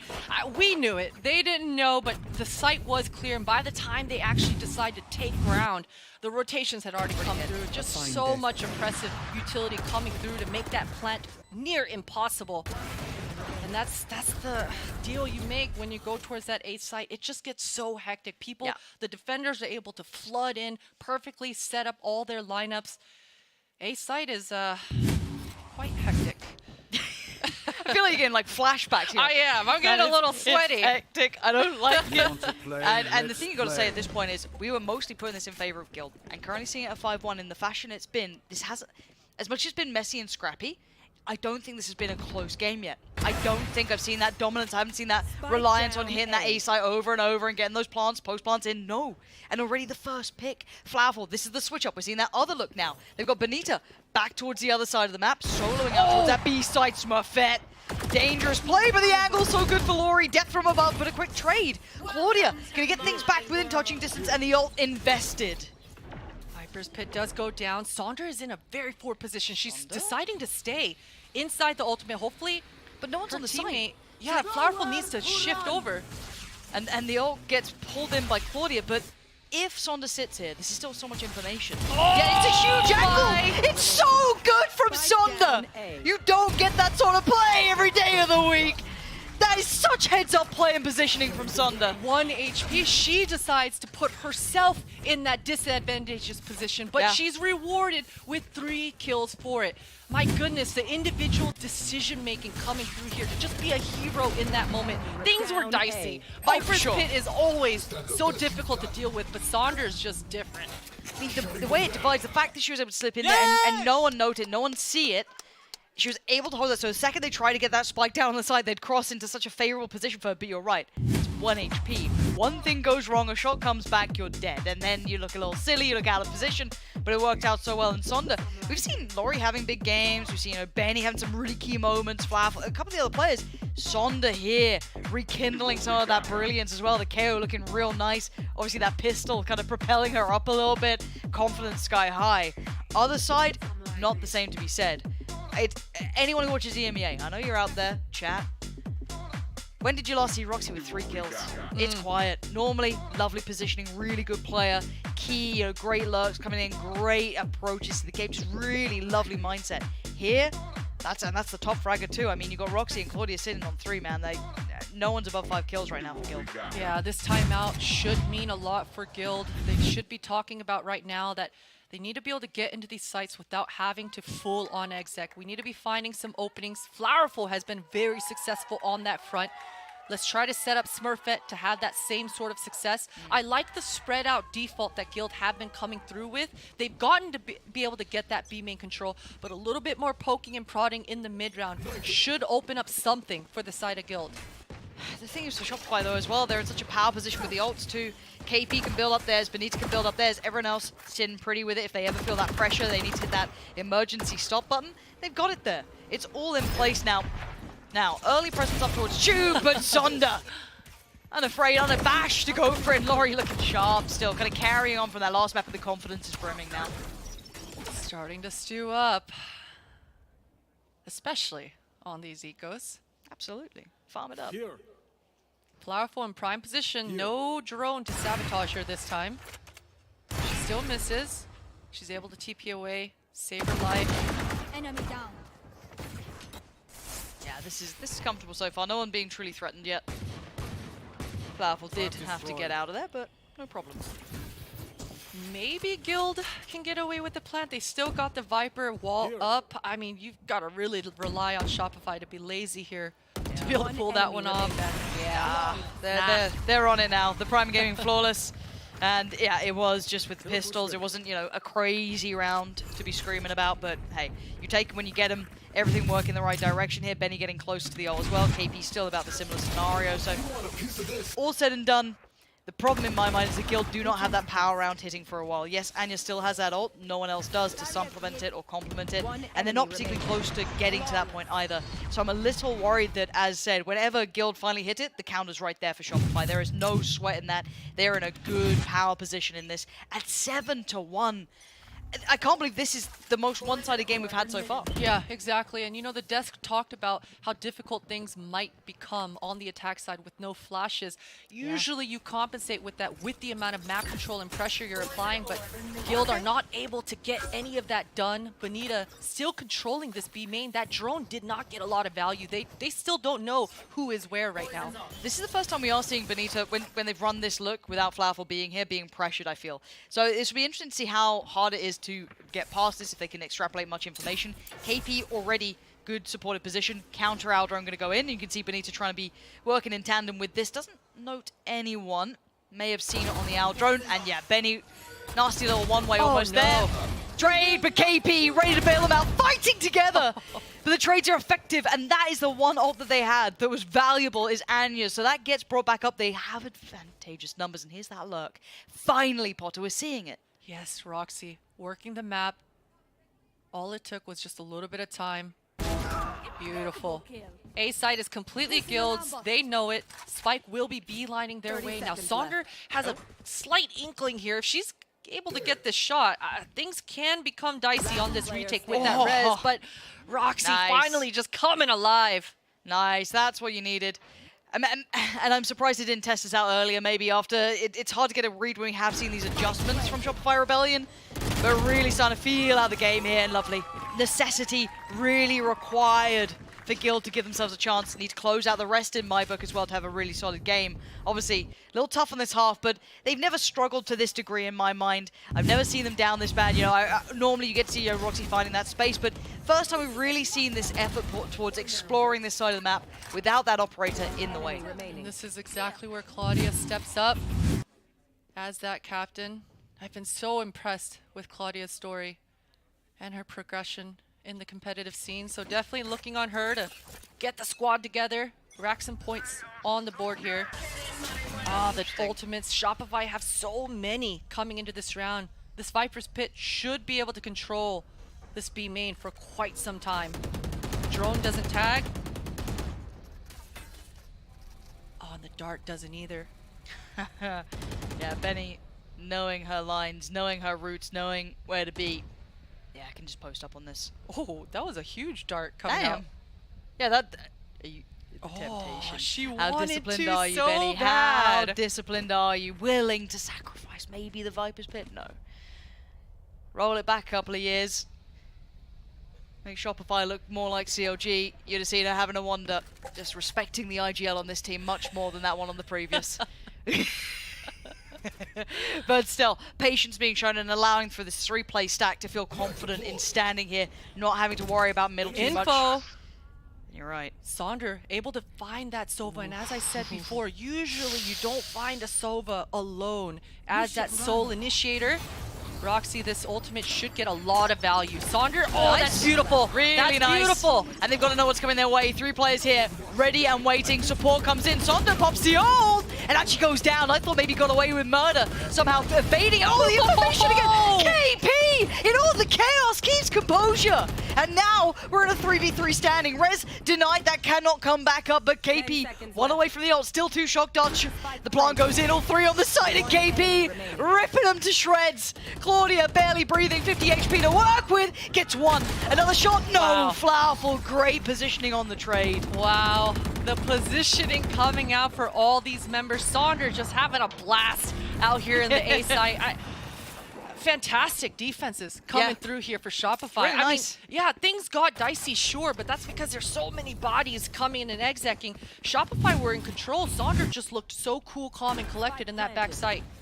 Yeah, and that's the crazy part to my one. There was never that pressure deeper, right? It was get the plant and that's fine, but backside there was 3 players pretty much chilling. KP, fantastic presence throughout that. Really good round from her, but outside of that, though, we still look at this, and I know when Guild probably watches back, they're going to kick themselves. They haven't identified much about this B site. Mid still seems a little bit of an unknown quantity. I know it's Icebox, and we love going A. I get you. But there's still so few tests put to Benita here, who's been left to pretty much solo this with the occasional lean from KP. Right here. Definitely things get very difficult with just one initiator, and you're starting to see the pain from that for Guild. Benita not under a lot of pressure. She's just consistently able to tuck behind the drone, wait out the dart, or either break both and not get punished. So 2 of her teammates are coming to reinforce the defenses here at B, but Guild, they are very much grouped together here. Okay. Last time around, we saw this going quite nicely for Shopify. Revealing area. There's those nerdy What's darts. this? Yeah, where's that going? See how many people get noted. Yeah, you can see the information free-flowing in KP. You're already going to find a little bit of chip damage on towards Anya, but it was Laurie to really find the bigger chunk of it. The flash, a little questionable, but it's Roxy, Claudia, and Ness to try and make something happen. And it's on Claudia pretty much here. The veteran herself has to face the music as they are now flooding towards her. So little to do and so little time to do it. Benny gets the best of her. There's going to be left on 2 here for Guild. What a combo coming out here for KP. I think she got 4 pings with that dart and at least 2 tags with the Hunter's Fury as well. beautiful set piece coming through here for Shopify. That's something they've been cooking up for quite some time, for sure. I mean, this is the thing, and I've got to give credit here for Shopify. If you are going to leave a player solo like Benny, who's trying to buy you time, when the site hit comes, you better be ready to be able to build back in. Have everything in the right place for it, and the utility work to allow that to happen has been fantastic. So credit to that. And again, this is the weird thing, right? In my mind, Benny's got 5 kills, KP's got 5 kills, quiet, right? Technically, if you think about the work they've been putting in for the bigger picture, huge. And the buy coming out from Guild Potter is rough. Rough indeed, but they're trying to make up for it with some aggression, but Bonita just sprays them down. 3 members down without even a trade in sight. Somehow Roxy is able to recover 1 for herself, but just like that, in the matter of seconds, it's 4 versus 2. They're pleading for mercy at this point. Rez gonna come out as well. You're up against the 5.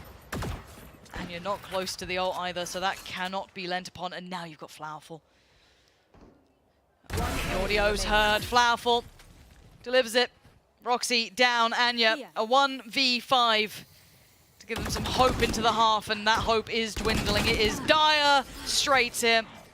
First found for Anya, needs 4 more, gets another 3 more, and considering the flank.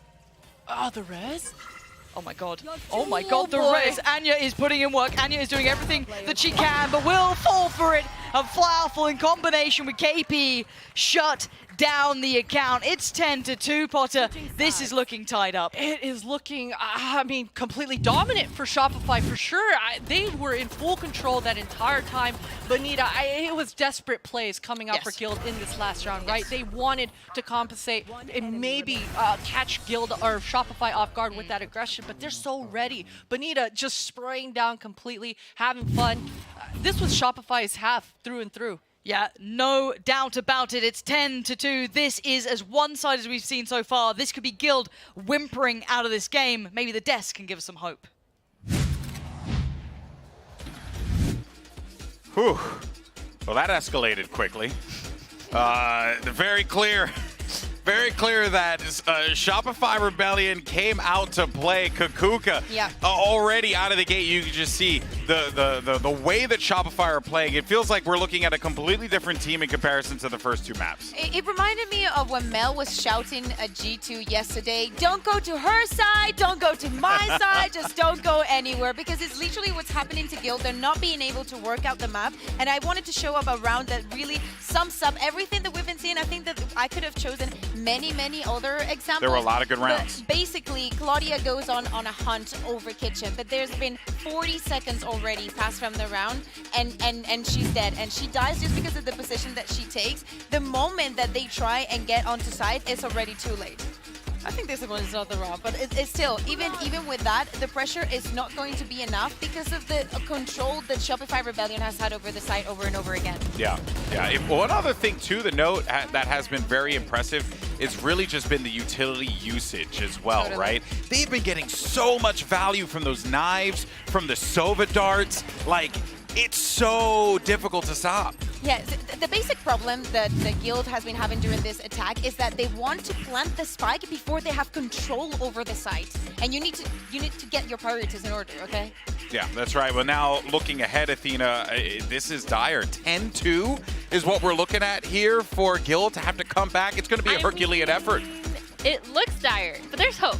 There's hope. Because if we look at the comp right here, so you can see in Guild's comp, they actually do have the 2 Sentinels plus a Sage, so technically the 3 Sentinels. But these guys are going to be able to hold the sites. They're going to be able to leave that Killjoy mid and not be able to, like, they don't have to fight for information as much as Shopify have had to fight. And so with Shopify, with the double initiators, the KO is obviously able to kind of destroy and like take over the sites and kind of destroy the competition. But I think here with the 2 Sentinels and Anya kind of putting in work, they might be able to just get away with it and hold down the defense side. That's the only thing that they can hold on to right now.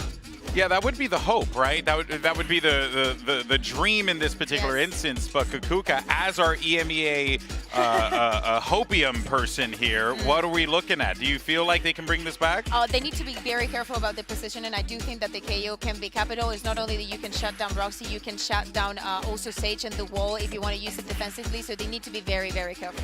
All right, well, look, guys, if there's one thing I've learned in my years covering Valorant, anything is possible. So let's see what ends up happening here and send it back over to your casters. thank you. 10-2 though is a tall task. Be alright, GB. Anything can and will happen in the next couple of seconds. Guild have the roster to maybe do something, but it's got to start now, Potter. There is no two ways about it. Absolutely. Sonder figuring out exactly if anyone is close. Shopify have all that information, and this drone should give the tell that no one is defending this A site besides the Sova. Gets a little bit of information. Claudia almost breaks her ankles. Just keeping it interesting. Shock dart lineups. Oh, I like that combo. The dart with the Sova recon, and they should be. Oh, the nice. burning. There you go. That's the. I'm looking to see if Roxy can do a little more of that throughout this. You can see it's just that kind of very cautious back and forth, but it is going to be the plant finally coming in. And you did, in the meantime, take down Sonder. So at this point, we are in the post plant. 4 players for the side ready to go on this. I do want to see KP's position eventually. I wonder if they get a little closer to that, but no. Absolutely no way back through. Can't even spot a player. There it is. Okay, spots Anya. Spots out another, but it's Smurfette flying foul. Oh, boy. Oh, my word. Okay. Ness, don't give this one up. What the hell is going on? And now KP is given more opportunities, and the shock dart's ready to go. Still one more, and the recon finally being pushed. It's Claudia to take matters into her own hands. Tired of losing, tired of being done in this, and tired of the game being the other side's. They have 2 standing. They will be fine. The defuse can come in, and Guild will get that critical pistol. That pistol was funny business for me to spectate. You know, I think KP somehow found herself in that 410 area. She had 2 shock darts. I'm sure she would have wanted to play those lineups in tandem with Bonita's mollies, but somehow she finds her way, able to get 2 kills with that jumping classic as well, but Guild had full control almost the entire time, and Claudia, nice little one-taps. There it is. To convert. That's gotta feel good if you're Guild. I mean, it starts with something, right? And pistol certainly helps. Because this game was feeling so oppressive, so heavy against you. And you see 10 on the board, as much as, you know, every round, round by round is fun. You know, we tell ourselves this, you know, 10's all they get, the classic. But at this point, it is oppressive. It is hard to kind of disarm that feeling of one mistake, one problem. Oh, no. Oh, speaking of problems, Bonita and Lori are huge issues. And Guild might have just fumbled this round. KP recovers the spike. Sonder has so much control. And she's going to be able to bring the spike right on over. I mean, at this point, Ness, she can't even afford to rotate. It's only 2 members in Anya and Roxy. Spike will be planted. Spike down. Roxy closing the gap. That's Anya a shot. Takes away the player on the site that was powerful. Bonita gets caught on the back line, so that's Ness now noticed there's 2 on the site, and it's actually a win for Ness here. The defuse going to be started and ain't really stopping, nothing to deny it. Oh, no! Lori dives in, and KP's still alive. And it's a 1v1. And KP's got Hunter's Fury. If she feels like she needs it, she can pop that. 2 shock darts. This... Oh, the bait. The bait isn't... Ness doesn't care.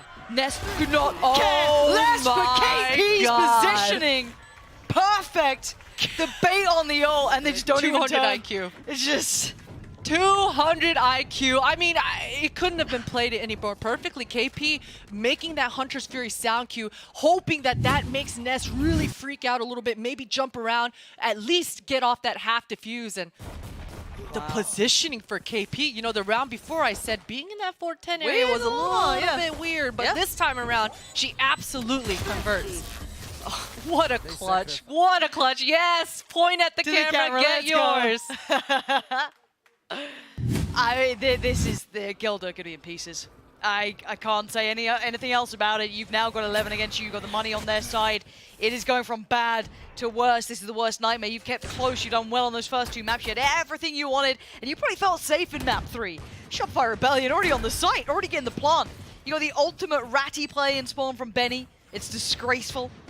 And now Guild, well, try and take this, you know, try and pull off the retake. You got 2 shock darts on Claudia and Aldrone. That will help. Take down Flowerful. Now you just need a couple more of those. Imposter kill. Nice shot for Lori. She is all alone. That's a lot of damage. Okay. Oh, it doesn't come matter. on. Oh, I want to get out of here. And so apparently the Shopify Rebellion, this one. Ooh, it's too early in the day. We're still, you know, before the watershed. It's 6:15 where I'm at. We can't be putting this on TV. 12-3 now, and the buy, the final purchase that they can potentially get if they lose this round, is going to be without potential armor. It's going to be light armor. It's going to be skipping out odds and ends, and Laurie's just chilling. And I mean, this has been the whole game through. Laurie is mechanically filthy, like hitting some nasty shots. KP just reassuring, just one more. One more. We sealed the deal. Beautiful stuff. And this time it seems like Shopify want to take the round a little bit slower. Flowerful prime position, but a quick reaction for some Smurfette to be able to punish. Lori does have that res. I expect Shopify to regroup here, get Flowerful back on the board. Oh no, and Smurfette gets punished. All comes in for Benny. Now, no one's that close by here. Trying to play around this a little. Spike on the way. Gives them safe passage at least so they can cross up without being contested. Benny taking a lot of room as well. Wall goes in.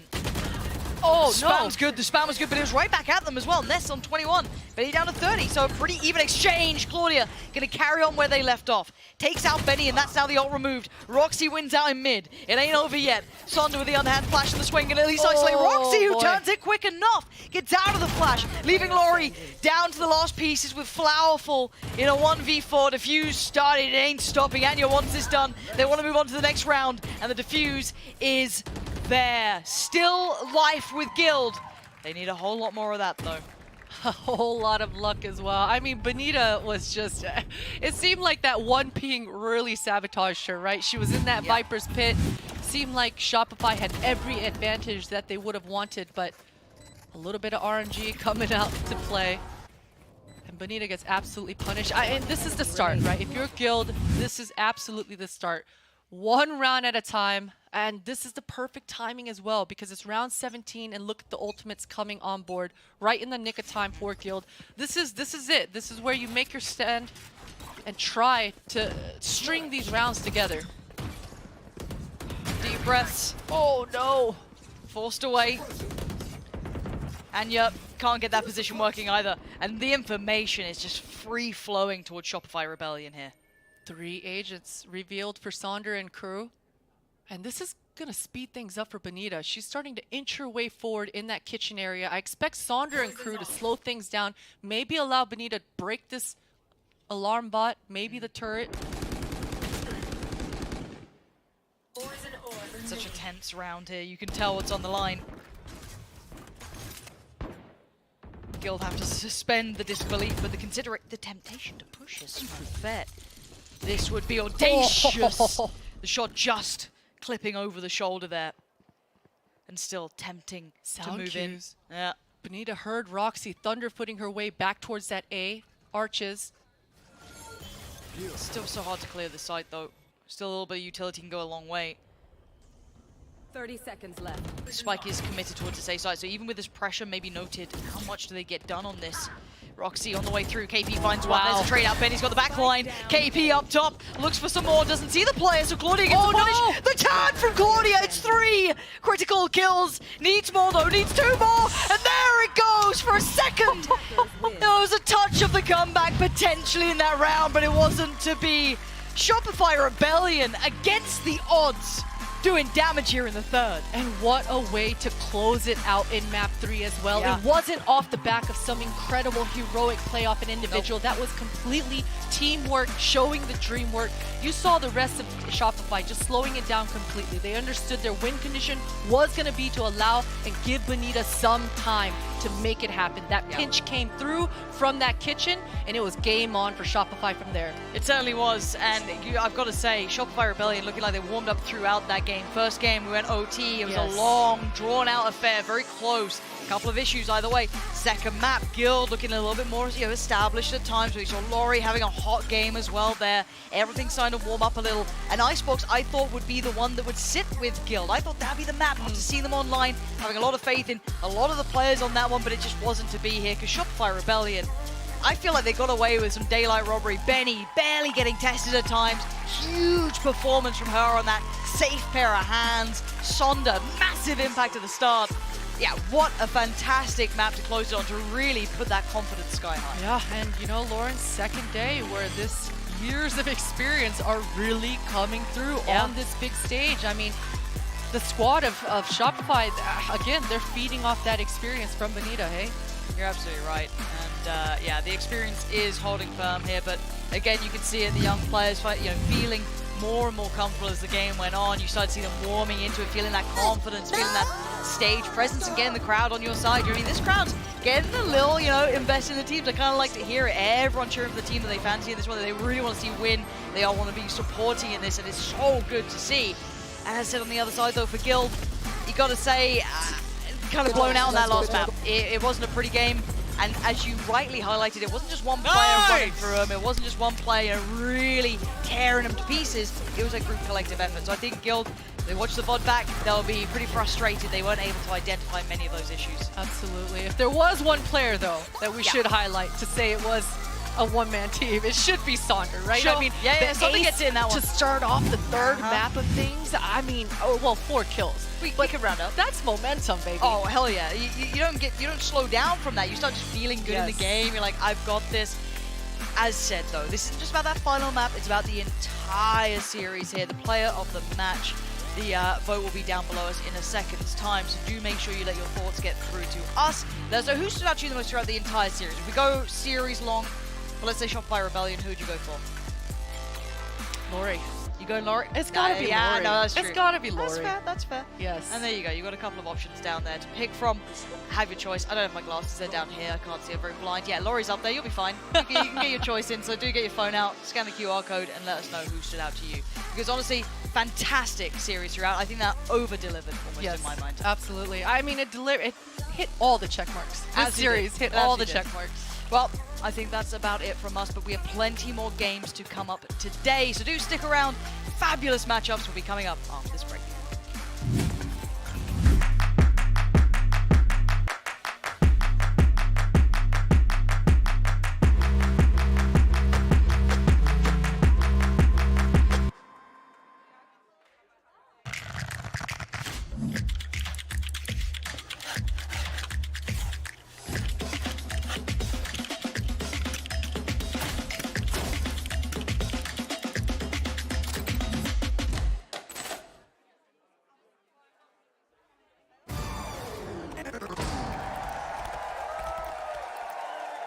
Red Bull gives you wings.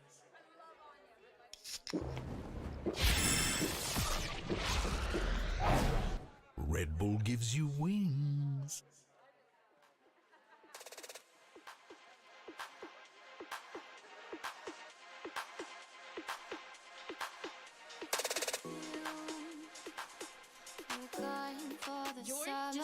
And I didn't wanna wait that long. Did you love me? I can't remember. I've been dreaming for way too long. Oh, so it goes again, on and on and on. The whispers, they just always take flight. Oh, so it goes again, on and on and on. Whatever I say doesn't come out right.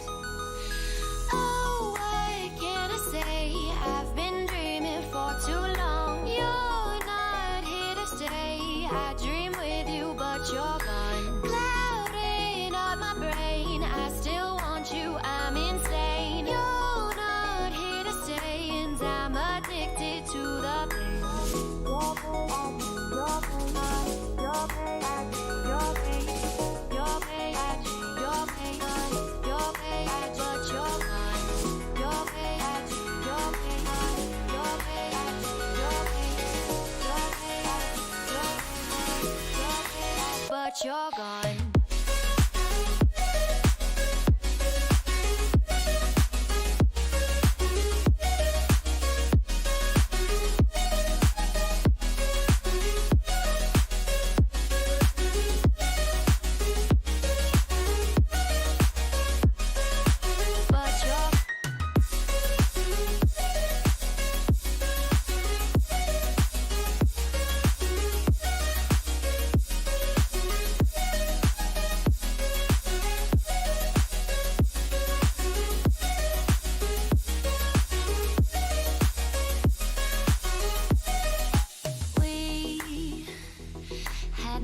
secrets to remember, and I didn't wanna give them up, but you took me and threw me under. I guess I wasn't enough. Oh, so it goes again, on and on and on. The whispers, they just always take flight. Oh, so it goes again, on and on and on. Whatever I say doesn't come out right. Oh, what can I say? I've been dreaming for too long. You're not here to stay. I dream with you, but you're gone.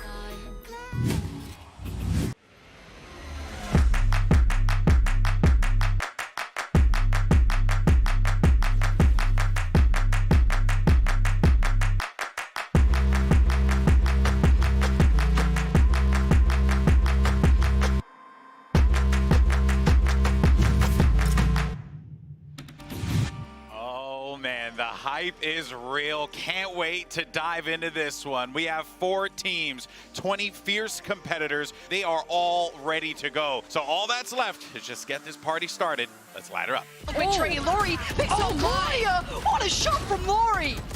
Oh my God! What is that? Holy! Let's go, baby. Hold on. Roxy's not got one. Oh my! Working them down, but the time is of the answer. Roxy with a belting shot. Oh my God! That's right. Oh my God! Sunder destroys 2 of them. The last 2 alive, and Sunder is immovable. Sunder takes them over the line. Shopify Rebellion walking away with map 1. Time starting to dwindle, though. They're going to start running out of it. Laurie's position gets checked. Great work from Roxy. And now they're scrambling. They're trying to do what they can to defuse. Trade comes out from this, but Laurie, right position, right time. Laurie ain't stopping until then. Oh, Laurie with 1, and Laurie doesn't know how to lose. Time, Benny could be the downfall. He goes 1. What is that, Benita? We are going the distance. All 3 needed. Sonder's there. The trade's Laurie. Come on. Yeah, it's a huge angle. It's so good from Sonder. You don't get that sort of play every day of the week. The bait is Ness doesn't care. Ness could not. Oh, Ness with KP's positioning. And there it goes. Shopify Rebellion against the odds. Doing damage here in the 3rd.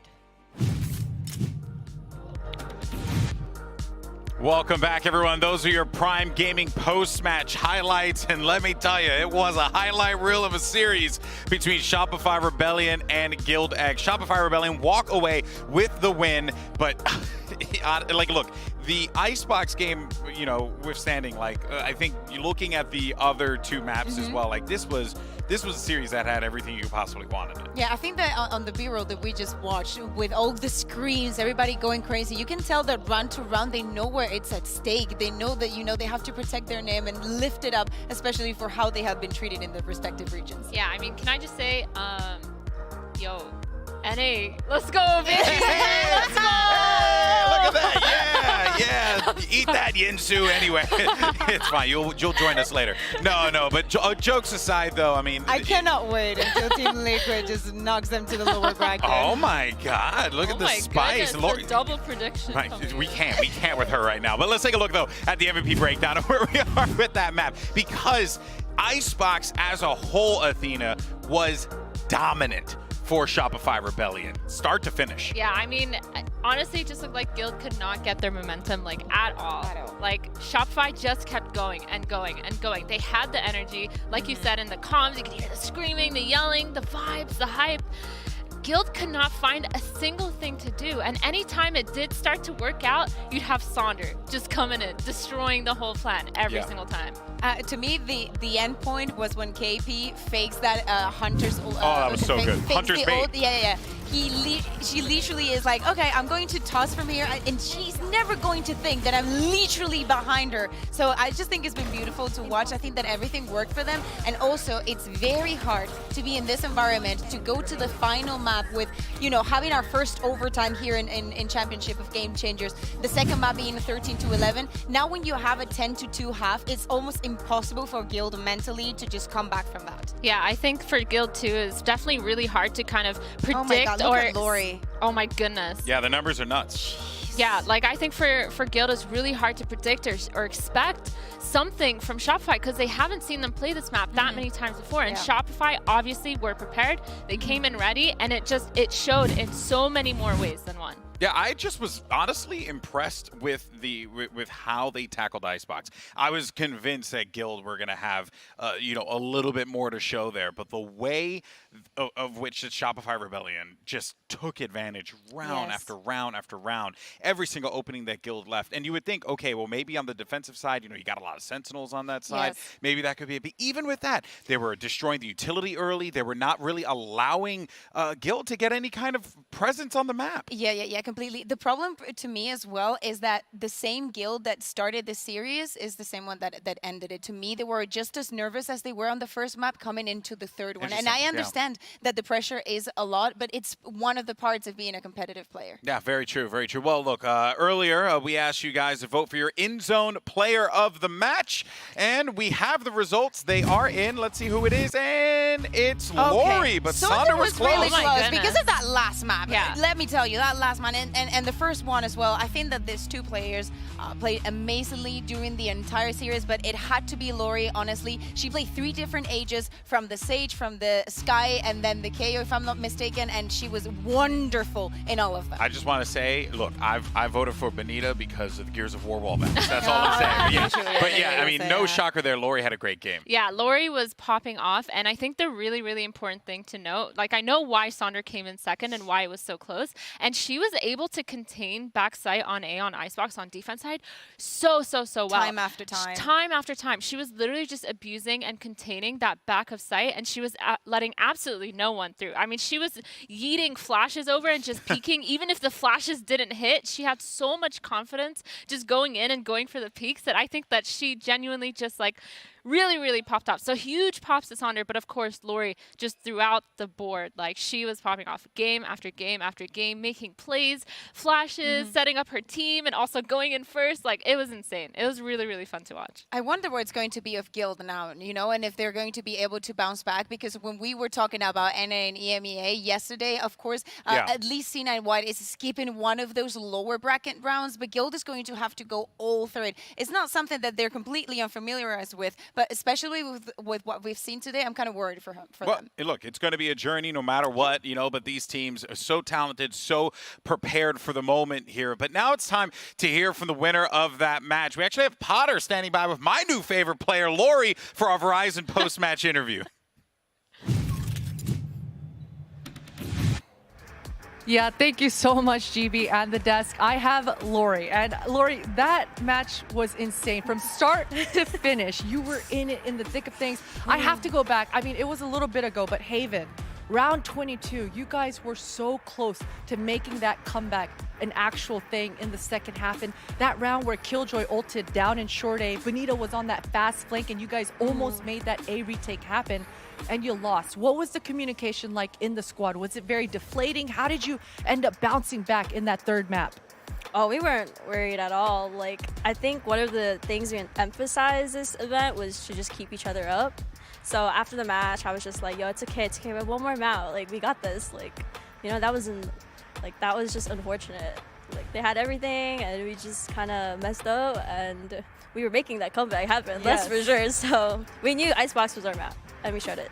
Okay, nice. Well, there's been a little bit, your Icebox, look, it's Icebox, right? Everyone is used to the map by now, but historically in NA, you guys haven't had the closest matches, especially when it comes to Cloud9 White, right? So has there been any sort of adjustments that you guys have made specifically for this tournament on that map? I think not just that map, it's just about playing together and calming to like swing together or just, use flashes, be patient. And that was something we drilled for like the last 3 weeks. Okay. And after when that gets mastered, like Icebox is like one of our favorite maps.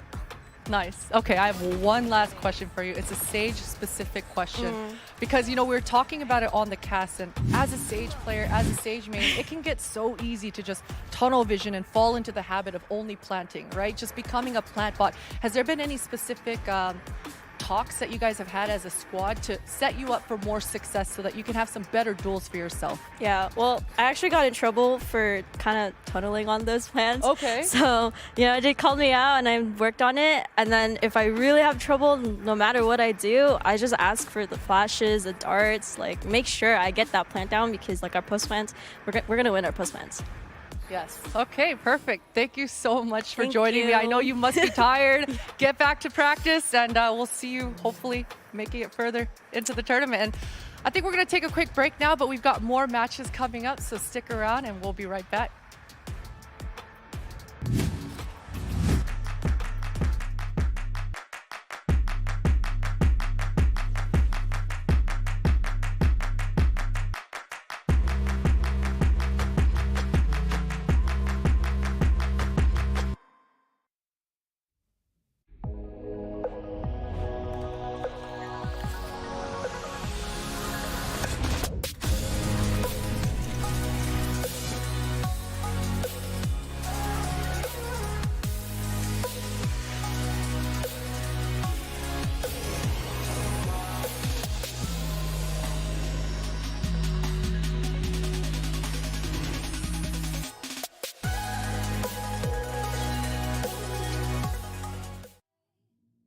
Awake at night, wondering why the days go by with captured thoughts upon my mind.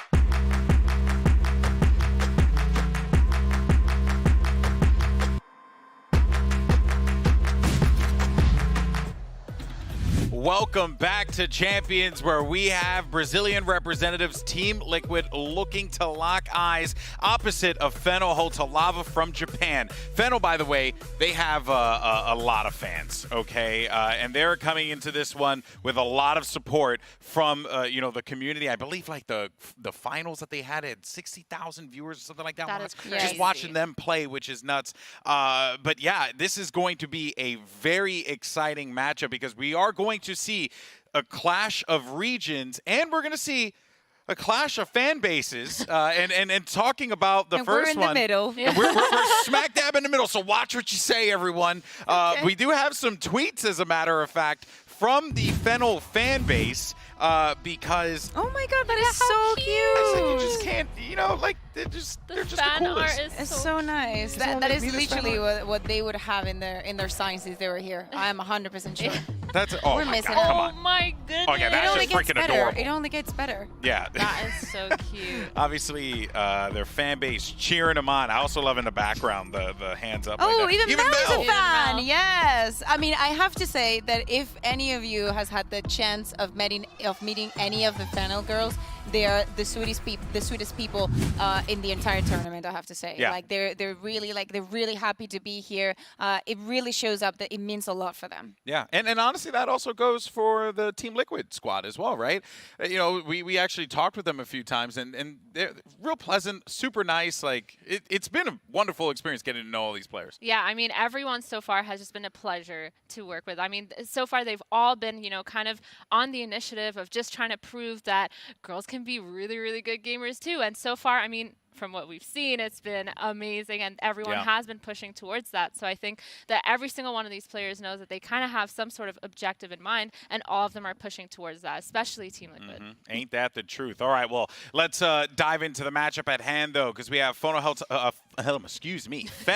Hotalava, or just Fennel, right? They're going to be entering as the Game Changers champions, of their particular region, but not just by winning over the hearts of their fans. They actually did it, by taking out all the competition in East Asia, as well as Japan, along the way. Like, this squad has been amazing, Athena, in their region, and they've only been together for a short amount of time. Yeah, I mean, with a lot of these regions, we have seen dominating victories from the teams that have qualified for Game Changers, but Fennel is definitely one of them. They've been pretty out there. They've lost a couple of games before in the past, but not only have they grown and overcome it, they've managed to increase their performance and actually innovate a lot. And I think this matchup is going to be insane, because I think these are going to be one of the games with the two most innovative and creative teams out there.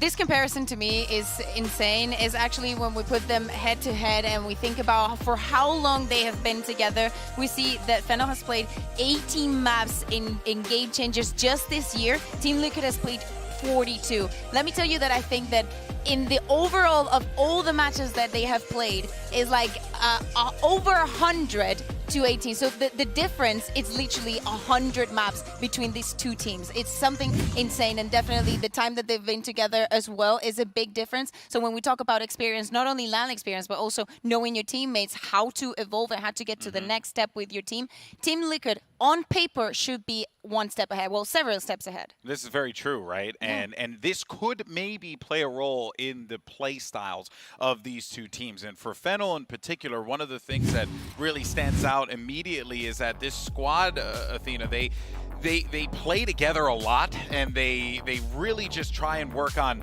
making their picks happen with one another, rather than just like loud and rambunctious gameplay that we'll see from like Team Liquid. Yeah, I mean, in short, Fennel is cool, calm, collected. I think one thing that Suzu actually mentioned when we talked to her in an interview was that she was saying that they have so many like macro plays, and they think that in terms of those little decision-making moments, they are together. They are united, and they always make those decisions together, and not only just together, but they do it quickly. And I think that that's something that they will 100% bring and have to prove, because against Liquid, like, the most that they can do is kind of play to their strengths. Here we're going to see two clashes of like complete opposite play styles. And I think for Fennel, this would be a time to pretty much show that, like, hey, we might be sitting back and we might be waiting for you guys to make the mistake, but it doesn't matter because we can come out on top. And it's just down to that together, team decision making, and we'll see how it goes from there. We definitely have to acknowledge the little time that they've had together, but obviously after winning, they've had a window of time to improve in those small details. Because to me, when I watched them, when I was reviewing a lot of these teams, I could see that, there's, as I said, steps that are missing, but I do think that these girls can definitely put in the work because the raw talent is there. All right, well, look, you have to also put a spotlight on some of the players as well. And, for a regional powerhouse here, eyes are going to be on Festival to see if she can actually maintain her impressive flex play on the international stage. Athena, this player could very well be the difference maker for this team. Yeah, I mean, just looking at her ACS, her KDA, I mean, it's really obvious that on her job as a duelist, 1.9. she is... That is insane. That is insane. To kill, Yeah. Doing her job as a duelist isn't the problem. I think the problem here is just definitely going to come down to those fundamentals and see if they can perform, especially at LAN. Oh, I think that most of the success that Festival is finding is also thanks to the rest of her teammates playing for her and allowing her to just go crazy. We see a lot of Neon, we see a lot of Raze. So I think that if they manage to keep it up in this stage, they should be just fine. All right, well, let's take a look at the other side of the stage here, right? Because we have the Brazilian representatives that are going to be coming in hot. It's going to be Team Liquid, and they have dominated their region domestically in order to be here at this moment in time. And Kukuka, this is a squad that could very well... They either could be on fire or, I don't know, or on fire. No. I only take on fire. You're only for taking Liquid fire. Because it's not only the LAN experience that these players have gathered within the 2 series that they have played this year, is the fact that they've been together for so long. They have improved in so many occasions. They know what it is to be almost on the losing end and coming back from that. They have been working towards not only allowing Bastarda to play, because we're going to see a lot that her stats are going to be out of this world. To me, the fact that someone can have so many entries, so much explosive frags, but also a 35% of clutch rate. It's not like, you can dodge it at the beginning and maybe try and let her alone and just maybe you get the round. No, she's going to clutch it. She's going to win. Yeah, and then on the flip side to that, we put a spotlight on one of the players for Fennel. It's, for the playstyle of Fennel. Let's talk about the playstyle here for Team Liquid. Yeah, as well, I mean, right? Liquid is just super, super explosive. This is a team that plays with firepower. They are out there. They are pushing. They are ready to go. And I think that is something that Fennel is definitely going to have to adapt to. Both these teams are going to have to adapt to each other's playstyles. And that's why I was saying earlier, this is definitely going to be one of the most creative matchups I think that we will see in this entire tournament. And yeah, the explosive playstyle that we kind of see, Shopify almost kind of started getting it. They started pushing and exploding. So, and we saw how that played out. So I think for Liquid, they can definitely look forward to kind of playing and maybe punishing super passive players. Yeah, I do agree. I was telling you guys when we were watching Shopify versus Guild, I was like, if Liquid were to do what Guild are doing now, they will win every duel because Liquid do not care. They know that individually they're on a different level. They play on a different scale. Yeah, and for those individuals, right, they're being IGL'd by an 18-year-old, just slayer in Daiki, and it could very well be the player to watch. Yes. And I think she's going to make a lot of fans after this matchup.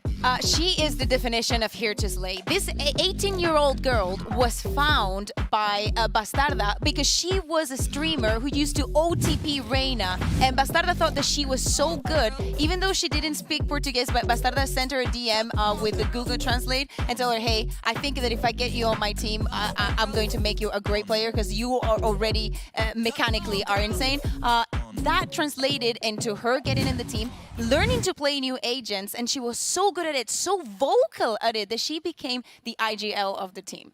Yeah, I mean, being IGL is such a big deal. For me as an IGL, I learn so much on a daily basis. Even just watching these games, I learned so much. And for Daiki to be doing it at 18, she's like a sponge at that moment. You're just shoving information into her, and she's recuperating that out. It's such a good choice for Liquid here, having her IGL, having her frag out, having her be the fresh start that they needed. I think it was I want to ask you a question, okay? How would you feel, okay? Because they already had an IGL, and then when they saw how good she was, they were like, we want you. How would you feel if it was a 17-year-old coming in and being like, I'm going to IGL you?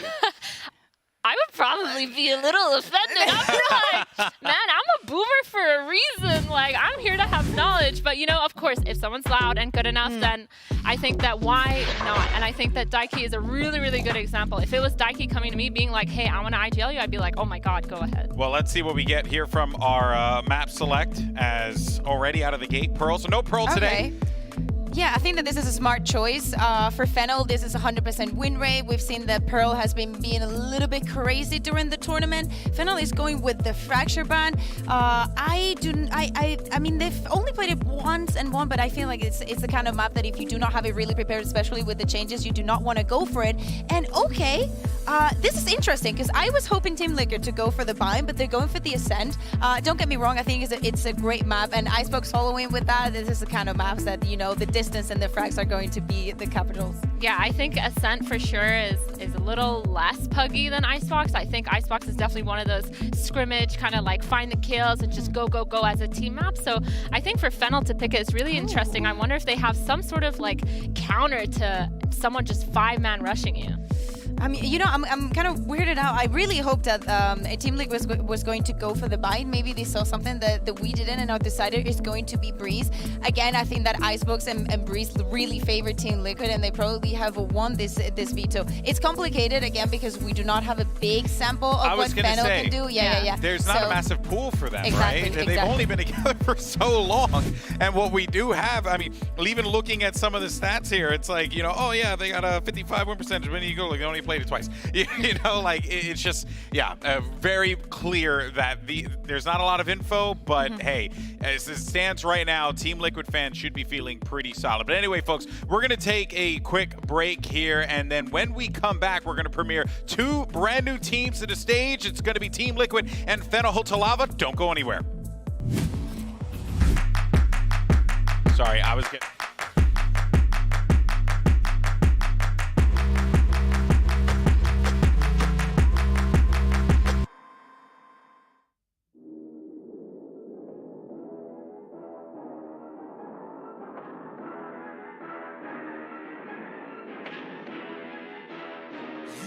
You the threat.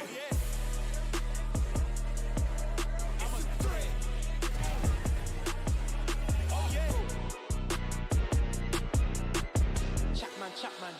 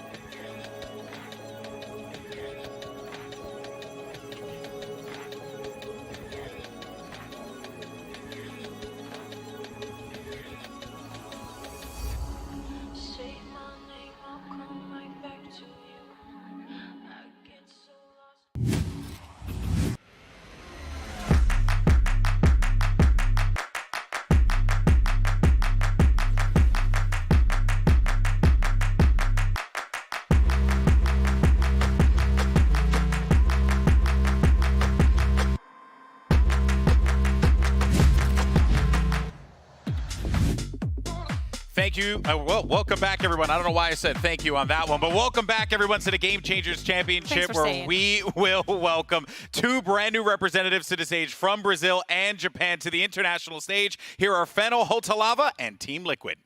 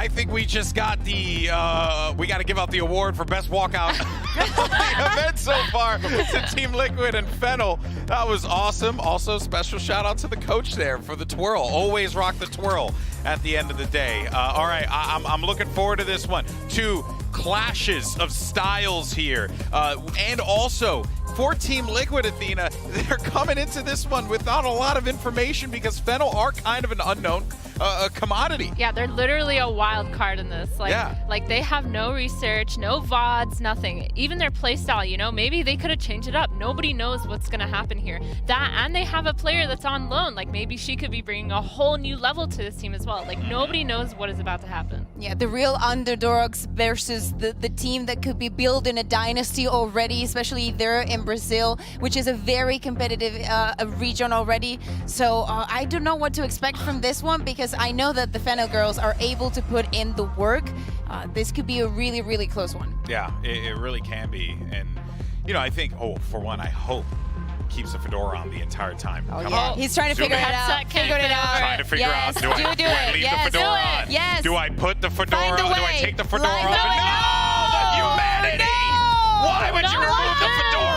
Right? Wait a minute. We have an option. Go back to the camera. I need to see if he puts... Thank you so much. All right. He needs the in-ear first. Oh, yeah. You need the in-ears first. It's obviously an important part of the process here, but we have to know if the fedora stays. Because if the fedora stays, Fennel's winning this series, and I'm predicting that 2-0, 13-0, no chance. I mean, why does everyone on Fennel have to be so swag? Like so swag. Like all of them look so sick. Like I'm kind of jealous. Like I want to be on that Suzu tweeted us yesterday, and I felt like the coolest person in the world. Okay, I'm a 35-year-old host, and I'm over here just lighting up because he's, Suzu might actually be a fan of me. That is like the best thing in the world. But you know what though? Actually, what we didn't talk about is Nat One and how she was the IGL of this team. Mm-hmm. And if you asked a question earlier to Athena about that, and what I think is really fascinating is they kind of just came to this agreement because Nat would have rathered focus on the gameplay rather than focus on the call. Yeah. They came to the agreement because also there were some instances where Nat was just like shut down a little bit and won't speak during the round or when things went wrong. And Daiki, just because of her personality, if we get to know her, everybody's going to see what we're talking about. Because of her personality, she's constantly speaking, constantly out there, and that is the kind of characteristics that you need in an IGL. Yeah, I think also as an IGL, the biggest thing to have is support from your teammates. And I think having two people on a team, that can be vocal and that can control the rounds. Especially if you have one, like a 3-2 split on each side of the map, you have a leader in each of those groups. Like that is super, super important. Or else sometimes your team just won't know what to do. Any of these micro adjustments, they won't know what to do. Yeah, something that I just caught immediately talking to them was the fact that they just trust each other so much, you know, and that kind of trust can take you a long, long way because they've rammed through the gauntlet in their region to get up to this point because everyone has been trying to contend with them to be at this spot right here. But now it's time for our Prime Gaming Agent Select. Let's see what we end up getting here for our first map. It's going to be Ascent if you're just joining us. Yeah, we expect kind of very similar compositions. We expect a little bit of a difference between the KO and the Killjoy, but both teams theoretically should go for the Jet, that duelist that we learned to love and hate over the 2 years of Valorant. I actually like the Sova pick here a little bit more than the Fade. I don't know, correct me if I'm wrong though. I mean, I think both for are Ascent, both are viable for sure. I think it depends on how you want to use it. I mean, with Fade, you can definitely be a lot more aggressive and clear those close angles a lot faster. But with Sova, you definitely have more of a like map outreach, long range clearing. You can clear from so far back. Like, I think there's a difference, and obviously both teams are going to use it to their advantage. All right, real quick, predictions. Who you got? Athena? I'm going to say Team Liquid. Team Liquid. Team Liquid, come on, I said that they were winning everything today. Don't yell at me. All right, the desk is in agreement. It's Team Liquid. They're calling it here. But to call the action for this awesome clash of regions, it's going to be the mega powers of Nacho Man, Vandy Savage, and APAC Mania. Ooh, yeah. Hell yeah, brother. Thank you for the toss, GB. Hi, Puck. I'm here to bromance with you, but it's not about us. We have a clouded match today. We have Team Liquid versus Fennel, and you know what? They were talking at the desk. There's not too much tape going on Fennel. No. We're going into comfortable roles right now for both of these teams. But the concern being, I mean, I actually caught up with Palestra, kind of picking his brain a little bit coming into this event. And actually, this is kind of a concern because they're a very prep-heavy team, right? Play style-wise, there's lots of possibilities for, individuals popping off on this Team Liquid roster. But coming into here on Ascent, actually, and even just mentioning compositions, just on the desk there, is actually one of their slower maps. So yes, we could talk about the veto maybe being favored, but that's purely data-driven, right? Yeah. If we had more reps for Fennel, we might have a different discussion here. This being one of the slower maps from their pool for Liquid, Fennel have got a chance. Yeah, Fennel does have a chance, and as Myrna mentioned on the desk too, like to work together. So how can Team Liquid stop that type of teamwork? We'll find out right now as the pistol round is underway. With Fennel actually going a little bit fast at the beginning of this round. Information towards market, spotted by the turret, and looks like Fennel is ready for this. Actually, both members backing off towards the boathouse here is actually the attacker swarming in here, and actually the one to open the round up here with a headshot. Nicely with the first blood, but that site slowly opening up. Daiki just running that clock down, staying silent, going for the surprise kill. First one works, and the second. Going for that 1 versus 1. Can she get the third, but finally gets stopped. Already TL's on the rotation for support, and they also get the round. Beautiful cleanup there. Actually, Daiki tucked all the way back in. Actually avoids line of sight there. I think it's actually Festival that finally pushes into Boathouse. Paranoia slightly off, not putting Daiki in a position to find that third kill, but brilliant recovery there. Yeah, and one of those moments where unfortunately Fennel couldn't get a spike plant. No kills coming in. I thought too many kills. So we're going to opt for a full eco. Leaning a little bit towards this A side, but this is a standard, right? Playing this KO towards the beginning to find the information. Actually, whether or not there's any commitment here for Fennel on this initial swing. The one-way goes up. A couple of players ahead of it. Actually, though, to find the first with Spectre, and the second Festival will fall. Just solo work. She doesn't need any help for now. Yes, there was a one-way smoke, but everything else was all with her Spectre. As Bastarda is now moving out, getting a lot of control towards mid. Big flash to come out. Naji continue to go to work. That spike down, and that's a clean Prime Gaming flawless. No nonsense really on round 2. Actually, one away from getting the null command online here. Would have been huge to have it available here for Fennel's first buy round here. Again, happy to just stand their ground. Actually coming out finding the first 2 relatively unopposed. And that's it. That's that confidence we were talking about too. Yeah. Coming onto the stage, even in the hype videos, Team Liquid were saying, my teammates, they're just much better aimers than you. So they're coming in with a lot of confidence, really want to shut this down early against Fennel. Even just coming back to the map veto as well, this is one that there's so many reps for Liquid, and really got the macro nailed down here. Well drilled here on Ascent. Fennel initially, no real probe towards mid, but fast rotation, I guess, on the back of a little bit of utility from Liquid. Do you have the Killjoy set up here, though? Exactly. A lot from Naxi, but just from one haunt, that's already one. Nanostorm already popped off, the dash coming in, but it's still Festival that falls first, and just through the smoke is going to get the headshot onto Len as well. Well done by Nachi. And that's going to make Funnel just lick their wounds, fall back, and try to recut the noise. Yeah, no pressure anywhere else on the map, not even short here, so Liquid happy to receive that, especially with the Killjoy rotating across the A site in that setup just outside A main. Looks towards DRN, actually. Curious towards short here. On the Bulldogs, it could take a ranged engagement. Actually does spot the head, but wise to back away. One smoke up, another one back in 4 seconds. But already, Nachi's made the way all the way over to B site here. Exactly. That information to rotate back. Daiki's even watching it from the back of mid. So Team Liquid have great map control on the defender half. Now we have Funnel trying to rotate back towards the catwalk. That's going to be a smoke coming out from DRN, but Naxi holding towards the A main. And we just can't cross the line, at least into enemy territory for Funnel. Finally, Koharu's going to be able to do a bit, but that's not going to be enough. Liquid just shutting it down. So taking no risks whatsoever. It was only really DRN to kind of probe towards short. There's no overextension in mid whatsoever. And like I said, Nachi already making the way all the way back towards spawn side on B site. Liquid taking absolutely no risks. That is a lot of series play. Yeah, that is absolutely mad. But that comes down to what can Funnel do later on. Now that you have so much tape against Team Liquid, when the rounds are going to move further, now you have an idea of how Team Liquid are currently setting up as well at the beginning of these rounds. And they're going to pop things off early. Mid control. Headshot onto Bastada. And she's just catching her own flash there. First blood in favor of Fennel. Weapon semi-retrievable. Daiki ready to try and contest it at least, but actually will be rewarded. The paranoia is perfect from DRN. Now we're just trying to delay, and that's going to keep Fennel unfortunately pinned close. It's time for Team Liquid instead to push forward, and this is again not looking good for Fennel, but again, it's just an eco round that you see coming into this round. Only Len, the last player standing for the team on the Japanese side, against 3 players watching the spike. Already though, 2 great examples of mid-rounding from Liquid, just how versatile they're willing to be around the map. Len, Sheriff in hand, still got the light shield, but got to isolate one of these kills at least. Spike is retrievable.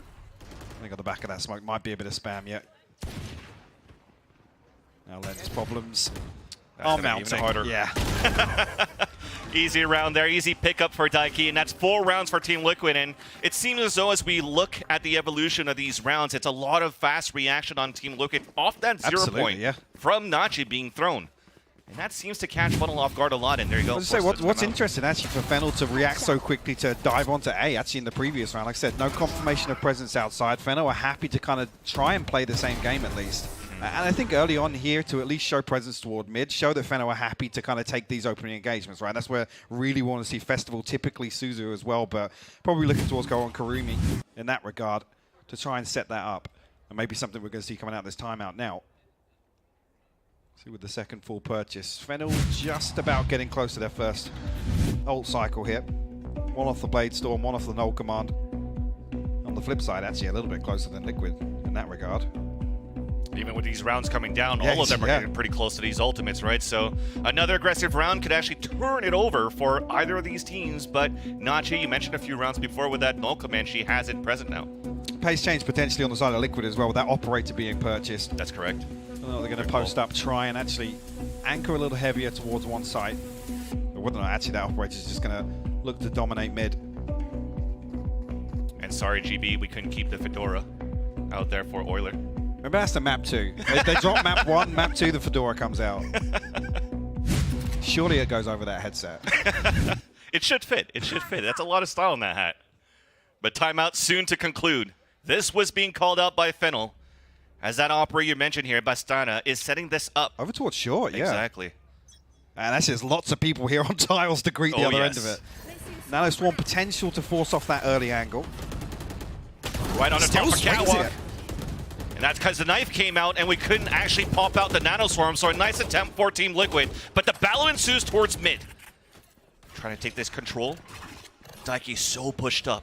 Just on the right side of the arches. Not noted though. The Prowler misses. What trigger discipline? There's 1 and 2, and the crossfire is perfect for Team Liquid. A slight mistake, a slight mishap for Fennel, but they pay a heavy price. Spike down mid. What a setup, and I think it's actually on the back of actually the operator being noted on shore as well. The second layer to that being Nachi, that maybe there's just a little complacency here shown towards that mid utility. Len now, you can see Liquid. No nonsense once again. They're tucking up. They're ready to take this engagement. Don't want to give any space for Len to work with. That's another Prime Gaming flawless, Vance. 5 on the board for Liquid. What do you do at this point? You just got a timeout for Fennel. You're talking things through. And you're like, brutal. Yeah, it's brutal. If that was the round that they're going to bring something different, try and really disrupt this setup from Liquid. I mean, operator not rewarded initially, but this play from Daiki. Beautifully done. And actually the counter peak to come on the back of it. And for an age, Daiki, we mentioned on the desk, 18 years old, but still has that trigger discipline on that mid, waiting for the players to get through, and then to go for the double swing with Naxi to be able to get that round for Team Liquid. Very, very well done. Shows like almost has been playing this for 10 years pretty much. But silver lining, at least we have a Blade Storm for a Festival. Being popped out, we heard it coming through. Orb also being picked up to allow Kurumi to at least get the Nightfall into the next round, and a Stinger that we currently have too. Potential here for Festival to get something done. Liquid actually tempering ever so slightly. A deeper hold this time around. Killjoy set up towards shore. Actually, yeah, just trying to avoid any possibility of getting suppressed on the way through here. No progress anyway. Actually, Spike creeping back towards this operator. Just unscoping at the wrong moment there, but going to take a second dip at it and gets rid of the Blade Storm. Had the Blade Storm to work with, dashes away, gets the headshot on to her opponent, sorry. As Nachi, meanwhile, fights towards Wine. So that null command was actually pretty good being done by Nachi to funnel everybody else towards that B site. Unfortunately, Nachi, a fragment that doesn't connect. We're still trying to cut her down as Funnel's trying to go for a split. Too much going on right now for Funnel. They can't take control of anything. I don't even know if he really walked into the site, either of these sites, since pistol round for Fennel. No, the near side coming perfectly for that blender setup on Tree. Yeah, nothing else to do. The headshot will land 6 on the board now for Liquid. And building up momentum. Got to see something early from Fennel here. Yeah. Already coming into round 7 and very few positives. Not through their own wrongdoing. Liquid are playing a flawless game so far. Yeah. And at this rate, going really quick every single one of these rounds. We're just, unfortunately, not getting enough utility to push these aggressive angles back for Team Liquid, but thankfully, we just saw before those replays, we got those ultimates ready. Yeah, the problem being, I mean, a couple of rounds ago, we were talking about Fennel having the advantage in terms of that first ult cycle, but it just comes off kilter. Had nothing really other than the Blade Storm to invest. And the way this has gone, this is so lopsided. Actually, the dash ahead here. Festival looking to find the opener. One stuck in logs, but somehow still manages to get the shot, forces out the Hunter's Fury from the opponents, and finally we open up the site for Fennel. A 3 versus 2, 1 player advantage for the attackers as we finally make it into the site. Big tag onto Suzu though. That Hunter's Fury. TP actually all the way into main. Not contested here, so DRN's got a little bit of space to work with. And actually now, that position on the other side, but Suzu gonna find it. Unfortunately, looking to clear the corner of the right side of Garage, gets picked out there by Suzu on top of Market. Suzu's down to 2 after that shocked up. Just so much money to work with. I like the idea to go for it, make it expensive for Funnel, but... Beautiful pace change though. Again, Festival throwing her life on the line to find that opener. And even with the return there, which never should have happened from Logs. Never should have happened, but still found it. And actually, minimal investment here. You can see we had 4 ultimates coming into this for Fennel. Didn't use anything. See, Nachi just caught off pace a little bit. That's a great way to start the round, actually, to get your first round on the board. And that was off the aggressive dash of Festival. And no ultimates, as you've mentioned. This is something that's important that they could cycle through into this round. It's a knife coming out. Counter dart, so we see some aggression coming out from Daiki. And with that Fennel, sorry, they're looking to work back towards the mid slowly. Drone actually to clear space here. It's a very, very deep push. Liquid not phased at all by that previous pace change. So on the back of that, Fennel looking to find their way through towards Market. Lockdown invested actually just to clear out kind of close sight. And actually looking for the counter. That's going to prevent any progress unless they rush this. We're actually running into it, so Fennel definitely looking to try to break it, work towards spawn. Nice double dash to try to get in and get the kill onto Daiki. Can we make it out? With success. It's just 4 players from Fennel now wrapping through the defender's spawn. Actually, Nachi and Naxi, choice but to let them pass for the time being. Still at 2 players, though, from Team Liquid on the A site. At the tree, at the A main. And this is all individual fights that are about to happen. Len gets that victory against Nachi. Paranoia comes out. Festival? What? Nice kill. Fully blind. Actually caught that Paranoia. And that is continuing to be clean for Fennel, as there's only 1 player left, and Naxi still has enough money to buy into the next round. Still an opportunity to make things very expensive for the attackers on this pulse plan as Festival goes for the jump peak and spots the defender, the remaining defender for Team Liquid. She's looking for the opportunity to look for those exits. Kurumi tucked in, low HP, down to 20. Festival, no nonsense. What a round again from Festival. Really the tip of the spear for this Fennel roster, and proving that already now. Back-to-back rounds. It didn't see anything coming out of the timeout, but that doesn't seem to have phased them whatsoever. Great audible call here as well, in the chaos of both lockdowns. I mean, what is that? Also just insane that through the chaos, did it just decide to push through the lockdown there's and go 4 for of them spawn? in defender's spawn. Like I said, the audible's fantastic, and Liquid maybe actually not considering the possibility with that counter lockdown that that's going to be the decision made. Sticking together is the name of the game for Fennel. As for this round, we're picking up the pace towards B main with the Prouder to clear things out. Festival, as you mentioned before, the one that's going to get, or try to get first contact this time towards this B site. I've always seen Naxi as well. You see Naxi's set up to try and slow down Festival, prevent that dash onto Switch, and kind of isolate, split up Fennel on some of these heavy sight hits. A lot of numbers there for sure. And there's that contact, and unfortunately, it's going to be Festival that picks up the head of Bastanda. Nano Swarm on the top of Catwalk to try to push the defenders away. And finally, there's some good mid-control coming out from the attackers. Festival looking to smoke up towards his Catwalk to allow the rest of Fennel. 3 players moving up towards Pizza. It's a 3 versus 1 in this section, but Daiki still does her job before she gets picked off by Koharu. Let's see, Len with the TP to backside. This B side is wide open right now. Naxi, though, will catch one on the retreat, and that's the spike noted. Precarious position, but it will be recovered. The numbers advantage here for Liquid on the way back through. Actually, Fennel trying to bait out with that tap of the spike to try and get another kill to make this a little more comfortable. What's really important here, the paranoia from both of these Omens. And that comes out, both hiding inside the smoke. Len still manages to get the headshot onto DRN. A 2 versus 2 and 15 seconds left. We have to commit into this site. But now as it gets spotted on towards the sidewalk, a 1v1 as Suzu's moving down, looking for the plant. It's gonna be a fake tap. Here's the spray. Knows where it's coming from now. 4 seconds left. Gets the headshot. My God. Wow. Suzu ice cold, not even going for the plant with 4 seconds left on the clock, and played to perfection by Fennel. Like I said, trying to bait out an extra kill to make that a little more feasible. So well played, baited Liquid in. I think actually DRN's the first to fall inside that smoke. Yeah. Trying to spam in once again with that Vandal, but the Tracer's noted perfectly. What a round. It looks like we just needed to shake a little bit of those nerves. I mean, GB mentioned them being kind of an unknown entity, but they're so unpredictable right now. They're playing really, really slippery. It's as if Liquid can't really get a grasp on what they're going to do. And that's a switch to be closed by Festival. Nice little haunt coming out as Festival was trying to get the spray, but no kill. Still decides to push through the Nano Swarm, but we have bloody kills going in towards this B side, but the advantage still comes out for Fennel. God. 2 versus 1 Bastada. It's going to have to try to clutch it. Activates now to Dash. Dashes away. She misses the spray onto the sidewalk. As that allows the last 2 players to try to set up, but no time. Nice shot coming in from Bastada. 2v1 for the Red Bull clutch. I mean, this started off 6-0, but it's heating up now, coming into round 10. What a crazy exchange the last few rounds have been.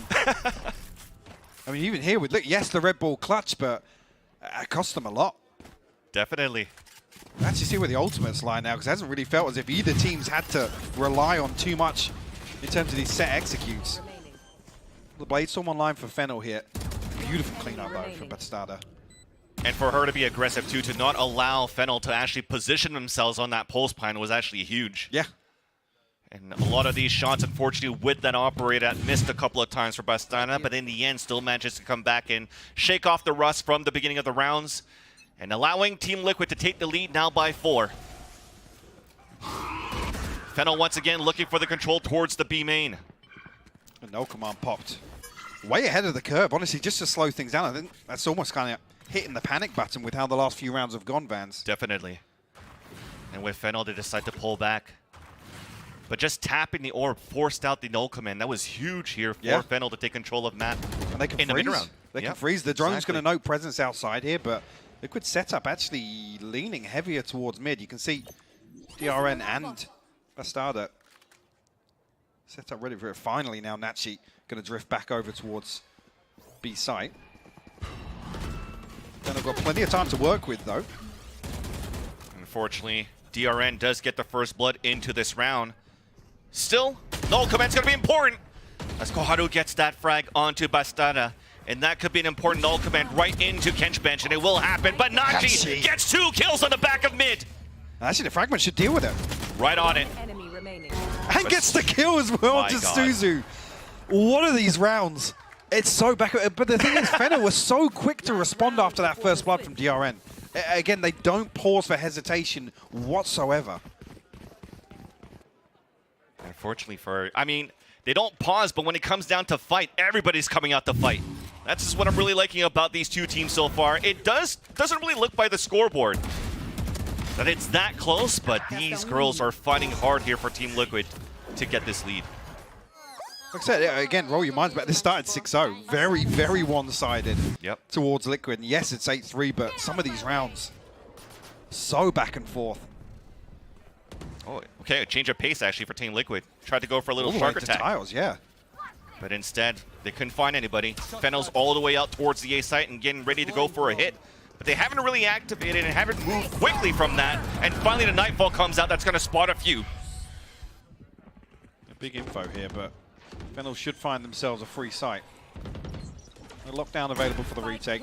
Such a low Just buy. the Blade Storm and the TP for DRN. Actually, though, on the top of heaven for Haru to answer back towards the doorway. But as we mentioned it before, once the action starts, it's going to be chaotic. Working with the buddy system for Team Liquid to try to go for the retake. It's a 3 versus 3. Decent positioning going out on the pulse plan for the attackers, as it's a 1-for-1 towards the doorway. One hiding towards the dice. It's Len. Head-to-head against Naxi, but Bastara's there to save. A 2 versus 1 Suzu, it's planted for her. First headshot coming in. Now we've gotten halfway. Oh, and unfortunate turret gets the kill on the clutch. No! Naxi could just stick it through. And it'll be 9-3 on the half. Another round, though, where Fennel make something from nothing here. I mean, it's Guardians just swarming onto the site. Liquid do fantastically well, like finding these strikes, like you said, that buddy system coming into effect. Even here with the nano swarms, I mean, Len just gets overwhelmed. Like I said, in that position, having a Guardian to work with makes it so difficult. Well, with that, Fennel has a lot to work with, but let's see at least if the desk could figure out what they could do. Thank you so much, Vansili and Hypoc, for that one. And yeah, I mean, honestly, like, this started off rough for Fennel. Although they were able to find some rounds, maybe they could lean on the 9-3 curse, Athena. Yeah, maybe. I mean, TL was doing such a good job. They were actually fighting for one part of the map every single time. Whether that was mid, A main, B main, whatever they did, they fought for it, and they fought for it together. I actually want to look at one of the rounds here. I'm going to look at round 5. And on round 5, what we saw was Fennel actually making a mistake with their Prowler, not clearing the corner, and as such, the discipline on Daiki to just let the entire team run through. You can see her teammates are supporting her from market, baiting for her. The comms are there. Now one coming up from behind with the flash and immediately running up Cat to just come and help her. This team is so good together. They're playing together. They're peaking together. Everything is just going really, really well for them. Obviously, Fennel, they dropped it a little bit just by not clearing their corners. But, you know, like, at the end of the day, that's what makes a team good, is being able to pick up on the other team's mistakes and adapting to that. Yeah, they're kind of like a hyperactive team, right? But moving forward into the next half, we talk about the 9-3 curse. I wanted to take a look at a heat map that is going to show us where Team Liquid has been planting their spike every single time that they've been playing here on Ascent during the last series that they played of Game Changers. First of all, they played 71 rounds on the attack, and they planted 55 times. That's a 77%. That is a lot. But as you can see, we have 3 big red dots here on the map. So knowing that you have a KO, knowing that you have a Killjoy, if you're Fennel, if you have studied, you know where you have to place that utility, you know what to save, and you know how to play around it. They really want to plant that match. Okay, give them some space, get the spike down, and we know how to counter it. Yeah, that is a great point that you bring up there, because now this is where perhaps that could play a disadvantage here to Team Liquid, having that much footage versus Fennel. Yeah, I mean, it could be a disadvantage for sure, but again, with the Killjoy utility, Liquid actually has a Sova to counter it. Make sure you're shocking the bomb before you're planting. Will they expect it? For sure. I mean, that's kind of up to them, but we'll see what happens. Yeah, we will see. All right, well, let's see if the 9-3 curse is an actual thing, or can Team Liquid just close this one out to send it back to Vansili and Hypoc. Thank you so much to our friends at the desk, and indeed, we'll see if the 9-3 curse will ensue now for Team Liquid, and we'll see also if the battle between this Killjoy and this Sova, now that we do have Suzu playing this Killjoy on defense, will actually matter for the scoreline. Yeah, I think a very, very minor kind of difference in composition that might come across. Whether or not actually Fennel are going to... it'd be very unorthodox for them to just sit back and try and play these kind of anti-plant setups here on Ascent. Yeah. Particularly as we come through to the bar. Actually, a couple of members of Liquid marked here. I don't see an initial rotation finally. Actually, Kahao going to make her way over towards Tree. Both members, Len and Kurumi, actually down on site here, so they could get overwhelmed very quickly, Vance. In a great spot, though. Len is at hell and does have the paranoid to work with, but not anymore as Nachi gets the opening kill. Now battling inside the smoke, Kurumi answers back, but she only has 10 HP remaining. We're flooding the site at least for Team Liquid, but we're also dropping like flies as the rotation is already coming through for Fennel. Naxi answers back. Daiki continuing to do the same as the numbers are now back in favor of Team Liquid. Spike is yet to be planted. Just trying to make sure that we stand our ground. And here is the attempt on the retake on the last two players. What a read by Naxi for the first kill. Suzu then answers back, but man, that was a great read for the pistol. Naxi in a great position just to counter that cloud burst dash out from door. Beautiful stuff. And like I said, actually, it took quite a while to find both of those kills on site. Yeah. Fennel able to slow things down with how long that takes, but just didn't matter. Liquid able to make their numbers work. Even seeing tendencies like that, yes, the pistol round, but makes me believe maybe they're not going to look towards leaning a little deeper and playing anti-plant and relying on kind of that homework factor. You'd see actually a heavy emphasis towards mid early on. That was pretty much 3 set up towards mid to greet anything from tiles, anything from top mid as well. Whether or not that trend will continue. Heavy stack towards B this time around. No investment though. Classics across the board. Fennel want to pile everything basically into round 15 on that purchase. Liquid's by actually well rounded out with 3 Bulldogs as well, so well equipped actually. Yeah. This is going to be a very hard fight to take for Fennel here. Going for the full eco and hoping into the later rounds they could come back on the defender half. But a great execution comes in for Team Liquid, but they'll soon realize that the site is up for grabs, that the stack was actually on the other end of the sites. And going for one of these plants that we did see on Kakuka's heat map here, but actually Fennel trying to get ahead of the curve, try and prevent that from happening, but Suzu punished for it. Bastaja, what a beautiful cloud burst to just give a one-way angle, and that was pretty much it. Clean right now for Team Liquid on the pulse plant anti-eco with the prime getting flawless. Yeah, struggling to get anything done here with the classics, but this is the round we look towards for Fennel to potentially make a stand here in the second half. Like I said, that previous purchase well rounded out now with 3 Bulldogs. The fact that it was a prime gaining flawless as well. We'll have an extra rifle in the hands of Daiki. Real old progress to write home about in comparison to the first half, actually. Yeah. Well, at least with that full eco that they had for Fennel, they'll be able to have full utility. And going fast at the beginning of this round. Another set piece, yeah, to try and take this mid control early. DRN just giving up that angle, allowing a little room for Festival to play with, potentially.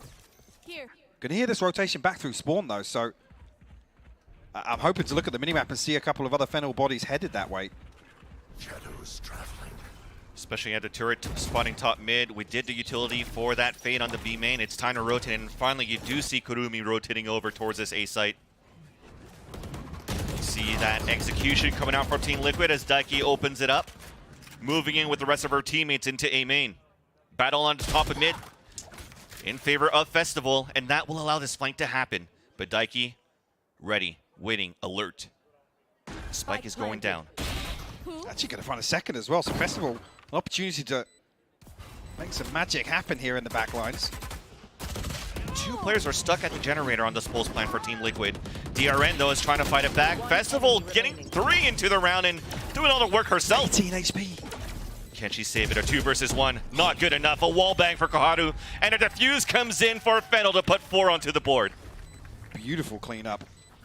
Again, that's Festival really making use of that early progress towards mid. And like I said, the rotation didn't come through early enough. I think actually once you note that, I think it must have been, it was KO steps that would have been relayed.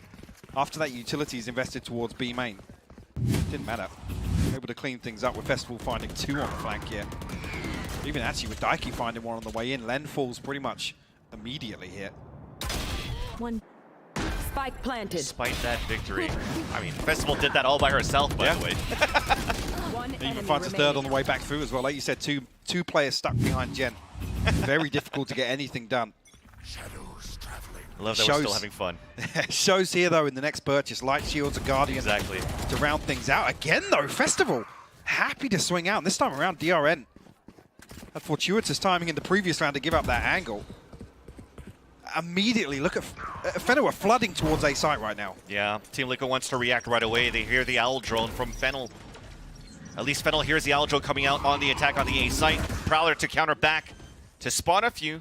And we're just getting ready to play the pulse, but Festival's already low on HP. Bastardo had to give up that angle there. Flash was invested just to set her up for success. And whether or not Naxi has lineups for this position from main. Actually, even just going to throw them through here. No nonsense. Festival going to find another one, though. And that's Nachi fighting back towards A main 2. AD yesing at the front. A 3 versus 2. Kurumi and Suzu trying to come back, but it's all up to Kurumi now. At the dice, it's still going to be Bastardo trying to fight it off, and the double swing and the double peek from A main will put Team Liquid at map point. Beautiful hold. Actually looking at where the funds are going to lie for Fennel. That previous, like I said, it was only 2 that survived on that successful round. Festival does have the Blade Storm, rewarded for that early couple of rounds. She's been happy to push and find kills. They're just struggling elsewhere, though. And even here, if it all does go awry, lots of time to run down with the Nano Swarms as well, being invested so late. Do you think all hope is up here, Mike? I mean, it's going to be it's going to rely on Festival to get something done here with the ultimate once again. Actually, Liquid, a little bit of a switch up here, showing presence towards B. But at least Suzu is all the way out towards spawn. She can pop off the Nano Swarms to try to delay for a bit while they double up towards the back B. So this is a perfect setup by Fennel, reading through the attack. There's that second Nano Swarm coming out, slowing it to delay one more time, and all of Fennel are now towards this B site to converge. Flash does not work, but at least a Paranoia does. And then Nachi gets 2 kills towards the back of that, make that even 3. It's almost over there, and it will be after that kill as Team Liquid takes the first map against Fennel, 13-4. Beautiful, beautiful setup on the end there. Again, heads up play from Suzu to try and actually avoid that null command and give some assistance. But again, I think the weaponry just really shining there. It was difficult for Fennel to really find any kills, even though they were able to slow down the execute. Yeah, I think one thing that's good, at least for Fennel, it looked like they had some moments where they could play very aggressively, play very confident on the defender half, right? Yeah, absolutely. And even just coming back to the point we made before this map started, this is one that we expected Liquid to play a little slower. So it's a real positive to see Festival still trying to, well, I say trying to put numbers up, putting numbers up here on Ascent, and actually taking the fight to Liquid, Vance. Yeah, and Team Liquid, I mean, it was their map pick, and they show why. It is the reason why they took this map. And I think, as you mentioned, you had the conversation with the coach, too. It's just like, well, we're just going to play our vetoes to our opponents, but at the same time, we're just going to run it down against our opponents. Yeah, and it's a good thing as well to see them being, we were talking about this being a stylistic clash, right? Yes. It's good to see Liquid close this out comfortably, right? With Fennel looking to really kind of disrupt the tempo of this half, in particular on the second. But it's just all around it. It's just clean Valorant from Liquid. Yeah. Again, you can see the support system in place, some really nice set pieces, even on the defense. Dyke here as well. This was such a fantastic play. Everybody is really popping off for Team Liquid, at least as they start off this matchup. I think you're going to have to at least put the spotlight onto Nachi, doing a lot of work here for the team overall on this first map, when usually you talk about the star players as Bastardo or Daiki usually. Well, and again, yeah, we talk about Nachi for a moment as well, being over on the KO. Yeah. Most of the strats for Liquid are built around putting Nachi in a position to excel, right? Yeah. To find these openers on Chamber and whatnot. So to be here fragging on the support role as well, while simultaneously setting up a team for success, that was absolutely fantastic to watch on the Ascent. The dangerous part right now, Mike, though, is that we're going into Icebox. This is a map that's actually picked here by Fennel, but you know, Team Liquid, it's a map that they're comfortable on. It comes down to reps again, and that's why it's so concerning for Fennel, right? And the other thing being that, I mean, even the Desk touched on this, how Icebox can kind of slip into being a little more puggy, and with the way that played out, I think Liquid might run away with this. Well, we talk about slipping, and unfortunately, this map one slipped away here from Fennel. We'll see if they can fight back after the break.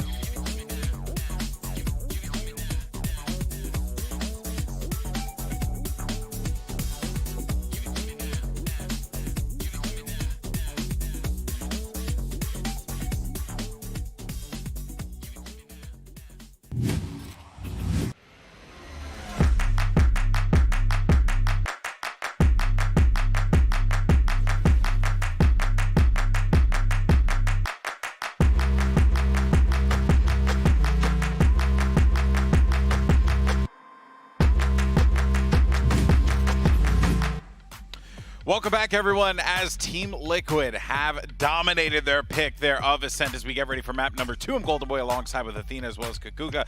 And, you know, you guys were very upfront, very blunt about it. You know, you said, I said, who do you think's going to win the game? And you both just confidently said Team Liquid. There was no doubt. And I think that reason is sound because of what we saw there. Team Liquid looked prepped, polished, and ready to go. It's very complicated to go against a team that has the LAN experience, that has you know, all the synergy that they need between them all the time together, and also a team that is not going to think twice when they want to be extra aggressive. It doesn't matter if it's the attack, if it's the defense, they want the round and they want it now.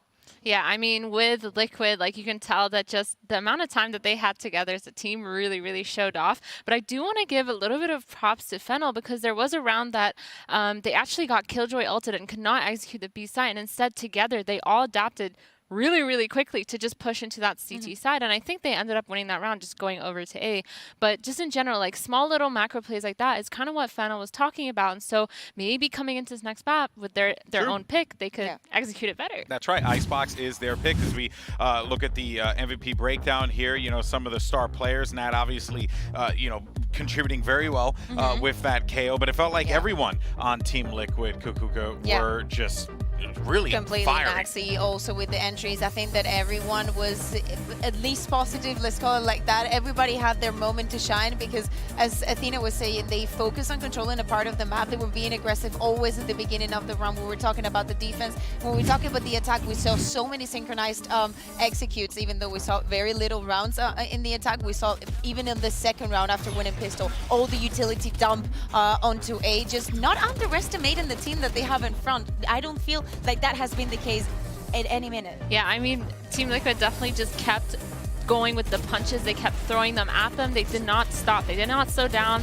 They didn't say, hey, we have better aim, so we're just going to fight you. It was more of just like a team unison come together. They knew they had the utility for the fights. They knew they had their teammates' buddy system for the fights, and that's just what ended up winning the game for them overall. I mean, either way, like, both these teams really played it out for this game, but obviously Liquid, again, their experience, their time together just really come on top of this one. Yeah, and I think that last play there that we just saw from Bastarda was like a great example of, you know, the aim that these players have. Like, Bastarda was very confident in that fight. She saw a 1v2 opportunity and just went right for it. So that's the thing. For them, for Team Liquid, it doesn't matter if you have a plan. It doesn't matter if you are thinking of a reaction to what they're going to put on the table. They're going to go for the duel. They just want the duel. They want to take it. It doesn't matter if it looks advantageous or not. They want it. Yeah, yeah. It's going to be quite scary, honestly, for Fennel into Icebox. But you know what, Athena? I do think that at the very least, like, this is their pick.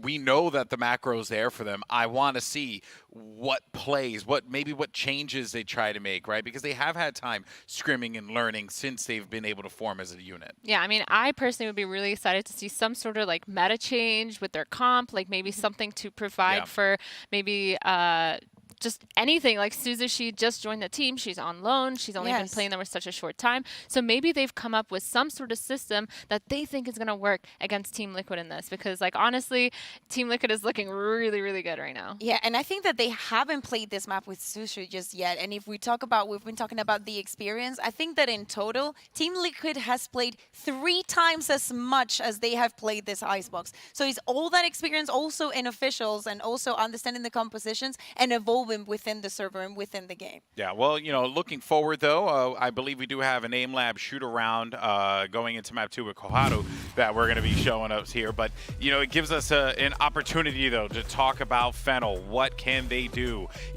I do not like to be in that mindset of counting people out of things, especially considering, as we had mentioned, they have Suzu. They have a new quantity involved in this roster that could very well be the difference maker in this game. Yeah, I mean, they definitely have to have that hard reset. Like, their mentals cannot be affected by that first game. The first game was sort of a blowout, but again, it was Team Liquid's pick.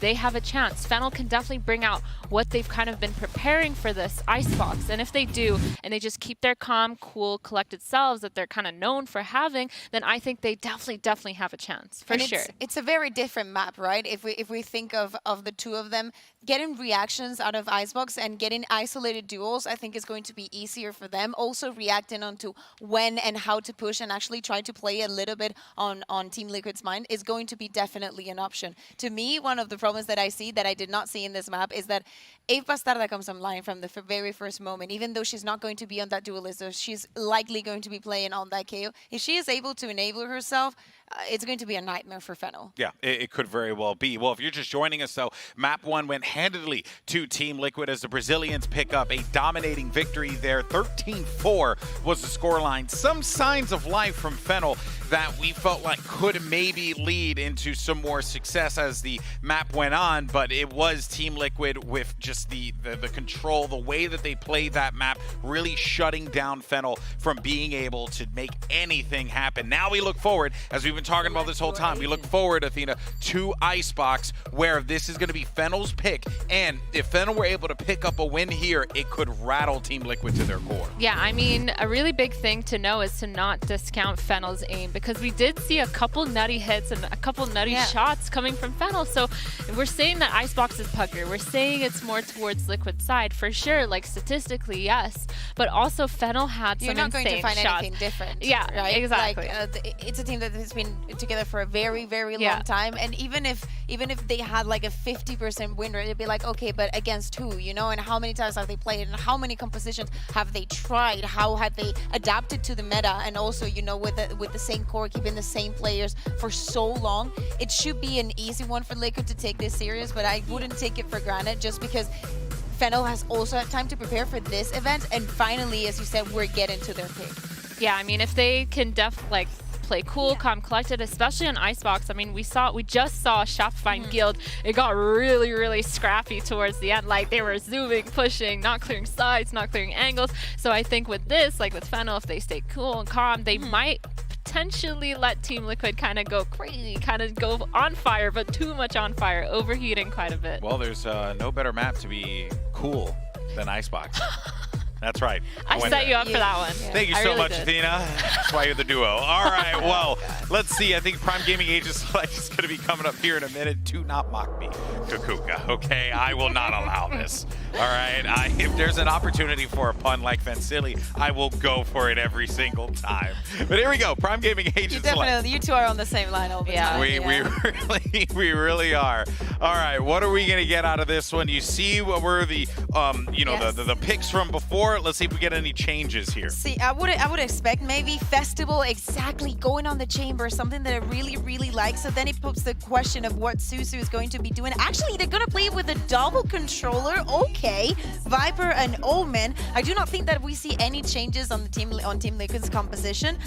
So, Athena, you're looking at me. I see you very excited. What is it about that chamber and that double controller? I knew there was going to be some sort of meta shift. I felt it from Fennel. Now I'm really excited. I'd be weirded out if they kept the raised chamber knowing that Suzu came in, you know. Yeah. No, I think this double controller comp is super, super flexible. I think you can send Omen or Viper as a lurker. You can fake so many sides. You can take control of so much map control without any of like too much utility, and that's just kind of the magic of a double controller. But I definitely am so excited to see how Fennel plays this, because it's kind of like nitpicky. It's kind of like, you know, Omen has his smokes, we use both of them, you're kind of screwed for a little bit. But Viper definitely, the wall, everything, the fakes, I'm so excited to see this. All right, well, you heard it from our analysts. Let's now send it over to Vansili and Hypoc. And Hypoc, by the way, no tech pauses. Maybe Lauren's the curse. Oh. What do you have to say about that, Hypoc? I have nothing to say because I don't want to curse this. Absolutely nothing to say. We didn't want to have a 9-3 curse. I don't want this curse. Let's just continue as is. But this is going to be very interesting as well. Double controller on this map where Fennel's like, hey, let's just play on Team Liquid's playground and try to win it with this double controller. I'm going to counter the desk here. I'll be the grumpy British guy. Because this, for me, leans towards Fennel wanting to slow things down. And, like, yeah, maybe, you know... try and fake a little bit. Yeah. With how that first map went, I don't think Liquid are going to respect it at all. I don't think Fennel are going to be able to achieve what they want to with pulling out this composition here. I'm happy to be proven wrong, always for an underdog story, but just in terms of the pacing here, I don't think slowing things down is going to work for Fennel. I would have rather see a composition built around Festival to really set her up for more success that we did see on Ascent. That was one of the few positives we did see. Yeah, and hopefully that's going to be her on this chamber. But we start things off, okay. A little bit of a shrouded step on top of Tube, and a second one there onto Nachi. Maybe she heard me. She heard me. Great start here to the pistol round, and actually Suzu looking to go even more. But Daiki finds two. The Kalat headshot. Well, that's going to slow things down for sure. And we do have the last 3 players of Fennel that were so ready for this split. I have to cut noise for now. That's already DRN making moves back towards A, anticipating this rotation coming through for Fennel. A relatively safe position though, doesn't want to commit to a peek ahead of this plant coming through, or any confirmation of presence. Meanwhile, actually Daiki and Naxi still positioned over towards B, but finally that rotation comes through. The second player now over towards A. There. As we're working slowly towards this A site for Fennel, we're hoping for this haunt to get ready, and there you go, it's propped up. It's probably going to be for them to get ready for a fast hit, and this might be a perfect timing as soon as this wall comes down. Could be. The toxin cooldown at the perfect time. The green light here for Fennel. And you hear that, 30 seconds left, not much time to work with. Actually, no sound cue given away just yet, but DRN does try to slow orb onto default. Plant will come through uncontested though. Couple of chip shot being taken here from the back of Heaven. Shots being missed by Festival is forced to TP back, and that leaves Kurumi by herself into sight. Festival trying to bait it out. She's still holding by the default. Kurumi's tucked in here to the poison orb. Close by. You do have Naxi, that's good. No! Didn't check down towards the corner. Kurumi gets the kill, and that's going to be Fennel. That's the confidence that he needed. Actually, hats off to Festival as well, even after burning up that last headhunter shot. Makes the classic work from range to find the headshot. Fennel actually doubling down on that early aggression. Like I said, Suzu straight up tube. On top of, with the TP actually here, finds the first onto the top of Boiler. Actually drops down, finds the second as well. Daiki, like I said here, total accident on the second, but finds the freebie here with the headshot. Fennel able to close things out though. So on the board here for round 1 on Icebox. See what the response, if any, from Team Liquid. Just one Sheriff in the hands of Daiki. Over towards A now. Actually 3 members over towards A here. Actually a tempered purchase here. Yeah. And I'm liking this, in the mix. I'm liking this from Suzu too. The way that she's throwing her smoke towards mid, this is conditioning every single time because she did that to get on top of Tube before. Which is one of the benefits with having this double controller. You can deploy. This is what Athena was leaning towards with this composition. Have to see when actually the adaptation comes from Liquid. Did not expect a pistol to win here against a rifle, and it's a 4 versus 4 with Suzu and the rest here of Fennel looking to rotate back towards mid. Unfortunately, the flash doesn't work to get the blindness, so that's Suzu with 4 kills into the round. Lining them up after that pop flash. He's ahead of it, still finds it. The ace will come through for Suzu, making this Omen work in the first couple of rounds here on Icebox.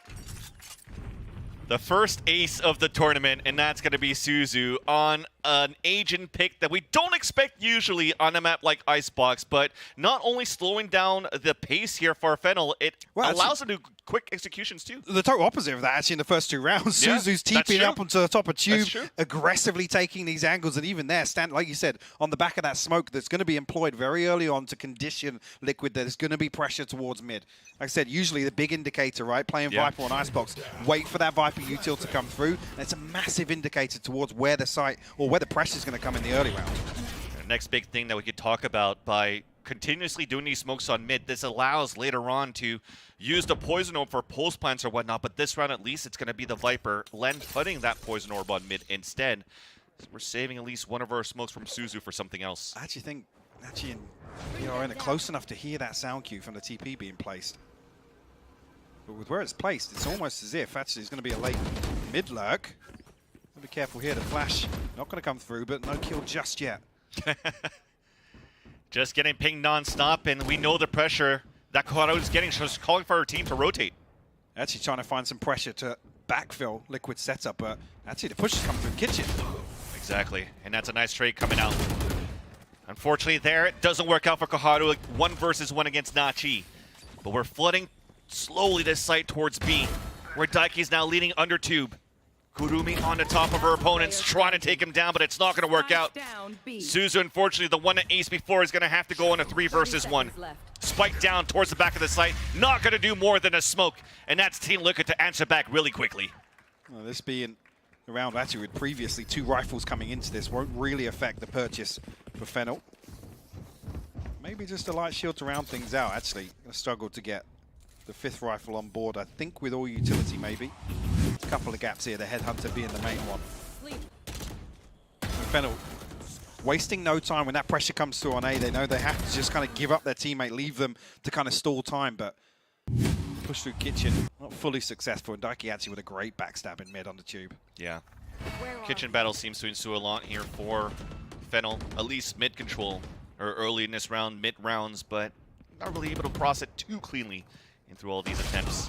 That said, Nachi, already some heavy damage forced to fall back and to get the heal off DRN. Again, being so low though, it doesn't really make it as if Nachi can re-peak here, 66 Correct. HP. A big tag coming through. Fennel once again drift back towards mid. You can see here almost the paranoia from that early conditioning, right? There's one player towards Kitchen, one towards Boiler still, just to prevent Fennel from achieving this. It's a double smoke to run through and take control of Boiler. A split from the from the toxic screen, and Daiki was just waiting for that TP to come up towards that Boiler. DRN holding towards screens. Nice crossfire set up, and that just foils the plans of Fennel to try to get it towards mid. Only 1 more to go, and that's going to be Festival, who her role was trying to go for the lurk. He's going to have to try to go for an ace clutch. Good for 2 at least for now, but getting pinged so much and sprayed down to 11. But just smiling along her way. Looking to get this clutch, looking to make it expensive, but it is going to be expensive for Fennel as well, should they lose this Phantom. Underhand flash and that swing. Very nicely done by Team Liquid to tie up the game. I think Festival will get the tour de force based on that, so something to bring into the next regardless, whether or not they can build around that. Good call. Suzu with the ultimate early on, yes, but it's pretty much going to be the tour de force coming into this round again. Surprise! Just looking to remain unpredictable, right? Just almost doing the unthinkable in some of these executes, but Liquid able to withstand the chaos and recover very well. Actually, a great audible here with DRN to just throw that wall up, slow things down, allow a couple of crossfires to be set up in different angles. Well handled here. Liquid keeping it in check very early on. I agree with you. The heads-up play to be able to put that wall towards screens. It's unorthodox to do, and quick for her to think on her feet for DRN to get that wall up. And with this 2-2, Fennel is trying to move forward on this half-buy. Stinger, a couple of frenzies, as it's looking to be a quick push. Big reveal here. Daiki and Naxi, though, just going to find kills even ahead of this Spike making its way all the way onto site. So Fennel achieving nothing here. Exactly. Able to withstand it. It might even be flawless. No, Len will find a consolation. Just seems very difficult, Mike, to try to push in right now when you have the wall up on the defenders. Like I said here, the Tour de Force, there's not much actually Festival can do. Liquid not really giving away any open peaks early on, even with DRN standing to face noted on the back of the knife coming through. No real success to be found. I mean, what I want to see is Fennel actually lean back towards a heavier site execute here with the double control. Also, with so many more smokes than the traditional just Viper here on Icebox, you really can smother a site, cover a few extra angles that make it harder. Sometimes people can peek over from the top of B site, for example, over that wall. It might actually just be that. Suzu, a couple of different smokes we've seen now in terms of this B main presence, but actually this one sets Nachi up to find Festival. Nice little move there, forcing Nachi to hold her ground or try to hold her ground towards yellow. A little bit of a combination from a 0 point to a one-way smoke, but it still makes it a 4 versus 4 situation with both of the chambers down on either team. I actually preferred the previous one that's actually on that box over the orb that allows safe passage past that corner and outside of garage as well. But it's a 1-for-1, so I argue it could favor Fennel early on in the round. And Poison Orb with A smoke, a little bit of miscommunication there from trying to cross over on mid. This is the sort of thing now, you're going to see Liquid start getting inside these smokes, just anticipating this. But Len, the contingency, the diligence. And that hold that forces angle out as well, yeah. The Hunter's Fury. They thought that the hit was going to go towards Kitchen, so that Hunter's Fury is now wasted, and that's going to be a little bit less towards the A side on defense. The wall's about to crumble now onto the mid orbit. Indeed it does on the defense to allow now Fennel to move through. Like he did get marked there. Still going to try and stand their ground, but Suzu, the swing will find the wallbang. Okay, we're committing to this. Rez to come up. All three players from Team Liquid are now looking to retake the A side, all from screens. Lots of utility though for Bastarda to try to retake the site. Sorry. Well, actually, Fennel still have both snake bites and the fragment as well, so good post plant setup here for Fennel. And we're pushing aggressively. Team Liquid looking for these swings, but the positioning is still too good here for Fennel. With the utility on top of that, it's not even needed. Two players to stay alive as Fennel are able to tie up the game once again. It's 3-3. Yeah, they dig their heels in, forcing Liquid to explore even deeper towards Belt here. So actually a great timing on the trade here. Like I said, Len actually set up, almost reading this, baiting Liquid into these sort of pushes. And like I said, expect Liquid now to start walking through some of these smokes and really figure out what's going on behind it, because like I said, they're looking to remain slippery, right? They're looking to kind of just catch Liquid off guard in some of these engagements. And keeping that Omen alive is actually quite important for Fennel. You can see on these pulse plants, we have this one-ways on the right side of A Tower 2 to not allow Team Liquid to get too much vision when they're going for these diffuses. I like it. Suzu finds another opener. That was a close call. Yeah, ahead of it. Sees the shoulder poke, and actually Festival posts back up on the angle. Going to be punished for that. Didn't expect that Nachi was going to push down a little bit further to get a little bit of a more aggressive angle, and punishes it, especially when Suzu got the early kill to make it an early 4v4 right after. That's a slight mistake coming out here from Fennel.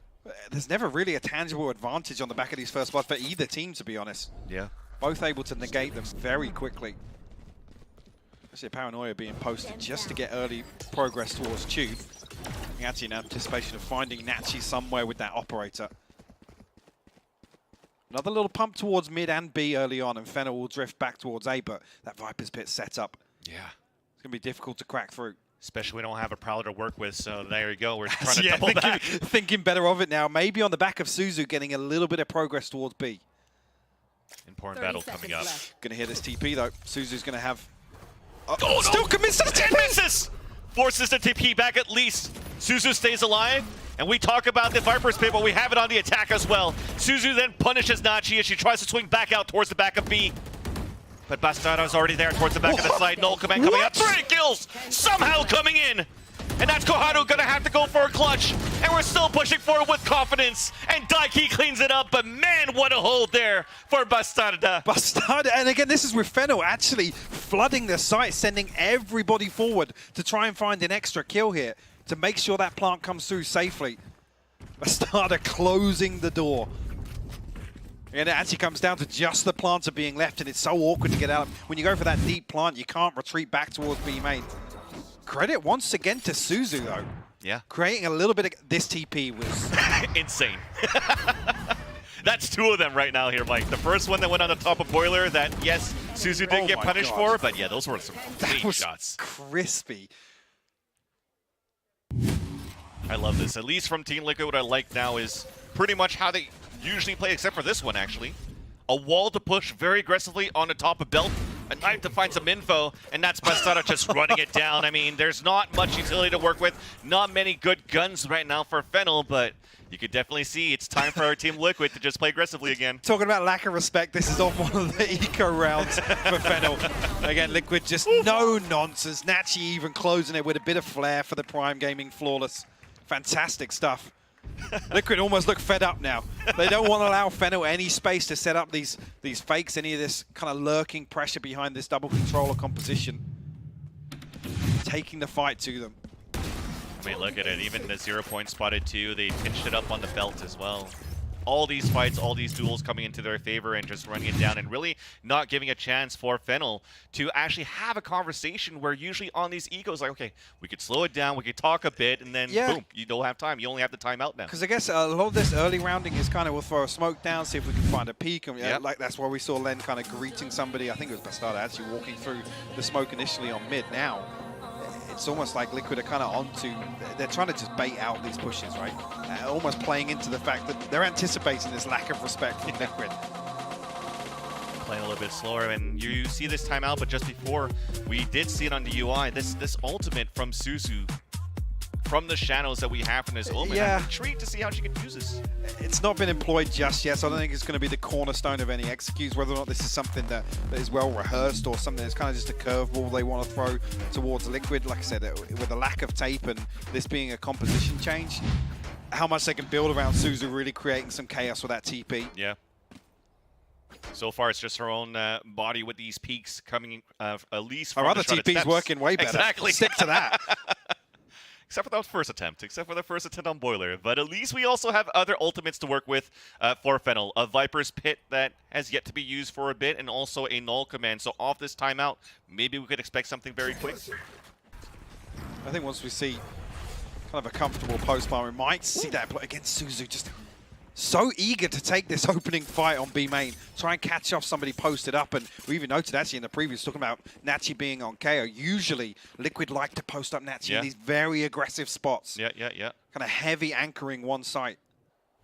Exactly, on that chamber. And the good thing about that, too, is that when she's going to be very aggressive and actually gets picked off or does get picked off, you have great players as Bastarda and Daiki that can get a 2-3K into the round and just turn it back into favor Team Liquid. So, again, this is their playground, but I do love that Fennel are putting up a fight. I think Festival might have noticed, just pulls out the TP at the wrong time. Daiki, unlucky not to find that angle, but again, Fennel. It's an early pump towards B. They try and then pressure towards mid. It hasn't really drawn too much of a rotation other than Naxi headed towards yellow here. Fortunately there. Caught off guard, is trying to rotate back, and Festival, nice little combination from Team Liquid to not allow Festival to actually party up here inside this B site. 30 seconds left. Naxi in the back of yellow, looking to get pushed forward. Len and Koharu just going to work on different areas of the map. Viper's Pit finally out for a Fennel. Looking at this plant for Kurumi. Actually, Fragment and Shocked are way too deep, so it doesn't even do an awful lot of chip damage. The second actually might do. Looks as if Fennel going to be able to close this one out, though. Aside any more Bastardo antics. We do have a knife, and we also have the recon that just went in. So close to that spray. Flash on the first, still gets it though, and that's going to be the fade down of Kurumi. Viper's Pit though still up as a nice spot. Len back towards yellow. Beautiful flash. The pit will go down. Oh and my God. Pushes forward. That's what we call hype out the Castle Curse. Oh my God. I said aside any Bastardo antics, and just like that. I mean, it's such painful timing for Kurumi as well. This flash comes in, Bastardo actually delays the peek inside, maybe anticipating somebody swinging out of the Viper's Pit to almost play anti-flash there, but doesn't even matter. Systematical clearance back onto B site. Removes the Viper's Pit. This you look back at the minimap and you think, yeah, borderline unlosable, right? Yeah. And great positionings they were. Great positions they were, rather, for Fennel. And Bastarda, man, she's feeling confident in this one. Nachi popping off on the first map of Ascent, this time for Bastarda. A 3-round lead for Team Liquid. As we hear this duel de force coming out now for Nachi. Setting up on the top of yellow to look towards Garage. Meanwhile, though, for Fennel, you see from this radar, they're looking for this mid control. A Haunt, a Prowler. Very, very fast once again. We're going to attempt for this hit on Boiler one more time, but it's a lower weaponry. At least Festival does get the first headshot with the Headhunter. As Daiki is forced out of her position. Trying to react back. DRN trying to slow it down, but still, with this ruckus of a buy that we have for Fennel, we've opened up the A site. Looking to overwhelm the Team Liquid players here. And it pays off. A deep TP, a very safe TP back towards mid here for Festival as well.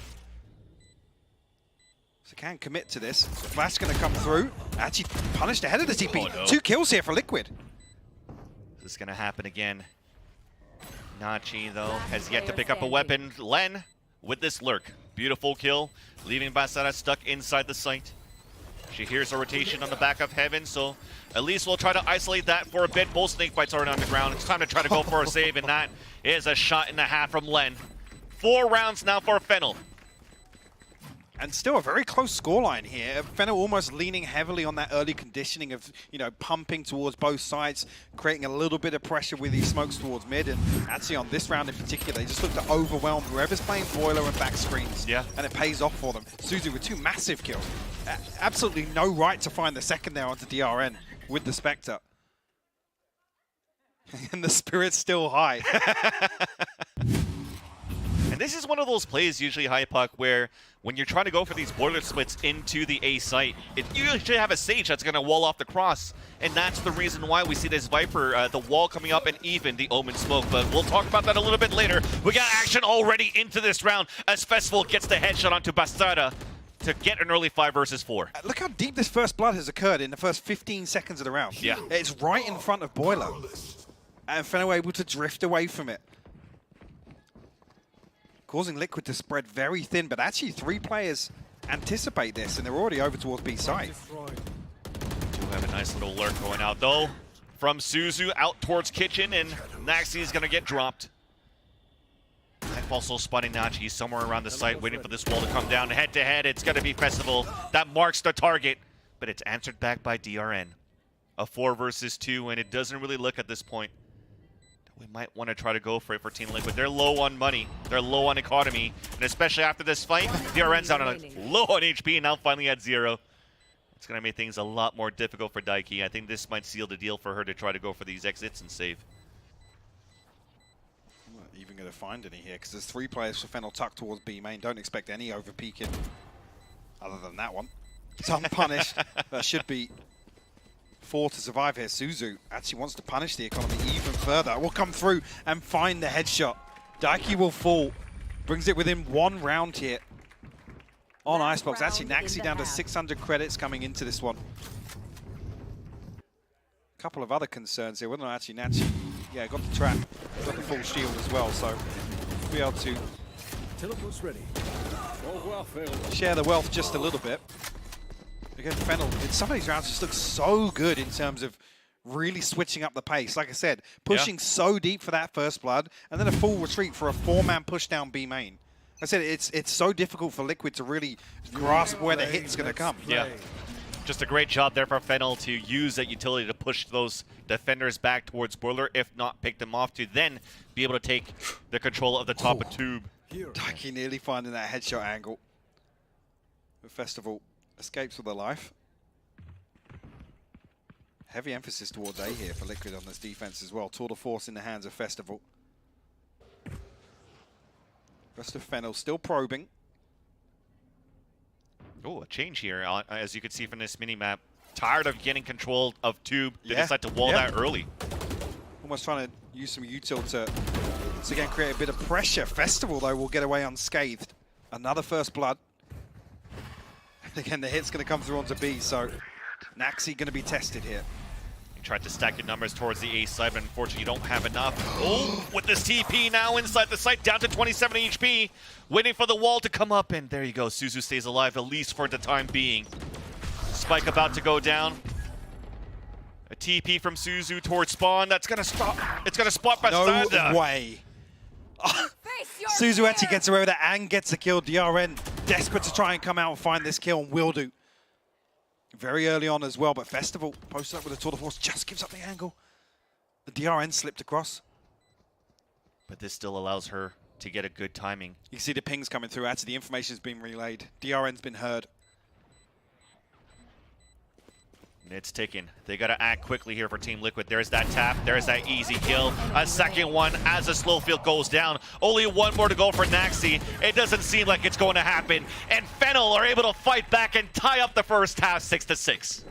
Beautiful half from Fennel as well. Even actually with Liquid, like I said, constantly. Almost feels like playing catch-up, right? We're talking about how good they were at playing reactionary on the first map. This is just ridiculous from Suzu. We're talking about what she was going to be able to achieve with that TP.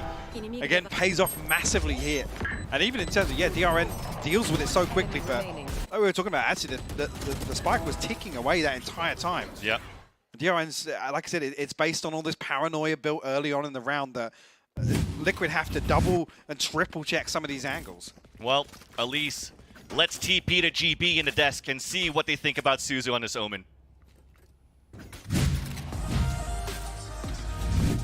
Tell you what, probably would be the most clunky teleport of all time. And it'd be like, then it'll just fall off a cliff. In any case, though, hey, look at us. Yeah? Look at us. Who would have thought? Who would have thought? We got ourselves a series, and I'm so happy because, you know, Kakuka, it's like we knew that Fennel could do this. We knew the capability of these players. They're so talented. We're starting to see those guns come online. That's what we needed. I love what I'm seeing here in Icebox, and I wanted to show it just by one round because Liquid, what they tried to do is go back to what they were doing on Ascent. Let's go extra aggressive. Let's just start every single round with a very aggressive push. And for the majority of the times, especially at the beginning, it worked for them because they just managed to create, literally, to have all the space. Just look at where the Fennel players are at the moment. There's literally no space for them. Nati even goes for almost a no-scope here. And the good thing is that Fennel started reading into this. So what the response from them was literally, oh, you want to be aggressive? Let's be aggressive. Let's actually be aggressive because I can TP,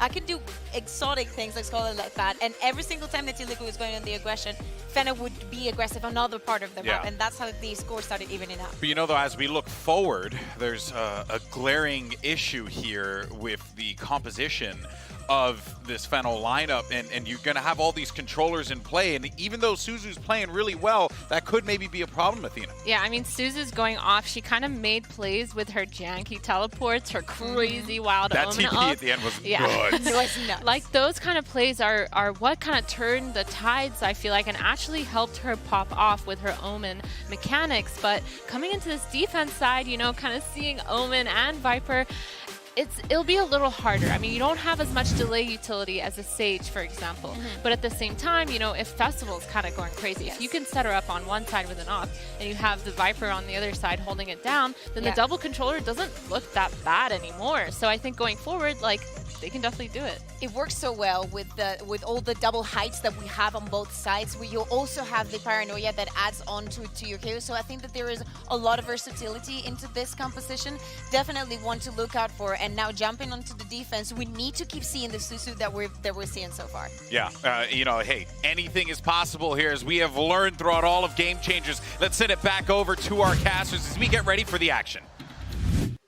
I think they bring up a great point to the desk. What's going to happen now for Suzu on defense? I mean, they did a great job with her with these teleports playing aggressively, but I don't think you could do that on defense. It's going to be harder to achieve. I think anything can work if you're putting up the performance Suzu did in that first half. That is a terrifying stat, though. Fennel having an 80% defensive round win rate. Again, this is a composition change we see here. Yes, but again, if you're just going to rely on kind of brute force aggression like we did see in that first half, you can make it work. There's a couple of nice little setups with the paranoia on these close contact angles. Whether or not we see them lean heavily on that, we'll have to wait and see. Well, here it goes. They don't care. We're pushing forward. It's not with an Omen. It's 3 players from Fennel getting the first blood. Question being, can Liquid do what Fennel did in the first half better than them? Because again, we talked about potentially getting aggressive in the early round. And actually, Suzu hasn't phased whatsoever here. I'm not sure if there's a sound cue or anything, but happy to greet this. Okay, the swap out to the shorty's dirty.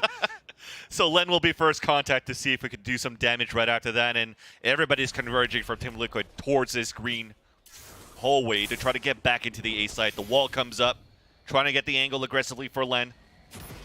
A knife too, a dink as well. So that's DRN forced to fall back, forced to even get a heal onto herself. Paranoia used as well, and actually no confirmation on the other side of it, and the shorty actually letting Suzu down. Daiku will find one.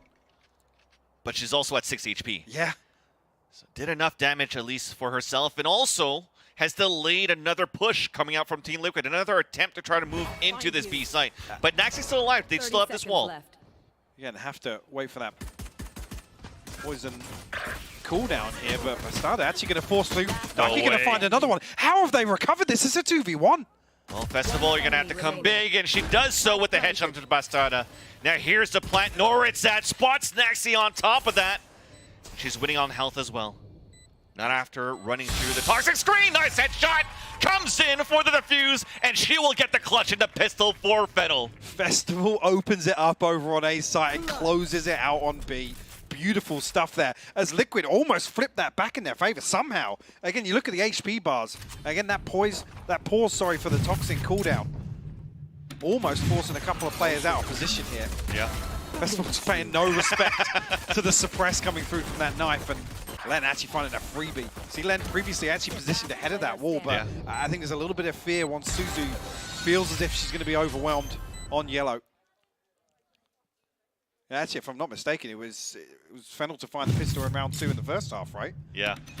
I actually want to know what the move is every time they win rounds. I want to learn that. I'm gonna start doing that after our cast. I was gonna say you can bust it out afterwards. Oh, yeah, A Fennel win here, you bust out the dance.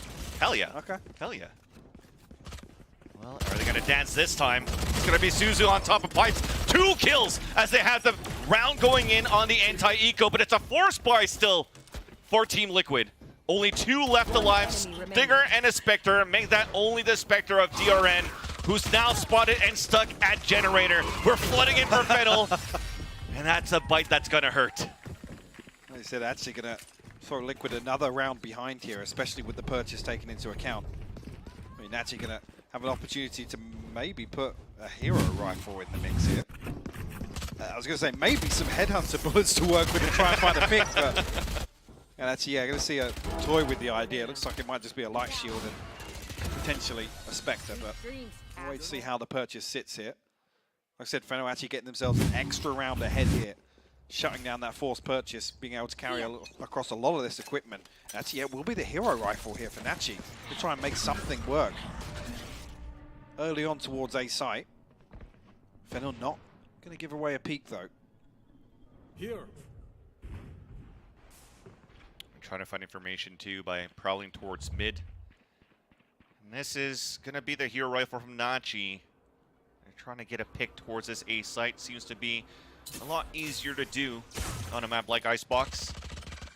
Meanwhile, they're still creating a ruckus, still breaking, trying to break utility towards this B site, trying to waste utility as well from Fennel. But this focus is just going to be a default. We're trying to force rotates here from Fennel, as Team Liquid are still looking, waiting for the smoke to dissipate on the top of pipes. A little off kilter in terms of when that one way goes up. Actually, the wall's going up at the same time, so potential here to maybe be caught off guard with that utility cooldown. Not necessarily on this round with, well, I guess what Fennel will assume is a lesser purchase, but a Festival with 2 quick kills with the Bulldog, and actually the spike noted. 30 seconds left. The issue that they had there, trying to force rotates on either positions, but nobody's playing towards mid, so you get punished on that. And actually just desperate to try and get something done with that rifle after spike is noted. Maybe trying to catch the backside of that rotation, but it's a prime gaming flawless for Fennel here. 9-6 the scoreline. Liquid going to come back in on the purchase. No ultimates online just yet, though. Yeah. Bastarda and Daiki, the closest 2 away. Festival lining 2 up there on that double swing. Nothing they could really do there for Team Liquid when you have the weaker weapons. And into this round where they have weapons to work with, you're looking at Fennel. Do they want to go for some sort of a bonus? And it seems as though they're opting to literally opt. Yeah, actually putting the operator in here. I mean, even a kill and the death will get the tour de force back, so it's almost cancelling out that purchase. Suzu, so aggressive with that TP. Unfortunately gets punished for that one, but it almost caught one off guard. Bastarda gets the kill, and that forces a rotate from Fennel out towards the A site. Knife from a 0 point from Bastarda just to clear out to see if anybody's pushing forward towards Maze. But that's going to be a passive setup now, a passive hold for Fennel inside this A site. With this operator tucked so deep on B, actually they can prioritize. Hoping actually that this owl drone does get employed to clear out these close angles, and I don't want to see them push any deeper to use it. Oh no. Lack of diligence shown here on the way through from Liquid. Daiki will fall, and actually does remove any of that utility for the push onto site as well. Festival might be caught with this suppress though. Thankfully from the null command, so you got to do whatever you can. You Beautiful wasted out the time. Yes, that allows DRN to run out. Naxi also cap it on to land inside this B site, and unfortunately off that null command, off that combination. Everything falls until now. Until now as Haru is on a 2 versus 1. The wall up towards spawn, but she's already been spotted towards the kitchen window. She's eyeing in. Nice headshot there onto DRN. Will it happen? We're trying to jiggle peek across. 1 second onto the knife. Pushing forward, and that's good. It doesn't. Oh no, it doesn't. I thought she had the call from that knife. When that knife comes through, it doesn't confirm any presence behind. I thought maybe we're going to swing back towards Snowman, but what a clearance from Liquid to counter this op setup. Actually, soon as Festival tries to fall back, what is that from Bastardo team to find that kill? But here, the lineup with the fragment to force from back behind that double box, and then the flash onto back yellow. Fantastic stuff. I even noted actually a lack of diligence on the way through with the Aldrone usage, but great counter to the op setup on B. Oh yeah, and there you go. You see that pressure as well in that 1 versus 1. That could have been won there by Koharu. But just playing on LAN here, it's a big stage. Like I said though, with the operator investment in the... Now you see the Aldrone come out, yes. That 1 kill and the death puts the tour de force on the table here in round 17. And noted very early on, so Liquid are going to drift immediately towards the A site. Yeah, so you learn from your mistakes. We also spot it too from the 0 point on the attack, so that rotates everybody out towards the A site. Or Suzu, man. She's ruthless right now on these kills. Suzu's playing a different game, honestly. And actually continuing that success that we saw in the first half. There's a big win condition here in the second. So they haven't got much like late round stall, right, to slow things down. But Suzu still finding opening engagements. It's almost like a Rengar coming out of the bushes, just getting all these kills. I don't understand the reference.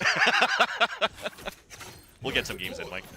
5 versus 3 as Team Liquid are looking to move forward here towards the A site. And a counter paranoid just to try to hold it down. And Suzu, unfortunately, oh, okay, I thought she was going to get caught out of that, but swings down, gets the headshot onto Daiki. 2 more to go now for Naxi and Bastarda with 30 seconds left. I don't know, man. I think it's time to lick our wounds and try to fall back and save these weapons. Yeah, desperately going to try and hold on to these, I think. I mean, you look, Daiki, Nachi, and DRN, not a lot of funds to spread through this. I'm not even sure, actually, of the ultimate progress elsewhere, but it's unwise to force through and lose these weapons. Something to work with in the next, at least. Exactly. But Fennel, find double digits. I just love how they're inching slowly here off this free cam as they hear the footsteps thundering to Fennel. That really doesn't want to let Team Liquid save these weapons, and Team Liquid, they're not even shooting.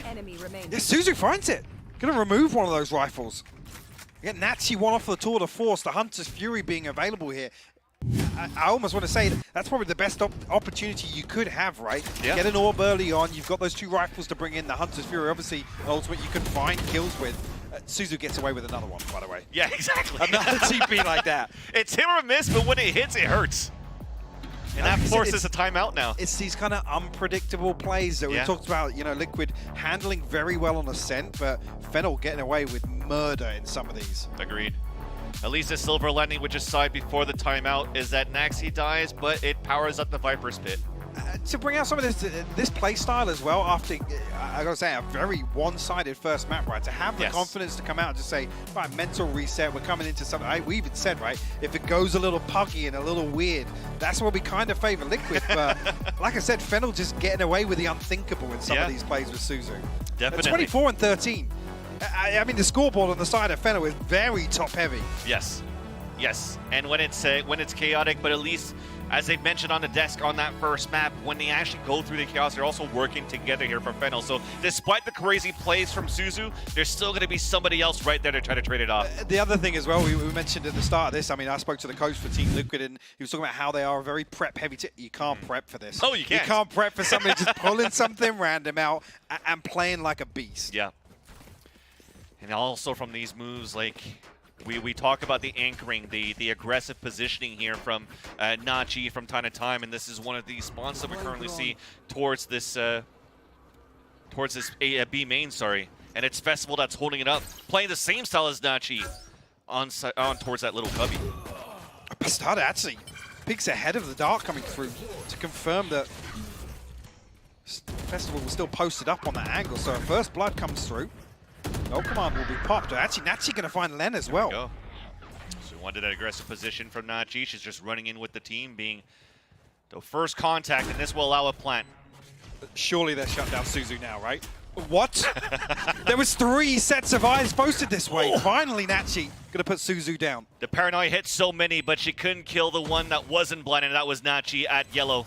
A 4 versus 2. But we do have, actually, the money's really low for Fennel. We're still gonna go for it for a bit. We get another kill here. We have a Nightfall available for Kurumi. And that's gonna ping a few. Big investment. But great counters coming out. Great utility. DRN slows down towards yellow, so they can't really do much yet.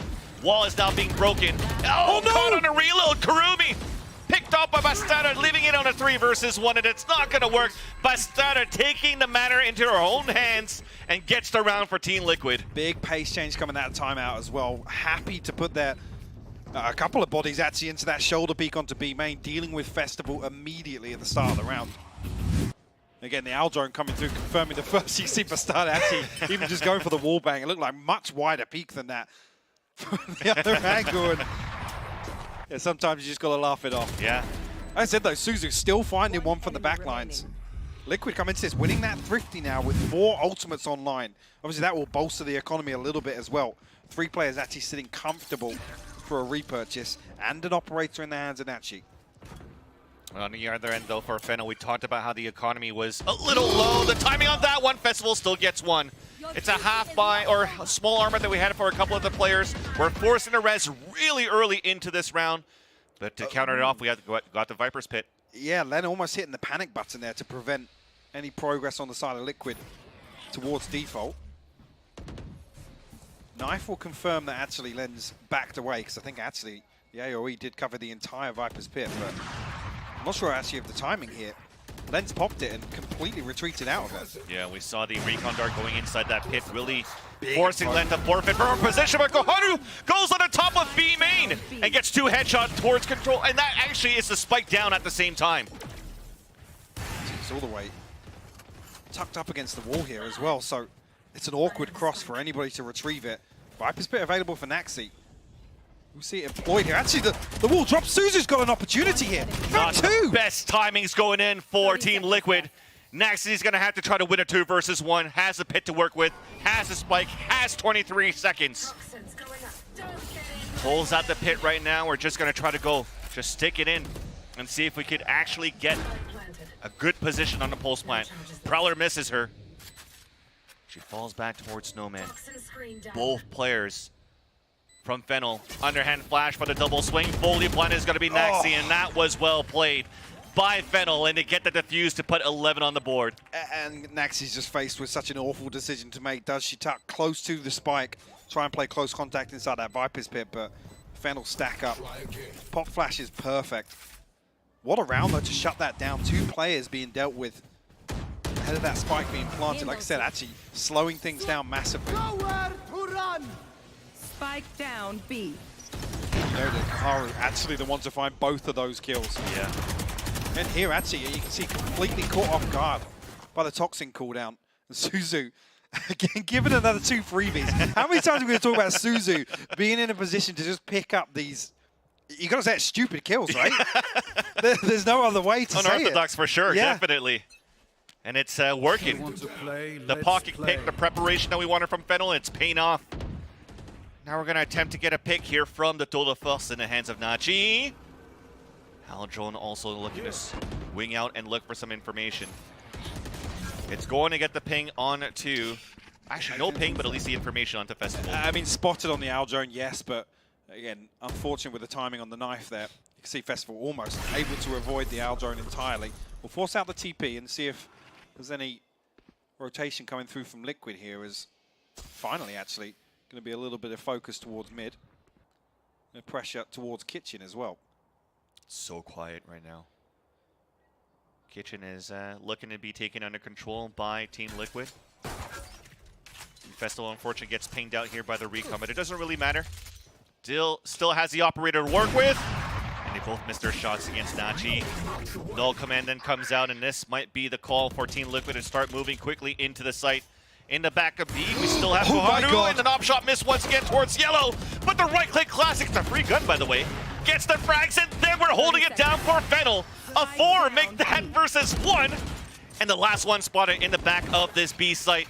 Naxi trying to fight with everything that she can, but she's so low on the HP, and that's going to be it. The cleanup then, and map point for Fennel. What a round from Festival. Again, just at the last second, that null command comes into effect, catches, effectively isolating her behind yellow. A couple of awkward exchanges between Nachi as well. Initially, you think Nachi's posted up on that deep angle. She's going to be able to hold, but there's a back and forth where both operators, well, the tour de force and the operator, just missing each other. 30 seconds left. What a crazy round. And Fennel on 12, Vans. It's crazy. And yes, we're talking a lot about Suzu with these crazy kills and these crazy TPs that she's getting, but they talked about it once again on the desk that one of the players you got to look out for is Festival. So they do have 2 layers into the heavy firepower that Fennel currently has, and look at this push towards the B main. Suzu again. Yeah. Fire, it's a 1-for-1, yes, but it slows things down. Len actually retreating away from the site here, but already Kurumi on the rotation. His first blood occurs so deep that they can still get 2 bodies towards B site. And off her death, Jill was also able to call out the audible of how many players are out there for Team Liquid. And when you look at the ultimates that are available, there's nothing on both ends. So this is going to be one where Teamwork's going to have to ring. The wall comes up, it's going to be a safe plant, and we're now retreating for Team Liquid to play the pulse plant all the way back, very passively. 2 snake bites, 2 shock darts. No flank coming through. Actually, as I say that, Naxi drifting back towards me behind this knife. So unnoted as of yet. The retake's coming through fast here from Fennel. Oh, snake bite that allows Len to push forward off the Prowler. A second one to clear around the back, so they know there's one towards yellow. But Daiki is just going to have to bait her teammates for now. Just holding her ground, holding her corner. There's one, but no discipline this time. No swings, no trade transfer. As now Naxi's on a 2 versus 1. And that's it. Festival found it. What a retake by Fennel, paying no respect to that post-plant setup. And they sweep their way back onto site. What a contrast from Map 1. Absolute confidence on display here from Fennel. Like I said, pulling out, I would say, a quirky composition, but Suzu making it work here on the Omen. A real curveball. I can't believe it. And even when you're looking at how these 2 maps have been played so far for Team Liquid, it's been just standard stuff. Right? Keeping the same composition, going into Icebox, trying to see what they could do there. But then Fennel, they got the tape on that. Just quickly, nobody else on Fennel got a first blood. It was Suzu with 6 and Festival with 7. And it just shows how commanding they were in so many of these rounds, creating early advantages. And I even noted it early on in this map, how quickly that both Liquid and Fennel were able to kind of negate these first bloods. They actually trailed off towards the end of this. Yeah, it almost looks like that they had no way to adapt as well for Team Liquid. I gotta say, maybe one of those rounds where they had that push coming in from Fennel into the A site where Team Liquid were playing the defense. Yes, the ball came up. But outside of that, no counters, no way to read the play that Fennel was coming out with on this very map. And man, this was really, really fun to witness. Yeah, it was. I mean, there were a couple of rounds where Liquid could kind of rely heavily on just kind of these mechanics, right? Taking gunfights and almost kind of reacting very quickly to what Fennel were doing. But second half, Fennel were in total control. They created chaos, they embraced it, and Liquid didn't really have a response. Well, now we're going to go to a 3rd map very soon. What's your take on this now, going through this series, pushing it there? I mean, again, just coming back to the veto, I would have said early on, and I don't think there would be much of a surprise in saying this leans towards Liquid. Fennel would have had to have done something to really disrupt what Liquid wanted to bring to this series. Here on Icebox, absolutely achieved that. Yeah, well, Fennel, they actually got me excited. We're going to a 3rd map, and it's going to be Breeze. And you know what? Their energy is contagious. We're going to have to go to a break. When we come back, Breeze is coming up.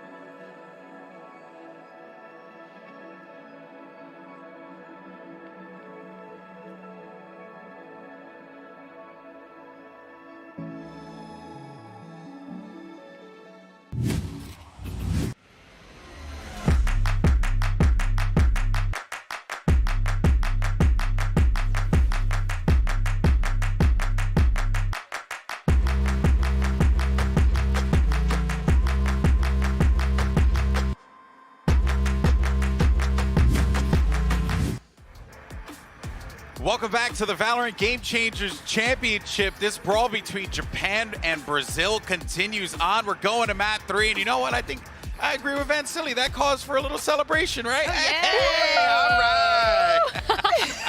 Huge shout out to Fennel for obviously a stellar performance on Icebox. As we take a look, though, at the MVP breakdown, Kukuka, Yes. like, you know, this, I felt like we were starting to really see that discipline of Fennel come through in map 2. Oh yeah, completely. Especially after we went after the 6-6 half, we start to see a Fennel that has everything under control. The way that those executes were falling into place, the way that they were getting not only the first kills, but also capitalizing on every single thing, moving forward in the right moments. This is the Fennel by the book that we were told that we were going to see.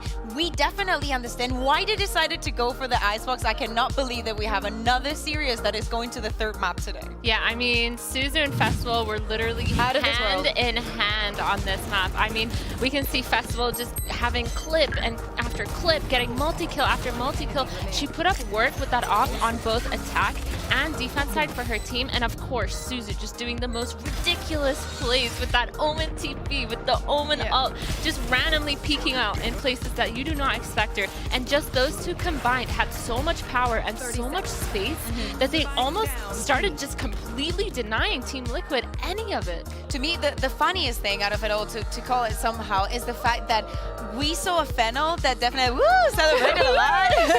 No, but we saw a Fennel that read into what Team Liquid was doing and was adapting very well. And we saw Team Liquid that thought that maybe by keeping doing the same thing over and over again, the result was going to change. And of course, that didn't happen. And one of the makers of this score was Festival. You just mentioned it, alongside Zuzu. The performance that we had from this two round to round was out of this world, and it's definitely something that we're going to need on that 3rd map. So I'm glad that now they're feeling like winners. Yeah, that's right. And, you know, as a matter of fact, I mean, you know, now that we're shifting gears and we're going to go to Breeze here, you know, there's a big opportunity now for Fennel to really shock the world. I'm sure Team Liquid did not think that they would find themselves in this position. That being said, though, great plays, though, regardless from Team Liquid, as what we would expect. Actually brings us to our Verizon high-speed moment, because Bastarda was the one that, you know, was the recipient of this one in particular.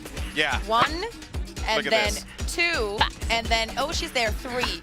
Completely clean, and she's already It was like checking an for the aim next lab one. course. She's already, literally checking for the She's DMing. Thank God the production put this on slow-mo, because otherwise we would have missed it. Yeah, it was so fast that it was too high speed for the Verizon high speed moment. But of course, you know, Bastarda is going to have to bring that kind of skill and momentum that they were building up a little bit in that Icebox game that got stunted right then and there. They're going to have to try and refocus and shift that over to Breeze, Athena. It's going to be challenging for them. Yeah, I mean, with the complete like meta shift comp that Fennel kind of pulled out, I'm kind of interested to see if they do the same on Breeze, because that's kind of where it felt like they were their most comfortable. I feel like Team Liquid definitely had their own moments. They were taking the flash plays, the peaks, all of that. But with Fennel, it was like once they got their comp down, once they got those kind of like sneaky little plays, they adapted perfectly off of it. And with that, like coming into Breeze, yes, it's a puggy map. Yes, Team Liquid has insane mechanics. But as we've seen,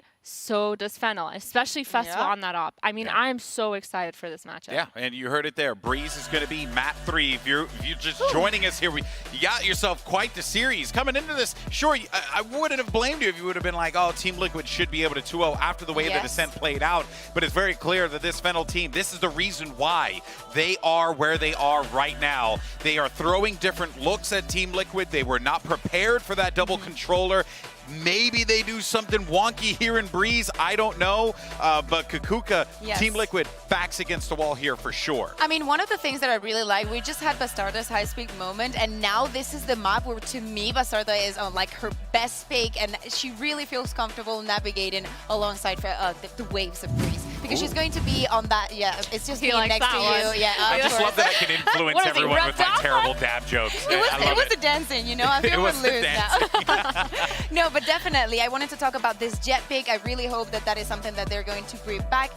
We haven't seen changes in compositions for that, but as Athena, you were mentioning, maybe we see it on the side of Fennel, because they were playing with that double duelist Neon Jet. That is extra aggression. I would not be mad at it, because it's really hard to adapt to a composition that you rarely see. Yeah, I mean, I would be excited to see the double controller come out again. I mean, I'm down for a Viper Omen again. I think Suzu kind of went crazy. I feel like that but I think that the angles are way more cheekier in Icebox, you know, as I said, with like the double hide and, you know, the cheek. I mean, I agree, but like with Omen, if Suzu can get the same kind of ratty plays, she can get lurks in, and on Breeze with such a big, wide map, getting lurks in, getting your own space controller is really, really So sick. you would like to see Suzu maybe on that Omen and then Festival move into the chamber? Is that what you would like? Yes. Okay, okay. I see where you're going. I kind of like it. One thing I will say about Festival, though, is that she was getting very ambitious with some of her peaks around the corner, right? Like, there were a lot of times where she was pushing long, and you're like, I don't know if you should do it. Oh, okay, she actually got value out of that. And I think this just goes to show, like, Festival's the type of player to take a bad situation, or what we would perceive to be a bad situation, and then flip it on its head and turn it into a good one. They keep doing that. They keep riding that momentum into this game. Could be quite problematic, but we're going to the Prime Gaming Agent Select now, Kukuka. Yeah, I wanted to see also if those changes in the composition. One of the things that's a little bit jarring for me is that if we do not see changes on Fennel's composition, if they're going to play another composition without flashes, which I think, especially in a map where Viper is so important, where you need to open sites constantly, and that has so many angles to clear on every single step, it's going to be complicated for them to go over it. And apparently, we have no changes. Yeah, I think this double duelist comp, it can work. So for me, go ahead, Jet, sell me the hope. Yeah, so for me, this Jet and this Neon, they kind of work hand in hand. Jet is going in, taking the space, and Neon is stunning and completely denying people from peeking that Jet from going in. It kind of acts as like a flash to deter, but at the same time, it lets Jet get in, go behind the stuns, and get the kills. What I love about this is that actually you can see a way where you don't need the flashes. If you have a Viper wall, then you have the Neon wall, then you throw the Cypher cages, and then you also have the Jet smokes. So you don't need the flashes if you can literally create any shape or form in the entire map. You don't need flashes if you can't see because of the walls that are going to be all over the place. Well, let's see what ends up happening here as we send it over to the casters. And come on, Hypoc, get into the festivities. Yeah, you know? what's that about? Come on, twirl the hands. Don't, because now I've dropped my pen. You already thrown me off in the first 10 seconds. He's already gassing me up to do it as well. Hey, I'm trying, guys. I'm trying. But at least we're having fun here on the Death this match. With a Fennel win, I'll dance. There you go. That's just for you, GB. And that's a Hypoc guarantee. Breeze coming up. We talked about it on the desk with the agent composition. But for me, I want to know here, Hypoc, this is going to be a tough one with a Neon for Fennel against Nachi Cypher. Well, this is the thing. This is the perfect Sentinel to counter this double duelist, right? With this kind of almost raw aggression they're going to look to kind of overwhelm once again. I'm liking actually they've stuck to this composition because that pace on Icebox really suited them. So they're set up to continue that trend here. Like I said, actually it's the saving grace that Nachi has that Cypher setup that can potentially shut that down. Let's see if that will be the case. The third map now of this series between Team Liquid and Fennel, as Fennel are taking the attack very, very slowly into the round. Recon Dart to try to get a little bit of information, but we're not really reacting on that on either end. No point of contact comes through. You actually Bastarda all the way deep in tube and no sound cues here. So that might even draw the rotation. You can see Naxi considering it. But committed to this double hold here on B side. Actually with the L zone coming through, there comes the dash. Actually, Trapwire not finding anything on the way in. Exactly. It's left towards that ladder, but it still works for a couple of kills here for Nachi. Going for the third, and yes, indeed. Tripping over that one, Kurumi gets punished. And that spike down. Koharu by herself. Nice little dink, but she's down to 13 HP. This is not going to be too easy to do, especially now that the defenders are closing in on her.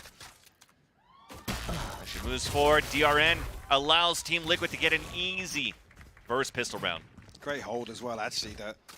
The setup here on B, very, very deep hold, and Nachi making use of that early peak. No pressure coming towards the tripwire, so got to assume that all of that pressure is coming on towards site, and find some massive kills on the way in here.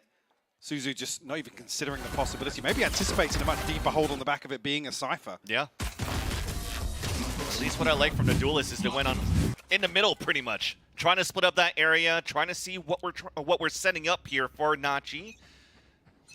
See if Fennel could adapt to that in the later rounds. The difference being, and I think there was 1 or 2 rounds we mentioned it on Ascent, really testing the diligence here with obviously Liquid having 2 initiators, right?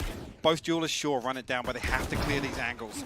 Astala nearly actually getting caught out here with this push. Daiki will find one in tube. There's 2 more to find, though.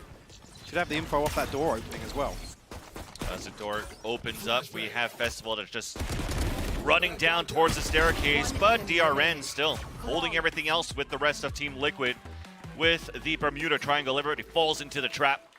Clean anti-eco for Team Liquid. Yeah, the Prime Gaming Flawless coming through, so all of this equipment carried across into round 3. Actually 2 Bulldogs to round things out as well, so no real threat of losing out in some of these ranged engagements. Just the Spectres. Good catch as well on this double flank here from Daiki. Make sure that Len can't create any further pressure on towards site. Curious now, actually, the pacing on this first buy round for Fennel. I think Icebox was a story of momentum, right? Once they built up a couple of these confident, frag-heavy round victories, that's when they look to kind of build upon it. And a great opportunity to do it now when Fennel has rifles to work with against Team Liquid's bonus. Yes, 2 Bulldogs, but the rest are only Spectres. The Owls are going to kiss towards mid. One does get a ping, but it still will not stop Fennel from moving forward on top mid. Say, unorthodox placement of the Poison Orb here, and it would lead me towards believing actually they're going to pressure towards Nest, and they will. Daiki, luckily, has backed away. I think reading this Poison Orb perfectly. And it's set for a crossfire all towards spawn on Team Liquid. Meanwhile, for Fennel, we've seen these camera setups from Nachi looking down towards B main and also towards Nest. So as the smoke dissipates from the Poison Orb, we actually did see one towards the top of mid, but did not expect 3 players as Team Liquid, as Fennel are trying to fight back. Lots of utility being used, blocking the vision on both ends, and that's going to be Fennel trying to rush into the A site. Nice little flash coming through, but Suzu cannot get the kill onto DRN at the bottom of the bridge. Finally, we get some trade-offs. It's a 3 versus 2, as we're still trying to move inside the site. Cypher spotted down towards that bridge as Nachi is waiting to be met up by Naxi. Now with this plant for 2 players towards door. Yeah, double stacking tube is going to be really difficult for Liquid to dig out. And all Karumi needs to do is just maybe catch a little bit of information, but Len got on the flank already. Wants to be proactive here. One enemy remaining. Spot the first and the second. An easy one done. Very, very nice for Fennel on the pulse plant, but that conversion towards mid and seeing that Poison Orb on tunnel, that may be something that Fennel might try to take advantage of if nothing changes for the setups for Team Liquid. Absolutely, yeah, and we talked about, I mean, Nachi being the one typically we see on the chamber, and Liquid like to post very, very deep looking for these engagements with the Cypher. It's going to be a much, much deeper hold. Yeah. Way more passive, almost kind of receptive towards some of these hits from Fennel. So whether or not they try and run away with that, you know, get very early mid control, deep mid control as well, noting that Poison Orb, things like that. Yeah. Curious to see how much Fennel have got cooked up in that regard. That's going to change a bit. 3 repelling up towards the halls, and that's going to be heard by DRN just under the double doors, and that's going to force the rotate potentially. The calls are coming out, but the spike is still waiting towards B. We're trying to catch Nachi on the rotate out. They're wrapping B. Again, with no pressure here outside tube, they actually look to try and backfill this B side hole, but Naxi will find the first, DRN for the second as well. Ooh, the idea was so good there for Fennel, but unfortunately everybody's losing their duels. And just like that, it's a 5 versus 1. Kurumi stuck in the front of B main. Snakebite on the ground. You're just going to try to see if you can do anything here. Try to make it expensive if you can. That's 2 kills at least to start, a minute to work with. And potentially an orb if your position's given away. Basara's looking for the flank, and she'll get it. Good cleanup, and actually keeping that in check. Like I said, Fennel looking to get really unorthodox. Very pacey push down tube, but Liquid actually paying a lot of respect to that. They don't risk anything. A lot of this utility burnt up pretty quickly, just to even take that deep tube control. Naxi punishing that, and Nachi actually completely unfazed. Cold towards backside once again. At least the confidence is that they know they can continue with these duels against their opponents. But just trying to clear out the right angles would be the name of the game if they want to try to go for these spawn pushes. And this round, change of pace. A little bit faster for Fennel. A wall to go look up towards mid. We have this Neon pushing forward too from Festival. Big knife though to not allow any more utility to come out from this Neon. Suzu somehow on the right side of Pyramid still manages to get the headshot onto DRN. Now comes out with the Blade Storm, but it gets denied by Bastarda. Meanwhile, Spike has been planted, so at least that's the first check mark. Make that even a second one as the numbers are dwindling down on the rotation from Team Liquid. 2 players now coming out from mid doors. A 1 versus 1 in the back, and that's Festival once again. Coming to the party and getting a headshot onto Daiki. Big hat to come out to find the information on the last 2. And that's Nachi and Naxi moving up the doors finally. Setup's too good now for Fennel. And Naxi on top of that even gets pinged. What a thrifty coming out here from Fennel. Beautiful crunch towards double doors as well. And actually, I think Suzu finding that kill with the classic all the way onto default. You see actually the counter peek coming through from the door, but again, Fennel just not giving them the opportunity at all. So yeah, Bastarda luckily removing the Blade Storm pretty quickly from Suzu's hands. One enemy remains. The great round from Fennel. And actually forces Liquid back down to just Sheriffs coming into the next. 1 away from the Blade Storm. Whether or not Bastarda's going to go for an early orb. No, back towards Bridge here. So no chance of offsetting these pistols here with the ultimate. Doesn't seem like there's going to be any trap plays, so it's just going to be the overdrive from Festival. Fully blinded, but Koharu is there to support. They spot another one from the ping in the back of Orange, and Festival's clearing towards the right side of the pyramid. All the support comes through, all the information's there, and she does not get the kill as Bastarda gets the headshot and dashes forward.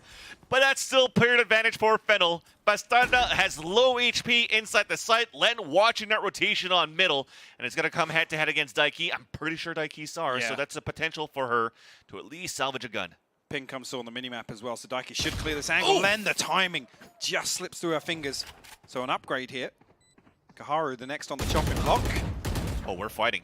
We want to swing out. We don't want to go for the tight angles. And Daiki and Bastarda somehow makes it a 2 versus 1 in favor of Team Liquid. At least both of them are being pinged out, so it's a Sova on Sova. Trying to run that clock down. Shock Dart on one end, Daiki on the other. They're just going ring around a rosy around these pyramids, but that spike is taken down. It's not going to happen for the defuse. You just want to try to make it expensive, but you've made it expensive enough. Another beautiful split through mid. This time as well with the Viper Wall just to complement that, make it a little bit easier. A Festival just going ham through double doors, creating so much chaos. Like I said, this player on default on A site just has no opportunity to find a comfortable feed anywhere. Again, I think Liquid talking about potentially leaning towards a more passive hold with Nachi on the Cypher, but they need to actually go toe-to-toe. They need to dip their toes a little bit for these opening engagements because Fennel just running away with the early round. Yeah, and pretty crazy that Kurumi had to do a Red Bull clutch to be able to save that round here for Fennel, but thankfully, the money's still really good here for the attack. That economy wasn't really damaged at all, and they're still going to still be able to take out an operator into this round. I think Bastarda actually saving through here to try and get the operator online. Yeah. Utilize the Blade Storm here. Naxi one off the Viper's bit, and that will be the full house in terms of this ultimate cycle for Liquid. Same once again though with this push behind the poison orb towards Nest. And Festival actually finds Nachi. That's been the problem on some of these B hits so far. Now a ping out and nice little spacing from Festival, who taps another one in the face of DRN. That's an early 5v2, make that only one more to go. Daiki inside this B site. I'm just going to save it there, and I just love this. I just love this right now from Fennel. We talk about tape here, Hypoc, and I feel that they have the perfect counter to these camera setups on mid against Nachi. It's the same thing once again, though. Liquid almost being caught off guard and tested previously with that recovery factor, constantly having to react to this overwhelming pressure that Fennel are able to create. The chaos that ensues as well. I mean, Festival actually with the perfect bait, that reveal coming through to mid, actually tagging the opposite player in Ness. I think it was Koharu. A Festival capitalizing on that. It's just beautiful to watch. Daiki will try and hold on to this rifle, but this kind of throws the economy off kilts as well. We're talking about Bastarda holding on to some money, using the Blade Storm to try and get that operator online, and Suzu sharp to it. The Prime Gaming flawless here in round 7, and Fennel put themselves one round ahead here. Yeah. Definitely feels like you need to do some sort of adjustment, and maybe that I was going to say, I'm expecting a timeout to come because there's just no answer. Previously, Nachi was the problem on this B-side split that Fennel were trying to employ and remove so quickly. Not only that, Festival then finds 3 on the round as well. And not only the first step, getting through the camera, we want to try to see if it could play more passively for Team Liquid in the back of A halls, and it can't really do it. I mean, I noted actually Nachi would be the perfect counter as the best sentinel to have, you know, one person dashing onto site and Neon running it down into site as well. But actually, they're completely navigating away from where the utility is. And they're actually creating pressure where Liquid probably aren't expecting it. The site holds are going to be so robust for Liquid. The emphasis needs to shift towards mid here. Exactly. Keep in mind that even then, we haven't had too much pressure towards A cave. We're on those defaults towards the A side splits. Once in a while it happens, but if not, it's all on mid. Noting as well, I think it was DRN and Naxi previously playing A side default where they just don't have a chance. Because there's a 4-man hit through double doors. There's no pressure coming from cave until that contact is found. And that's when that default player is really going to struggle because they're forced onto the wrong side. And then even then, if you don't peek towards, you know, up towards tube door or towards double doors, then you're isolated so quickly. Correct, but at least they have what it takes to be able to go for that mid pressure. They have that Silva to work with on top mid with Daiki. They have Bastarda that could play towards the elbow, and they have the KO Knight for info. Could make the argument, though, that typically it would be Nachi, right? Nachi would be posting up with a TP somewhere, find that opening engagement, TP away. They don't have that possibility with this composition. That is correct. That is also true. So you're hoping that it's going to be the case here with Bastarda exactly there. So the KO and the Jet working to get on mid, but a lower buy. But it's almost the perfect read from Fennel. Look at the minimap right now. They're anticipating this pace change coming out of the timeout. Beautiful stuff. Fennel looks as if they got their finger on the pulse here on Breeze. Controlling everything so far. There's jump spotting towards the back of the A halls from Daiki. We have a Viper's Pit onto A main, and that is actually a very interesting pit when you have such a low buy for Team Liquid. Walking tube is 5. Daiki actually giving up the angle here that yes, the trip is here, but again, look at the problems Naxi's going to have. And Liquid are left wondering. That's why we see the recon dart invested towards bottom mid. This is crazy. This is also an opportunity for them to play. Exactly. So they might not break this trip. Okay, they will do so and just try to push forward. And now you play around the Viper's Pit, plant behind the pyramids. I mean, what do you do there if you're Daiki? There's 5 people through tube. You just take out the KY. 30 seconds left. And then just die, right? Sure. I mean, that looks like what happened, honestly. Actually, Nachi spotted on that crossing spawn as well. Okay. Okay. Still's going to make that happen, but Suzu still has an angle in the back of the A-holes towards spawn. Not going to be easy here for Nachi, but at least the hat's going to give a bit of information. But we're trying to do these surprise plays off the hat. Not going to work out. Everybody's getting punished. And that is going to be Fennel. Yeah, that's crazy. 5 players walking in halls. I mean, what do you do? Fennel just have the right answers right now. Again, great anticipation coming out of the timeout. They expected Liquid to do exactly what they did. They walked into the trap, right? Left a massive gap in the defense here, and Daiki actually on the second rotation back towards bridge. Like I said, the paranoia is built, right? It has to come and invest that recon bolt towards bottom mid to think, where are they? Yeah. And the only point, actually, 5 players stacked up on that trap wire. They're ready to explode on the back of it. And look what happens after. Off the timeout, it's time to go back to at least a poison orb on tunnel. But you're actually going to try to go for this, or you're actually going to try to look for mid. It's not going to happen. There's that conditioning. Look at Team Liquid right now. 3 players conditioned to work towards the mid to fight back. And that's no defense on the A site where we're looking for such a quick and heavy hit.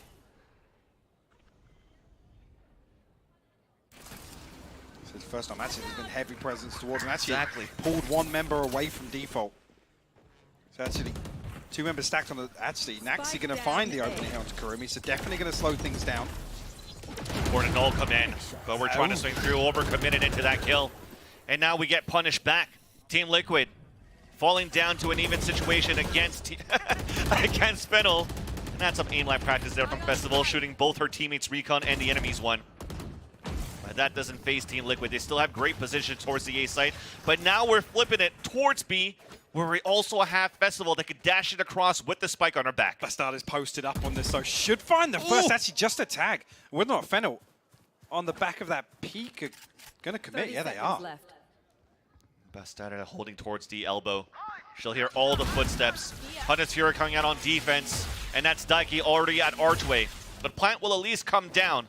But can Koharu hold towards this B main against Bastarda while we do have the fight from Festival, who does get pinged out by the L drone? And unfortunately, Bastarda does the dance, gets the kill, and then a third into the round onto Festival, and Team Liquid fight back. Great response here. Even there with Naxi looking just a little antsy to try and find that kill, right? To push even further forwards, but have Liquid anticipating a fake here, or whether there's any confirmation of a second player, a third player potentially tucked up behind bricks. Even the Hunter's Fury just to seal the deal here. Enemy remaining. Started finding a crucial kill into Koharu. And onto Festival to close things out. Still looking fired up, and actually still a very close scoreline. Don't let the way these rounds have played out deceive you. Fennel on a very comfortable 4-round streak, though. Finally closed off with that retake by Liquid. Ultimate's why this Festival and Len. Well, we see them invested here. Ooh, Bastardo taking a ton of damage. And a small change as well from the defense. We actually have Nachi's camera all the way up on top mid, just to support the double push that they have from herself and Bastarda. Yeah, slight adaptation. Like I said, to shift the focus back towards trying to take it out with a shorty. Somebody else is going to do it. They pinged it. Kurumi, there you go, breaks it. But still, Team Liquid, they still got the first blood into the round with a battle towards elbow. I was going to say, Fennel do have this poison here, orb once again. Whether or not Daiki's going to commit to this challenge. Fennel will put 2 up and nest once again. Yeah, Daiki wants to peek this. You can see he wants to try and get onto the edge of bridge here. Take a little off angle. Might be minute. Oh, okay. The first contact that was, yeah. Beautiful crossfire set. Very well done here by Nachi. What? Festival still found one. Couldn't react on the second kill, but the push is coming in from mid doors 2 on the attack. So can we hold it down on the A site? Nice relay bolt from Festival. Naxi falls, and this all crumbles for Team Liquid. Diran trying to fight back as much as she can, trying to delay as much as she could as the overdrive comes out from Festival and shocking her opponent. Moving in towards the A site. 10 seconds left on the clock. We have to move quick. It's a 1v1. It's down on the ground, and Bastarda still wants to fight it and wins the round and leads her Team Liquid. This is such a crazy round. I mean, this crossfire actually getting dismantled is the crazy thing here. Yeah. So it looks like the perfect response. I thought potentially Daiki was going to swing on, like I said, an off angle, just on the edge of bridge there. I'm not even sure, actually, with the way that Festival and Len are creeping up here, whether or not she's spotted. I don't know if her shoulder's out of place or what, but they hard cleared her on the edge of that bridge, which is wild.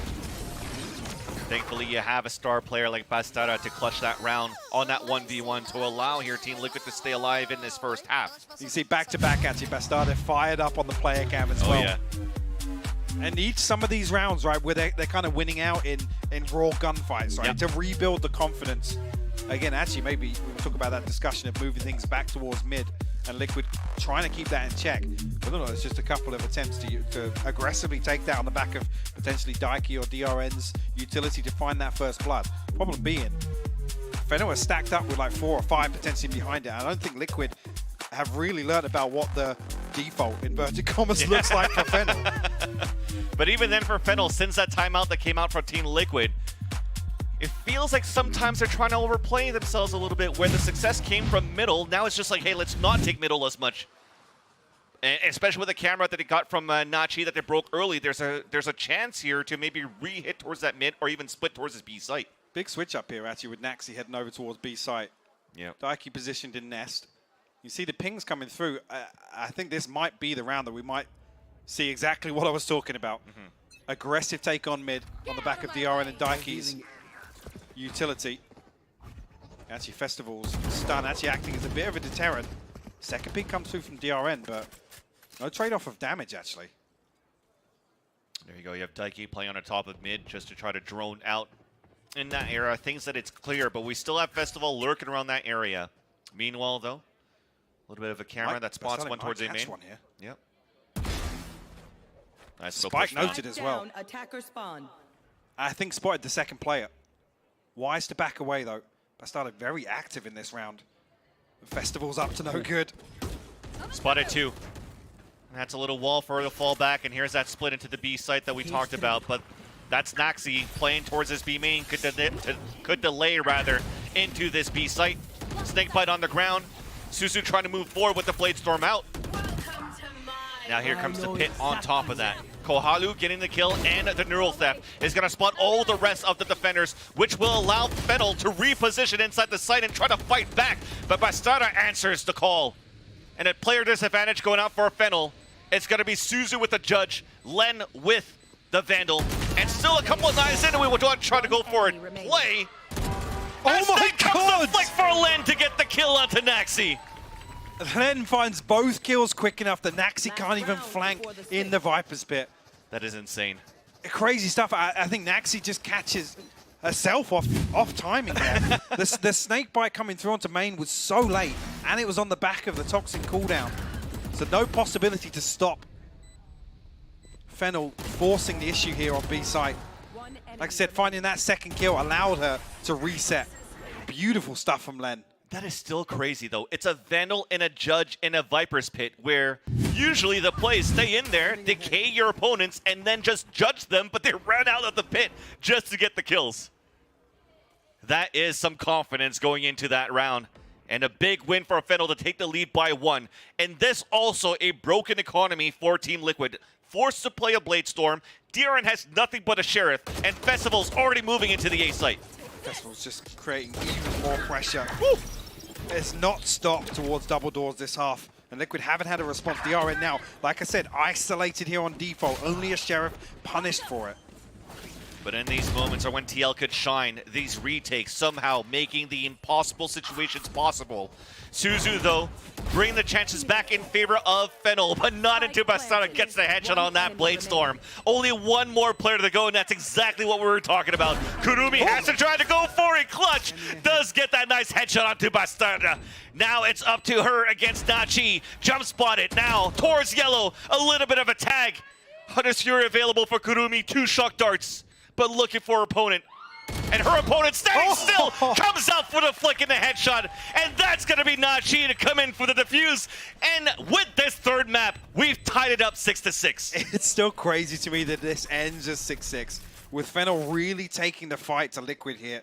Somehow able to weather the storm and come out at an even half. Another fantastic round for Bastarda. So quick on this, and even here, ahead of the spike plant, wants to find the kill on Len, weaken that post-plant hold, and Nachi to close things out. Great shot from Kurumi as well onto Bastarda. Yeah. Ahead of that Neural Theft popping. And a little bit of frustration here, yeah, but a fantastic half from Fennel. And how do you close this off? But before we close it into the next half, let's bring it back to the desk to see what they have to say. Again, we are being treated to another fantastic game between Team Liquid and Fennel, and I expect nothing less here at this point. An Umbreeze of all maps. Color me surprised. But anyway, Kukuka, let's talk about this, because, I mean, really, the hits started coming right at the beginning of this game. First of all, I have to say, Festival is playing a different game. I am so invested in this match, but I wanted to take a look at this pistol round, and we're going to take a look at the map, because look at the setup that Team Liquid brings, knowing that they're playing against the Neon and against the Jet. Look at the Cypher with the camera and the tripwire protecting there, knowing also that they can look with the camera, that they have to have control over mid. The KO throw in that 0 point that is indestructible and would give the information onto A, and also keeping control on tube. Mid is going to be sold out, but definitely they knew that they were going against this composition, and they prepared everything to secure that first round, especially shutting down that first super fast aggression that could come perfectly from that double duelist. Yeah, I mean, that double duelist really is something else, but Festival on this Neon has been doing God's work. Like you said, she's playing a different game. That Seriously. that they're doing on A, I'm still mind blown. Yeah, I mean, going into their defense side, this Neon is going to be super, super interesting. Obviously, when you do have a Neon and a Jet and double duelist comp, you kind of expect them to be putting pressure towards the mains, kind of taking back some of the space that they know they might be able to lose with that utility. But going forward, like, Team Liquid can kind of bait out that stuff, because the thing about Neon is if she's played right, her B retakes are insane, because she can completely stun off that entire backside. And if their team is playing offsite, like you said before, they have the walls, they have the smokes, they have the other wall, they have the cages. Like, it's impossible to play post plant against this comp. So Team Liquid really have to work on baiting this kind of util out, especially on the Neon. And if they're putting pressure towards one side, being able to react in a way that will deny them from any of those early picks, for sure. Yeah, it's really just been a beautiful game to watch, and I'm excited for the second half. We need more, so let's send it back over to Vansili and Hypoc. Hope you get your celebration ready. Bye.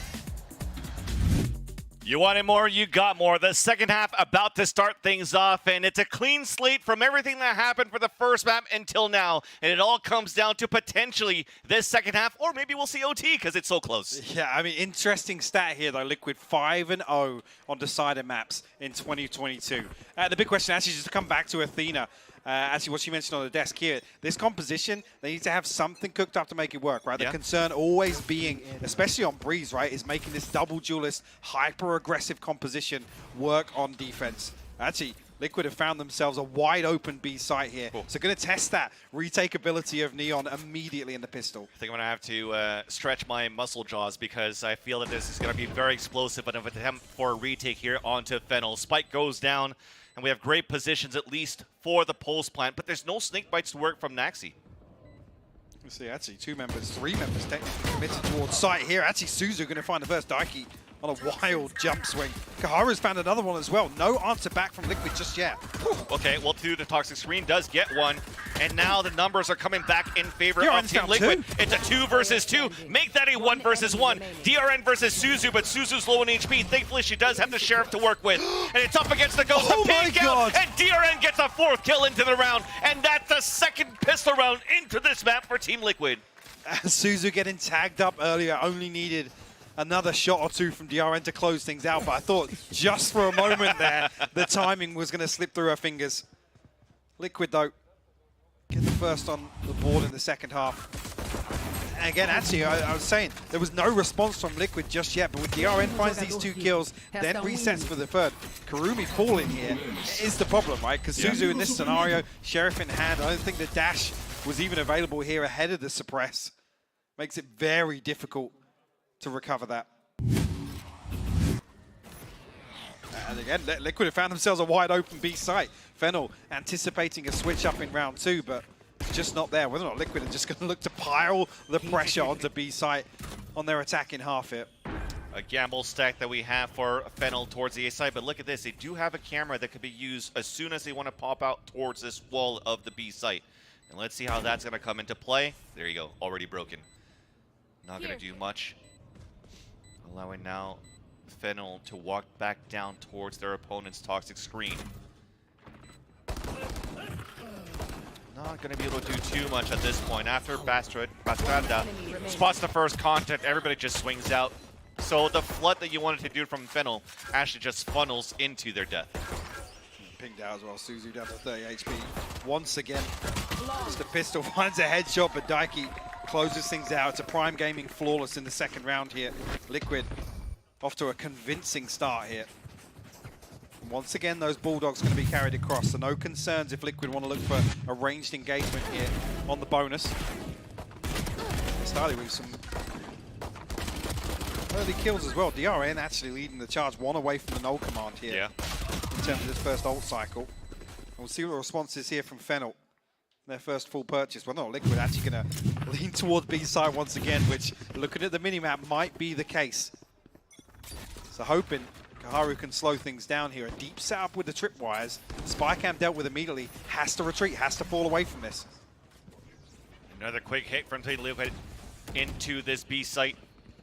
We're looking to see if we can get this plant for DRN, and getting that plant with DRN will allow to have the null command to happen. We talked about circling these orbs if you can to try to get an ult as fast as possible. When you have it on your bonus round, it's huge. You like your chances. Actually, he's going to go through, going to catch a lot of Fennel here, but actually Karumi going to overwhelm. Actually, a second, a third comes through. It is overwhelming indeed. Only 2 more to go to take down if Fennel wants to win this round. Daiki on a 3 versus 1. Drops the first, shock dart close. No damage, circles around the other end, but Len was there to protect. They stopped the bleeding. Festival at 2 HP, but they still managed to get the round. Good damage once again here, but the problem being, this is kind of almost, we're talking about conditioning on Icebox very early on here. Liquid are almost conditioning Fennel to put a little more focus towards B site, right? Yeah. Talking about Kaharu being caught off guard, being forced very, very deep away from this B site hold, and actually, some diligence shown, actually making use of Daiki's utility to try and deal with these close tripwires so that it can create a little bit of space with Bastardic. Unfortunately, not finding a kill off anything. I mean, Kaharu's completely overwhelmed. There's no point going 1-for-1 at that point. The retake pays off. You see here the problem being is 3 classics to offset these 2 rifles. Fennel don't want to allow their economy to get off kilter, but an aggressive push will get them the Blade Storm here, even though Festival falls. Retrieval of the weapon, though. It's a good start. So falling back towards the side, but look at this push to the holes, as you mentioned. Bastarda now gets the headshot into Kaharu. It allows them to maybe go for a fake to split into the B site while the rest of Team Liquid are still holding towards Cave. Being very cautious still by clearing it out with the Owl Drone, doing whatever they can. But this seems to be another easy site to take. The battle coming up towards middle. As Bastarda is under heavy attack. Kurumi somehow manages to get the kill onto Nachi behind Bastarda, who was there for support. Here comes another duel coming up towards top mid, and there you go. She's having her game. The last shot will land onto Kurumi. It's just Suzu now with this Blade Storm that they worked so hard to get at the start of this round. Get a little upgrade here potentially with the Vandal, but 3 more to find here. What's going to happen? Daiki will seal the deal here. 9-7 for Liquid. Seeing Bastardi almost creating a little bit of Fennel-like chaos here, getting all the way down into Tube. Fennel kind of left wandering. Exactly where the rest of Liquid are positioned. So this was with Fennel bringing in 3 classics into this just to make sure they can buy in the next. Decent progress here towards some of these ultimates as well. Festival, Kurumi, want to wait. Kaharu as well, actually. This is an important round, though. This is ultimately for Fennel to keep things interesting here in the second half, and potential in this round for Liquid to really apply the pressure in terms of the finances. This will be double digits and arguably should be round 11 as well if they can close this out. Yeah, definitely. The first one to get double digits will probably get that confidence to try to close this game. Team Liquid are only 1 away.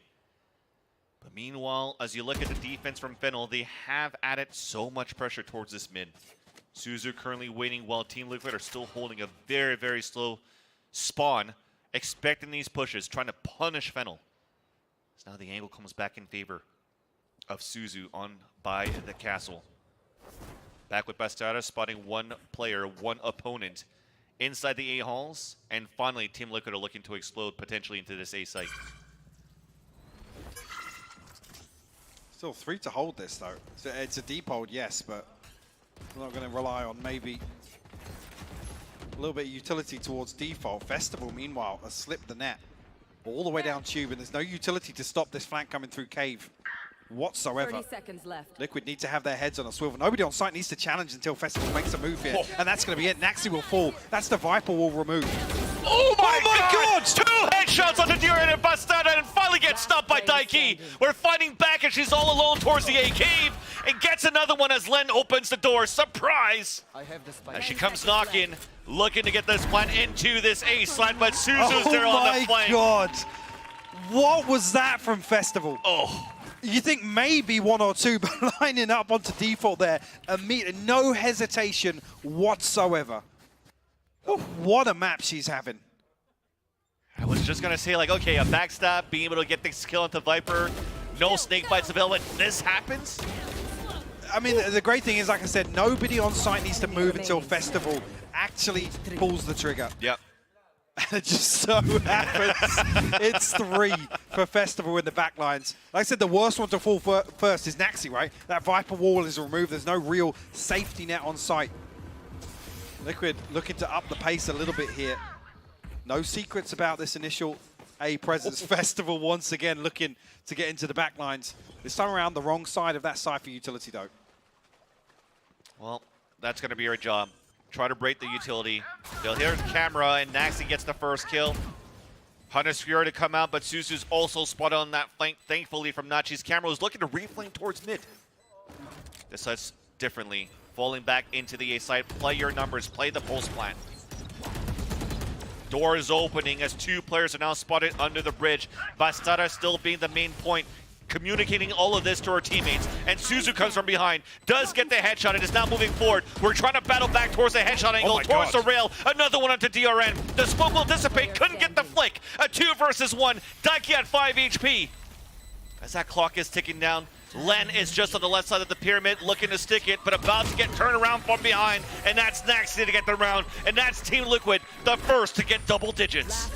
Liquid not letting it get to their heads. A confident push onto A site, but the finances starting to dwindle with how the last few rounds have played out. Liquid do have the advantage in terms of this ultimate cycle. But Fennel not giving up, man. Not going quietly, still looking to go toe-to-toe with Liquid. See, actually, Len does have that Viper's Pit available now. Be able to potentially muster together a purchase around that if they do want to maybe force a judge into it. Problem being Suzu kind of offbeat in terms of the Blade Storm. And Liquid just have so much to throw at this. Exactly. So many ultimates. Yeah. Fennel has 2, yes, but also you saw the economy before it went to the timeout. I mean, even an Orb and a Plant will get DRN and the null command as well. It'll be the full house. And this is tricky as well. We were talking about the situation previously with the potential for a snowball round, right? This could be 11 if Fennel want to let this one slip, and then that margin for error decreases once again. Problem being, it's going to, like I said, it's going to be a Judge and a Spectre to offset a couple of rifles. Festival, obviously, not having the ultimate available either. Yeah. Use it on that previous round just to try to clear and get the flank into Cave, and couldn't get much value out of it as Naxi was watching that flank. As you've mentioned, that previous round where they actually did get that huge flank from Festival, we actually looked much quicker to make sure that no flank was coming across here from Fennel. A second body as well. Daiki actually comes all the way back to make sure that it's kind of, we can play trades. You know, worst case scenario is it's a trade. Well, Bastarda wants to watch this. Moving forward towards the halls, an off angle on the other end. Festival a little bit antsy, was looking to go for the swing. But as now a couple of pings come out, the dash comes through, but it's still gonna be the pistols. This broken buy from Fennel with only 2 Sheriffs, and now a salvaged Vandal, and make that even 3 Sheriffs. This is looking good. Viper's been put out though. Naxi looking to try and find this plant.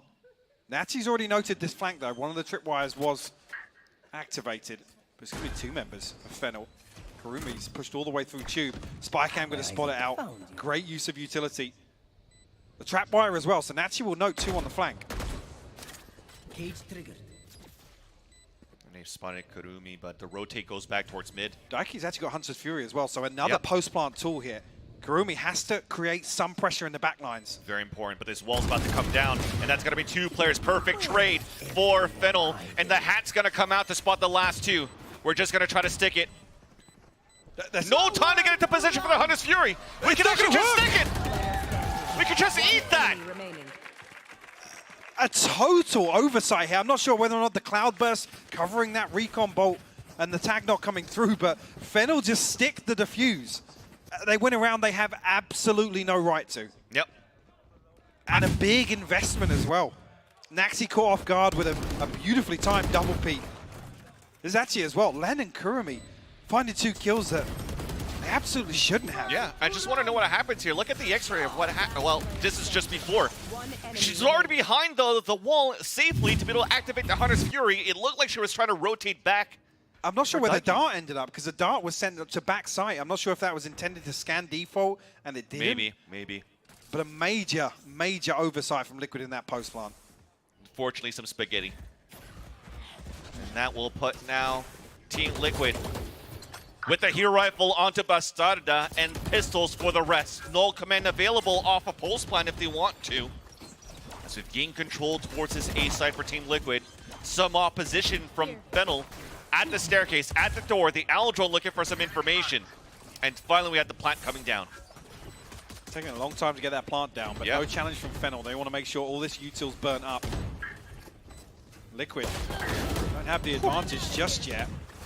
Festival gonna find Nachi though. DRN gonna be isolated here on default. Exactly, the recon spotted too. We know one's at bricks. Oh, she's hiding just behind it. Couldn't get the flick onto Bastarda. But meanwhile, we have lost a player towards that right side pyramid where DRN was isolated. Surely not again. Okay, initially the tap comes through.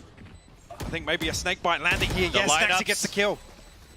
Now despite the Fuser's killed, nobody else is on it. Somebody else has a second, but it doesn't work. The utility off the lower buy of Naxi saves it for Team Liquid. And they employ it in the thrifty round. And That's Fennel insane. they kind of want to respect it, right? They want to kind of avoid any nonsense with dying to pistols, you know, run into a Judge, a Spectre, creating a close combat engagement. But the perfect round to pull this out. And rely on the snake bites from deep. I was saying, surely not again that they get this Viper's Valve and just stick the defuse, but the snake bites pay off. In one of those moments where it didn't seem like Fennel had somebody that wanted to try to work back on the flank, and they paid the price for that. Team Liquid now up at 11. Looking to change the pace and work back towards this B site, where they also have found some success on some explosive hits towards this B site. We get lots of sound cues though here on B site. Whether or not Liquid are going to try and pause for thought here, cut noise. Aldrone actually going to come back and try and catch a rotation potentially, but it's only Nachi, not necessarily a big indicator that she's still lurking outside B. That'll confirm it though with Bastarda being here. Might even keep all 4 members committed. I mean, they do have only a pistol round, right? Try to play your numbers advantage inside the site. Try to gamble it once again. You have a camera trip set up towards the A site. And that's going to help you get that information. Here comes a null come in, so we want to play it very safely for DRN. And it allows for a split from Team Liquid into this B site. Everything gets opened up. Nice little flash coming through, and Festival is just trying to fight back with Koharu. That's only going to be one left. To no avail, just like that. Team Liquid are now at series point. Diligence shown on the way through here, and actually not afraid to use the null command, removing that Viper wall and really that safety net that allowed Fennel to stack up and prevent any progress towards site. Now Fennel backs against the wall. Koharu, Suzu, ultimates available. Liquid, we were talking about having a full house just a couple of rounds ago. Nothing to put in here, but Bastarda one off the Blade Storm. Doesn't even need it the way she's playing. Absolutely. Had a Suzu level performance here on Breeze. Putting up numbers for Liquid. Another switch up once again. It's a deep wall on 8 for Fennel. And this Cypher set up here to try and counter Bastarda. Such an interesting setup too. Only putting one player towards Elbow with the push, and the rest of them stacked towards this A site for a Fennel, but it doesn't work out. They still lose their first player into the round, make that even a second one, and we're just pushing through. Oh, a save from Kurumi though to allow her teammate Len to stay alive under the bridge. And this flank is now going to be important. Daiki looking to fight back. It's a Blade Storm out in the hands of Suzu, playing the off angle. Doesn't know if Suzu already crossed over. Nice jiggle peek. Oh, and the updraft through, but it's swatted like Duck Hunt. Bastarda now inside the site. Only one more to go. Low HP onto Len on the 4 versus 1, and that's going to be it. Team Liquid able to win the series, 13-9 on the last map of Breeze. What a crazy decider here. Fennel still putting up a fight, and honestly, walk away with their heads held high here. Honestly, completely defying expectations in my eyes, taking the fight to Liquid and putting up a brilliant performance. Some of these individuals for Fennel, Festival in particular here on the final map, Suzu and Festival on map 2, just lights out performance here. But Bastarda, almost kind of like with one of those tilt level performances here on Breeze. We got to try to digest this a little bit more too, that on this second map, your first map Ascent, it didn't look too good. It was pretty, like we didn't have an answer for Fennel, right, against Team Liquid onto that first map. But we played Icebox on the second map, And we went crazy with this Omen to be able to just knock down Team Liquid in their home field. Like I said, from a stylistic standpoint, you'd almost expect Liquid, once the game kind of descends into that puggy play style and it's, you know, raw aim fights and whatnot, would have given that to Liquid. So to come out here and, well, even in itself, cause an upset by bringing this to 3 maps in my eyes, right? Yeah. I have no shame in saying Liquid probably should have closed this out in 2, right? But lots of positives to take away for Fennel here. Exactly. I think Fennel did an excellent job to put East Asia on the map right now, putting their name into the Game Changers, and on top of that, also putting respect onto the scene, the region, because I don't know, man, I think some flat chat people kind of put Fennel kind of low going into this event. Yeah, I think I saw the screenshot. Yeah, whether or not they're watching, and whether or not they'll own up to it, but the individual kind of prowess from some of these players on Liquid was kind of what sealed the deal here on Breeze. Even where at the point where, you know, Liquid were tested, they were happy to come back. That started being the driving force there, the tip of the spear for Team Liquid. That's what you want to see really coming out. It's such an exciting decider as well. Fennel bringing some really unorthodox strats, particularly on the attack, to kind of counter this setup. Like I said, Nachi would have been the one, right? It's the perfect pick in terms of Sentinel to counter this double duelist, but we still came out with a 6-6 half, and I feel like actually I would have tipped the advantage in favor of Fennel in that first half. Yeah, I agree with you. The Fennel, it looked like on that first half they had full control of that map, and this still came back and forth on that second half. Again, the scoreline doesn't really give it justice into how close these rounds were and how good Fennel played. Festival, I think, is one of those players where, you know, we didn't see her too much on that second map because of Suzu, but on that third map, man, she popped off. Yeah, like I said, it's difficult. That's the real test, right? Running, kind of playing this sort of game and bringing this sort of composition, it's tested really on the defense. It ultimately relies on Liquid overextending, overcommitting to some of these opening duels, but, you know, strength in numbers, that they're able to counter that perfectly in the rounds that Fennel tried to achieve that. Yeah, and now look at that at the bottom here, the in-zone MVP between Bastarda, Daiki, and Nachi. I mean, those are also 3 great players from Team Liquid that it's hard to choose from. Who do you got? I got Bastarda for the last map, honestly. That was a performance that Liquid needed. They needed their duelists to step up and go toe-to-toe with this aggression that Fennel brought to the game today. Yeah, I gotta have to go potentially with Nachi. Nachi on that first map was one of those players that did very, very well. If it wasn't going to be into a competitive first map there for this team of Team Liquid, it could have been a whole different game there onto that second map, right? It could have been a 2-0 into Fennel. And let's talk about that. There was a potential, if it wasn't a good map on the first map for Team Liquid, that Fennel would be moving forward. Now they play the lower brackets. It's going to be competitive down there as well. Absolutely, yeah. If anything, this has installed way more confidence for Fennel in my eyes. To bring Liquid to 3 and it be as close a fair as it was, a center side, there's some real hopium flowing through Fennel's veins right now. Let's continue and talk about that lower bracket, though. They have a potential to face off against Guild X, and Guild X earlier on today also had a great series against Shopify Rebellion, but unfortunately fell to the hands of Shopify. And what's your take on that series? We got to watch that into the green room. It's a tall order, right? Drop into play the first place for me, EMEA coming through. Listen, we got to have one, man. You already got the G2 win. Give us at least a Shopify Rebellion. But this is the thing now. Fennel have got themselves kind of over that initial hurdle. Coming here, playing like this in this series is a huge positive. Performance aside, scoreline aside, I think they should go in, like I said, come away from this with their heads held high and be confident coming into that Guild series. Yeah, and what I do love about that, too, is just the amount of different compositions that are coming out into this tournament. You're looking through the qualifiers, or everything that happened in each region. You have some teams that are coming out with pocket picks, such as like G2, for example, and that's really putting a lot of people off guard.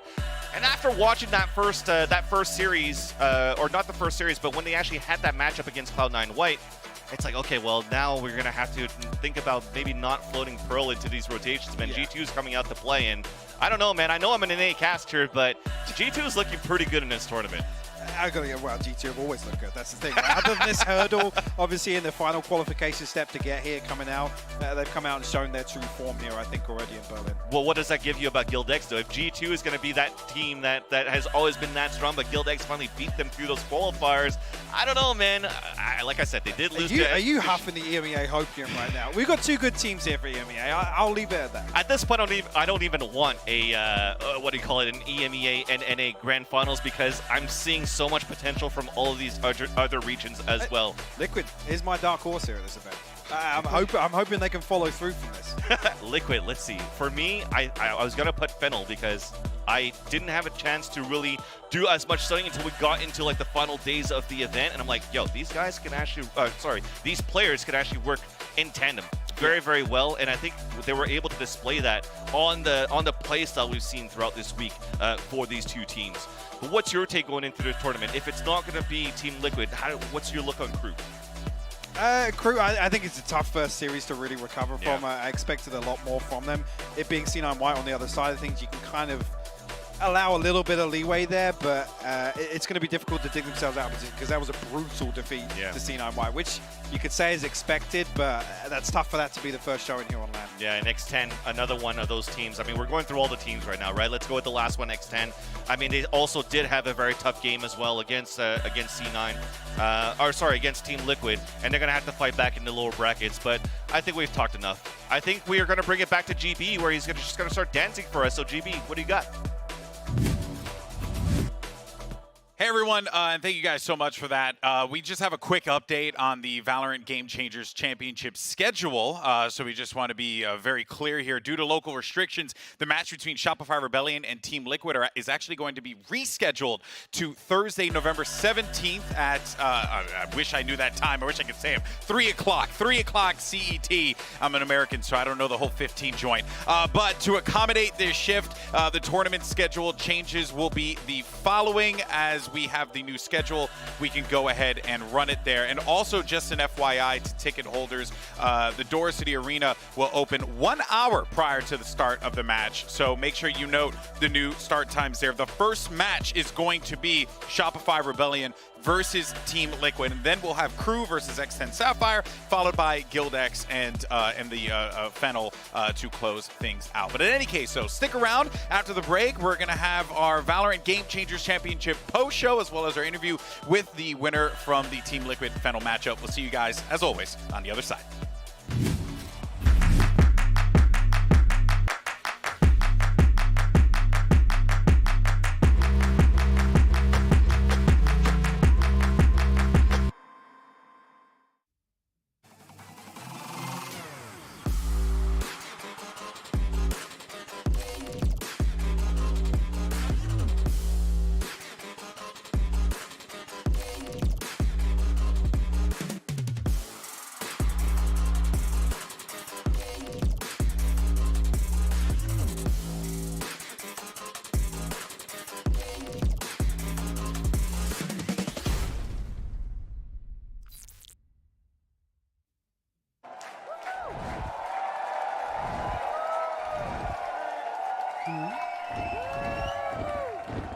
Red Bull gives you wings.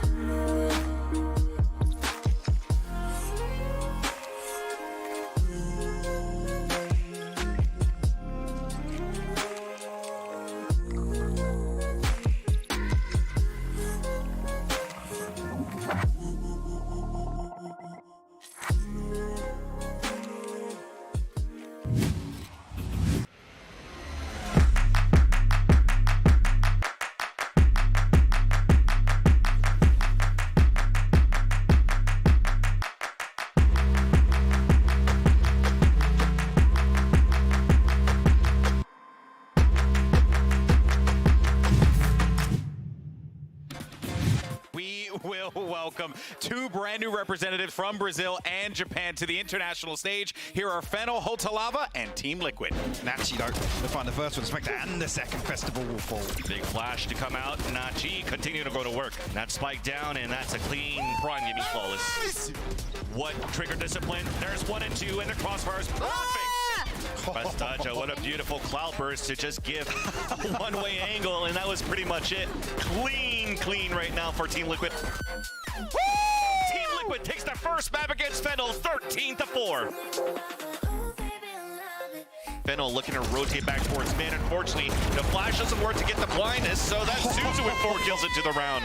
But Bastada's already there towards the back of the side. Null command coming up. 3 kills somehow coming in. Through the toxic screen. Nice headshot. Comes in for the defuse, and she will get the clutch for Fennel. What a contrast from map 1. Absolute confidence on display here from Fennel. When we come back, Breeze is coming up. And still a couple of knives in, and we will try to go for it. Oh my God! The flick for Len to get the kill onto Naxi.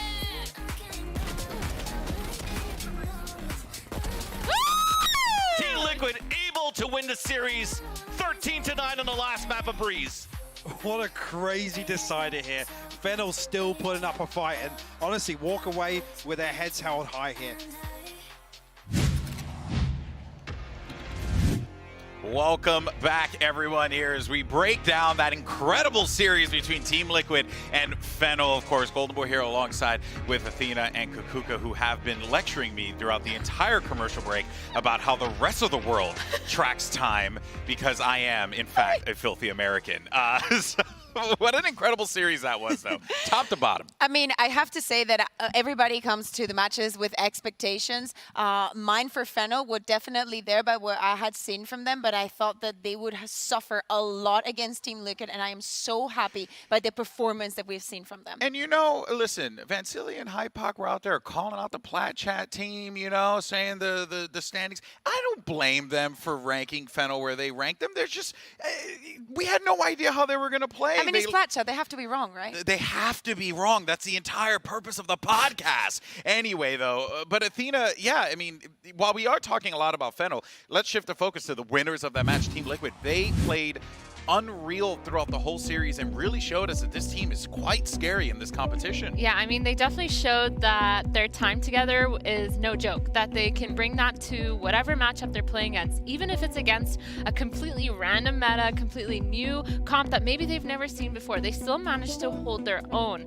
And here, Team Liquid, finally, they connected the dots on Breeze. We see Bastarda kind of going crazy at the end. Like, she really popped off. Both Festival and Bastarda put up a really good fight. But, you know, like, Team Liquid really managed to keep to their strengths. You know, they didn't try any crazy comp changes. They didn't try doing anything really crazily different other than play together as a team more and adapt more. After that 6-6 half, anything could happen, and to see Team Liquid actually take a step back and be like, okay, we've been already surprised by what they've done on the attack. Let's see what they're going to do on the defense and then adapt from that. We're still going to be aggressive. We're going to be, you know, loyal to our style, but we need to really win this one, okay? We've been in this situation before, and I think they pull it off beautifully. Yeah, and I give a lot of credit to the coaching staff as well. Key Yes. timeouts that allowed them to make those adjustments, whether it was the aggression that we were seeing in mid from Fennel, and then Team Liquid responding and being like, okay, let's try and see if we could slow this down a little bit while they were on the attack, and then flipping it over and recognizing they're only going to, you know, play retakes on B, so let's abuse this, take advantage of it. A lot of rounds were gained because of that. Just intelligent across the board. But before the break, though, we actually asked you guys to vote for the in-zone player of the match. You had a few options, and there were some great options to choose from, and Bastarda is going to walk away with the in-zone MVP. Yeah, you know what, though? Very well deserved. It's always a win for Chile. It's always a win for Chile. Maybe not for crew, but maybe for Chile. So I'm very happy for Paula. I think before the Breeze started, I said this is the map where we need to see her shine. This is the map where I feel like she's in her comfort pick and definitely the most comfortable. Maybe not on the first half, it was where it was shown the most, but on the second one, it was all about her. Yeah, that's right. That's right. Well, let's actually go ahead and head over to Yinsu. He's actually going to be standing by with our MVP Bastarda and our translator, the homie Dryad, who we get to see on the stream here for our Verizon post-match interview. Thank you very much, Golden Boy and the Desk. That's right, I'm joined right now by Basara from Team Liquid and Dan, who's here to translate. First of all, congratulations on the win. I think after map 1, we thought it was going to be an easy series for you, but things kind of got tougher. Did you expect things to get tougher, and how did you guys deal with that? Después de ese primer mapa, pensamos que iba a ser un poco más del lado del Liquid, pero después se puso un poco más difícil. ¿Esperabas que fuera tan cerca? No, la verdad no me esperaba que íbamos a perder ese mapa porque es un mapa que hemos entrenado bastante, pero falló mucho la comunicación en equipo y eso nos hizo perder, la verdad. O sea, podíamos haber ganado muy fácil, pero falta de comunicación y aparte porque la composición de ellas como que hace tiempo que no nos jugábamos en contra, nunca habíamos, o sea, hace tiempo que no nos jugamos contra un Omen y además como que es difícil escuchar los TPs del Omen también con tantas personas y entonces fue un poco difícil, pero básicamente fue fallo de comunicación, pero nosotros ya pasamos por esto muchas veces, entonces nos fue difícil resetar y volver al juego. To be honest, it was not a map that we were expecting to lose. We were not expecting, but things went wrong with the communication, and there were a couple of issues that we had to fix regarding that topic. At the end of the day, it was also a composition that we were not used to with the Omen, and even hearing the TPs was a little bit difficult, but it was mainly that communication. Now, we talk a lot about LAN experience. Of course, this is the first ever international LAN event for Game Changers. G2 are a team that we praise for having that, but I think people were forgetting that you guys played 22 maps already this year on LAN back in Brazil. How valuable do you think that experience has been for you guys here? Siempre se habla mucho de lo importante que es la experiencia en LAN y han hablado de otros equipos, pero a muchas personas se les olvida que ustedes seguro han hecho 22 mapas en LAN. ¿Y cómo crees que eso te ha beneficiado en un evento como este? Lo que nos beneficia básicamente es que nos sentimos como en casa cuando venimos a jugar en LAN. Cuando me senté acá por primera vez, yo dije ya, yo ya había jugado aquí, es lo mismo que estar en Brasil. Me sentía cómoda en ese sentido, ya sabía lo que se venía, entonces como que me sentía cómoda en verdad y eso es como el único beneficio y básicamente eso. When I sat down, I just felt at home and I knew that it was comfortable and it was going to be the same thing as Brazil, so it was a big advantage as well to take it. How different do you think this LAN has been compared to the LANs you have played already this year? ¿Qué tan diferentes crees que ha sido este LAN comparado de los de Brasil? La diferencia es que ahora hay personas como torciendo por nos, perdón, es que se me mezcla el portugués y el español, pero nada, eso básicamente, aparte las animaciones atrás, en la luz también, porque era un poco más oscuro ya y básicamente eso. The difference is the audience and the people kind of rooting for the teams, also a little bit of the lights behind and the screens that were behind. When it comes to audience and I think everyone that's watching you, I think everybody keeps calling you the dark horse. People say, oh yeah, they're kind of our pocket pick. How do you feel about that? And do you feel like maybe people should be seeing you as one of the contenders as opposed to one of the dark horses? Muchas personas están diciendo que ustedes son de pronto el Dark Horse. ¿Y cómo te sientes acerca de eso? ¿Te parece que es verdad o te parece que no? Dark Horse. ¿En qué sentido? Como que mucha gente tiene otros favoritos, pero ustedes son como un favorito secreto.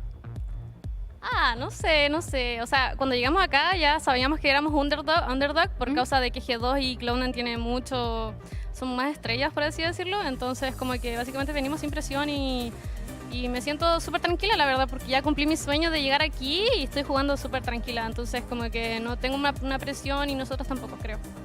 Coming into this tournament, we already knew that we were the underdogs and people were not expecting much, but I feel calm because I know teams like G2 and everyone else is here, and being able to play, this is what I wanted. This is the result that I wanted. And lastly, and very quickly, you said this morning it was the first time you ever trash talked a team against Fennel. You got Shopify next. Anything spicy you want to say to them?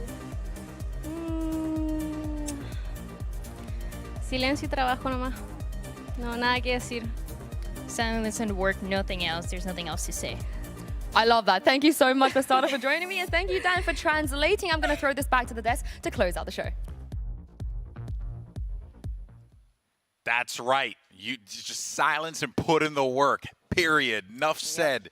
Love that, and I think that's part of the reason why you're seeing this Team Liquid team, this Team Liquid roster coming out with just so much confidence, right? Even in the pre-match interviews beforehand, right? Like Kukuka, they were so confident the whole time, and I love that for them. Yeah, I think that the experience comes in a different level for them. The fact that they feel comfortable, that they spot so little differences between what they've done already and what they have in front of them, I think is really going to play on their way. Yeah, well, let's go ahead and zoom on forward, though, to our HyperX Reflex moment for the day, and has to go, Athena, to Festival with this amazing 3K. I mean, Festival was just unbelievable this whole series, really putting the work in.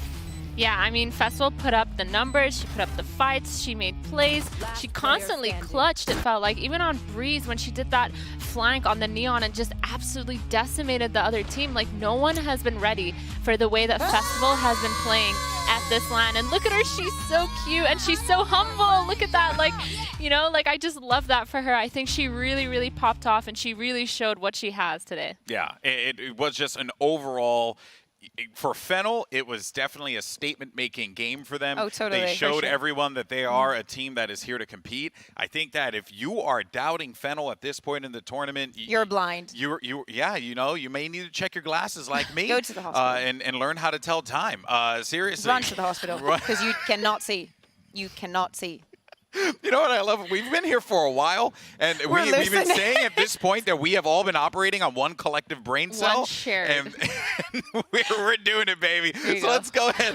Thank you so much for the brain cell. I'll now continue to move forward in the show. Let's take a look, though, at the bracket and see what we have in store for us tomorrow, because don't forget that tomorrow we are going to have the Shopify Rebellion Team Liquid Clash as our first match of the day. Then it's going to be Crew Esports taking on X10 Sapphire, another awesome international clash, and then it's going to be Guild X versus Fennel to Lava. I cannot wait for that game. Kukuka, which one you're excited for? I am very excited for the Shopify Rebellion versus Team Liquid, because obviously that's the one that we should have seen today, but I think that honestly, besides the regulations here in Berlin, it's already pretty late, like it's 10 p.m. So I think that both of the teams would have been very tired by then. I hope that tomorrow we have a day that goes more swiftly, and I'm really excited to see how that one closes out, because obviously you said that you wanted an A and I wanted Brazil, so I need some resolution here. Ooh. You know what's funny is I'm actually looking forward to Guild X play against Fennel, because I think that game I'm is not gonna ready be for that. insane. I'm not saying goodbye to any of those things, because tomorrow we're saying goodbye. Literally. I know. Already, day 3. Yeah, and I'm actually, even though I said I was looking for the last game, but I'm going to give some love, though, to was it Crew and X10, right? Like, that is going to be a very interesting matchup. Two regions that are vastly different in their styles. That is going to be really, really awesome to watch. Well, team, I want to thank you so much for the work today. Of course, fist bumps across the board. That's a thing. But guys, that is going to do it for us today. And what a day it has been. We saw some high highs and low lows, but that means that we are only going to have better games moving forward. That's right. Let's go ahead and send them home the right way, baby. We'll catch you tomorrow for 3 more games. We'll see you then. The hype is real. Can't wait to dive into this one. We have 4 teams, 20 fierce competitors. They are all ready to go. So all that's left is just get this party started. Let's ladder up. Victory, Lori picks up Maya. What a shot from Lori. Oh my God. What is that? Holy. Let's go, baby. Hold on. Oh, it's not one. Oh my. Working them down, but the time is of the answer. Shorty with a belting shot. That's right. Oh my God. Destroys 2 of them. The last 2 alive, and Sunder is immovable. Sunder takes them over the line. Shopify Rebellion walking away with map 1. Time starting to dwindle, though. They're going to start running out of it. Laurie's position gets checked. Great work from Roxy. And now they're scrambling. They're trying to do what they can. The defuse. Trade comes out from this, but Laurie, right position, right time. Laurie ain't stopping until then. Oh, Laurie with 1, and Laurie doesn't know how to lose. Time, Benny could be the downfall. He goes 1. What is that, Benita? We are going the distance. All 3 needed. Sonder's there. The trade's Laurie. Come on. Yeah, it's a huge angle. It's so good from Sonder. You don't get that sort of play every day of the week. The bait is Ness could not. Oh my God. Positioning. And there it goes. Shopify Rebellion against the odds doing damage here in the third. We will welcome two brand new representatives from Brazil and Japan to the international stage. Here are Fennel, Hotalava, and Team Liquid. Nachi, though, to find the first one, Spectre, and the second festival will fall. Big flash to come out. Nachi continue to go to work. That spike down, and that's a clean prime giving flawless. What trigger discipline? There's 1 and 2, and the crossfires perfect. Bastaja, what a beautiful cloud burst to just give a one-way angle, and that was pretty much it. Clean right now for Team Liquid. Team Liquid takes the first map against Fennel, 13-4. Fennel looking to rotate back towards mid. Unfortunately, the flash doesn't work to get the blindness, so that's Suzu with 4 kills into the round. But Bastardo's already there towards the back of the side. Null command coming up. 3 kills somehow coming in. To the toxic screen. Nice headshot. Comes in for the defuse, and she will get the clutch for Fennel. What a contrast from map 1. Absolute confidence on display here from Fennel. When we come back, Breeze is coming up. And still a couple of guys in, and we will try to go for it. Oh my God! Flick for Lin to get the kill on Pinaxi.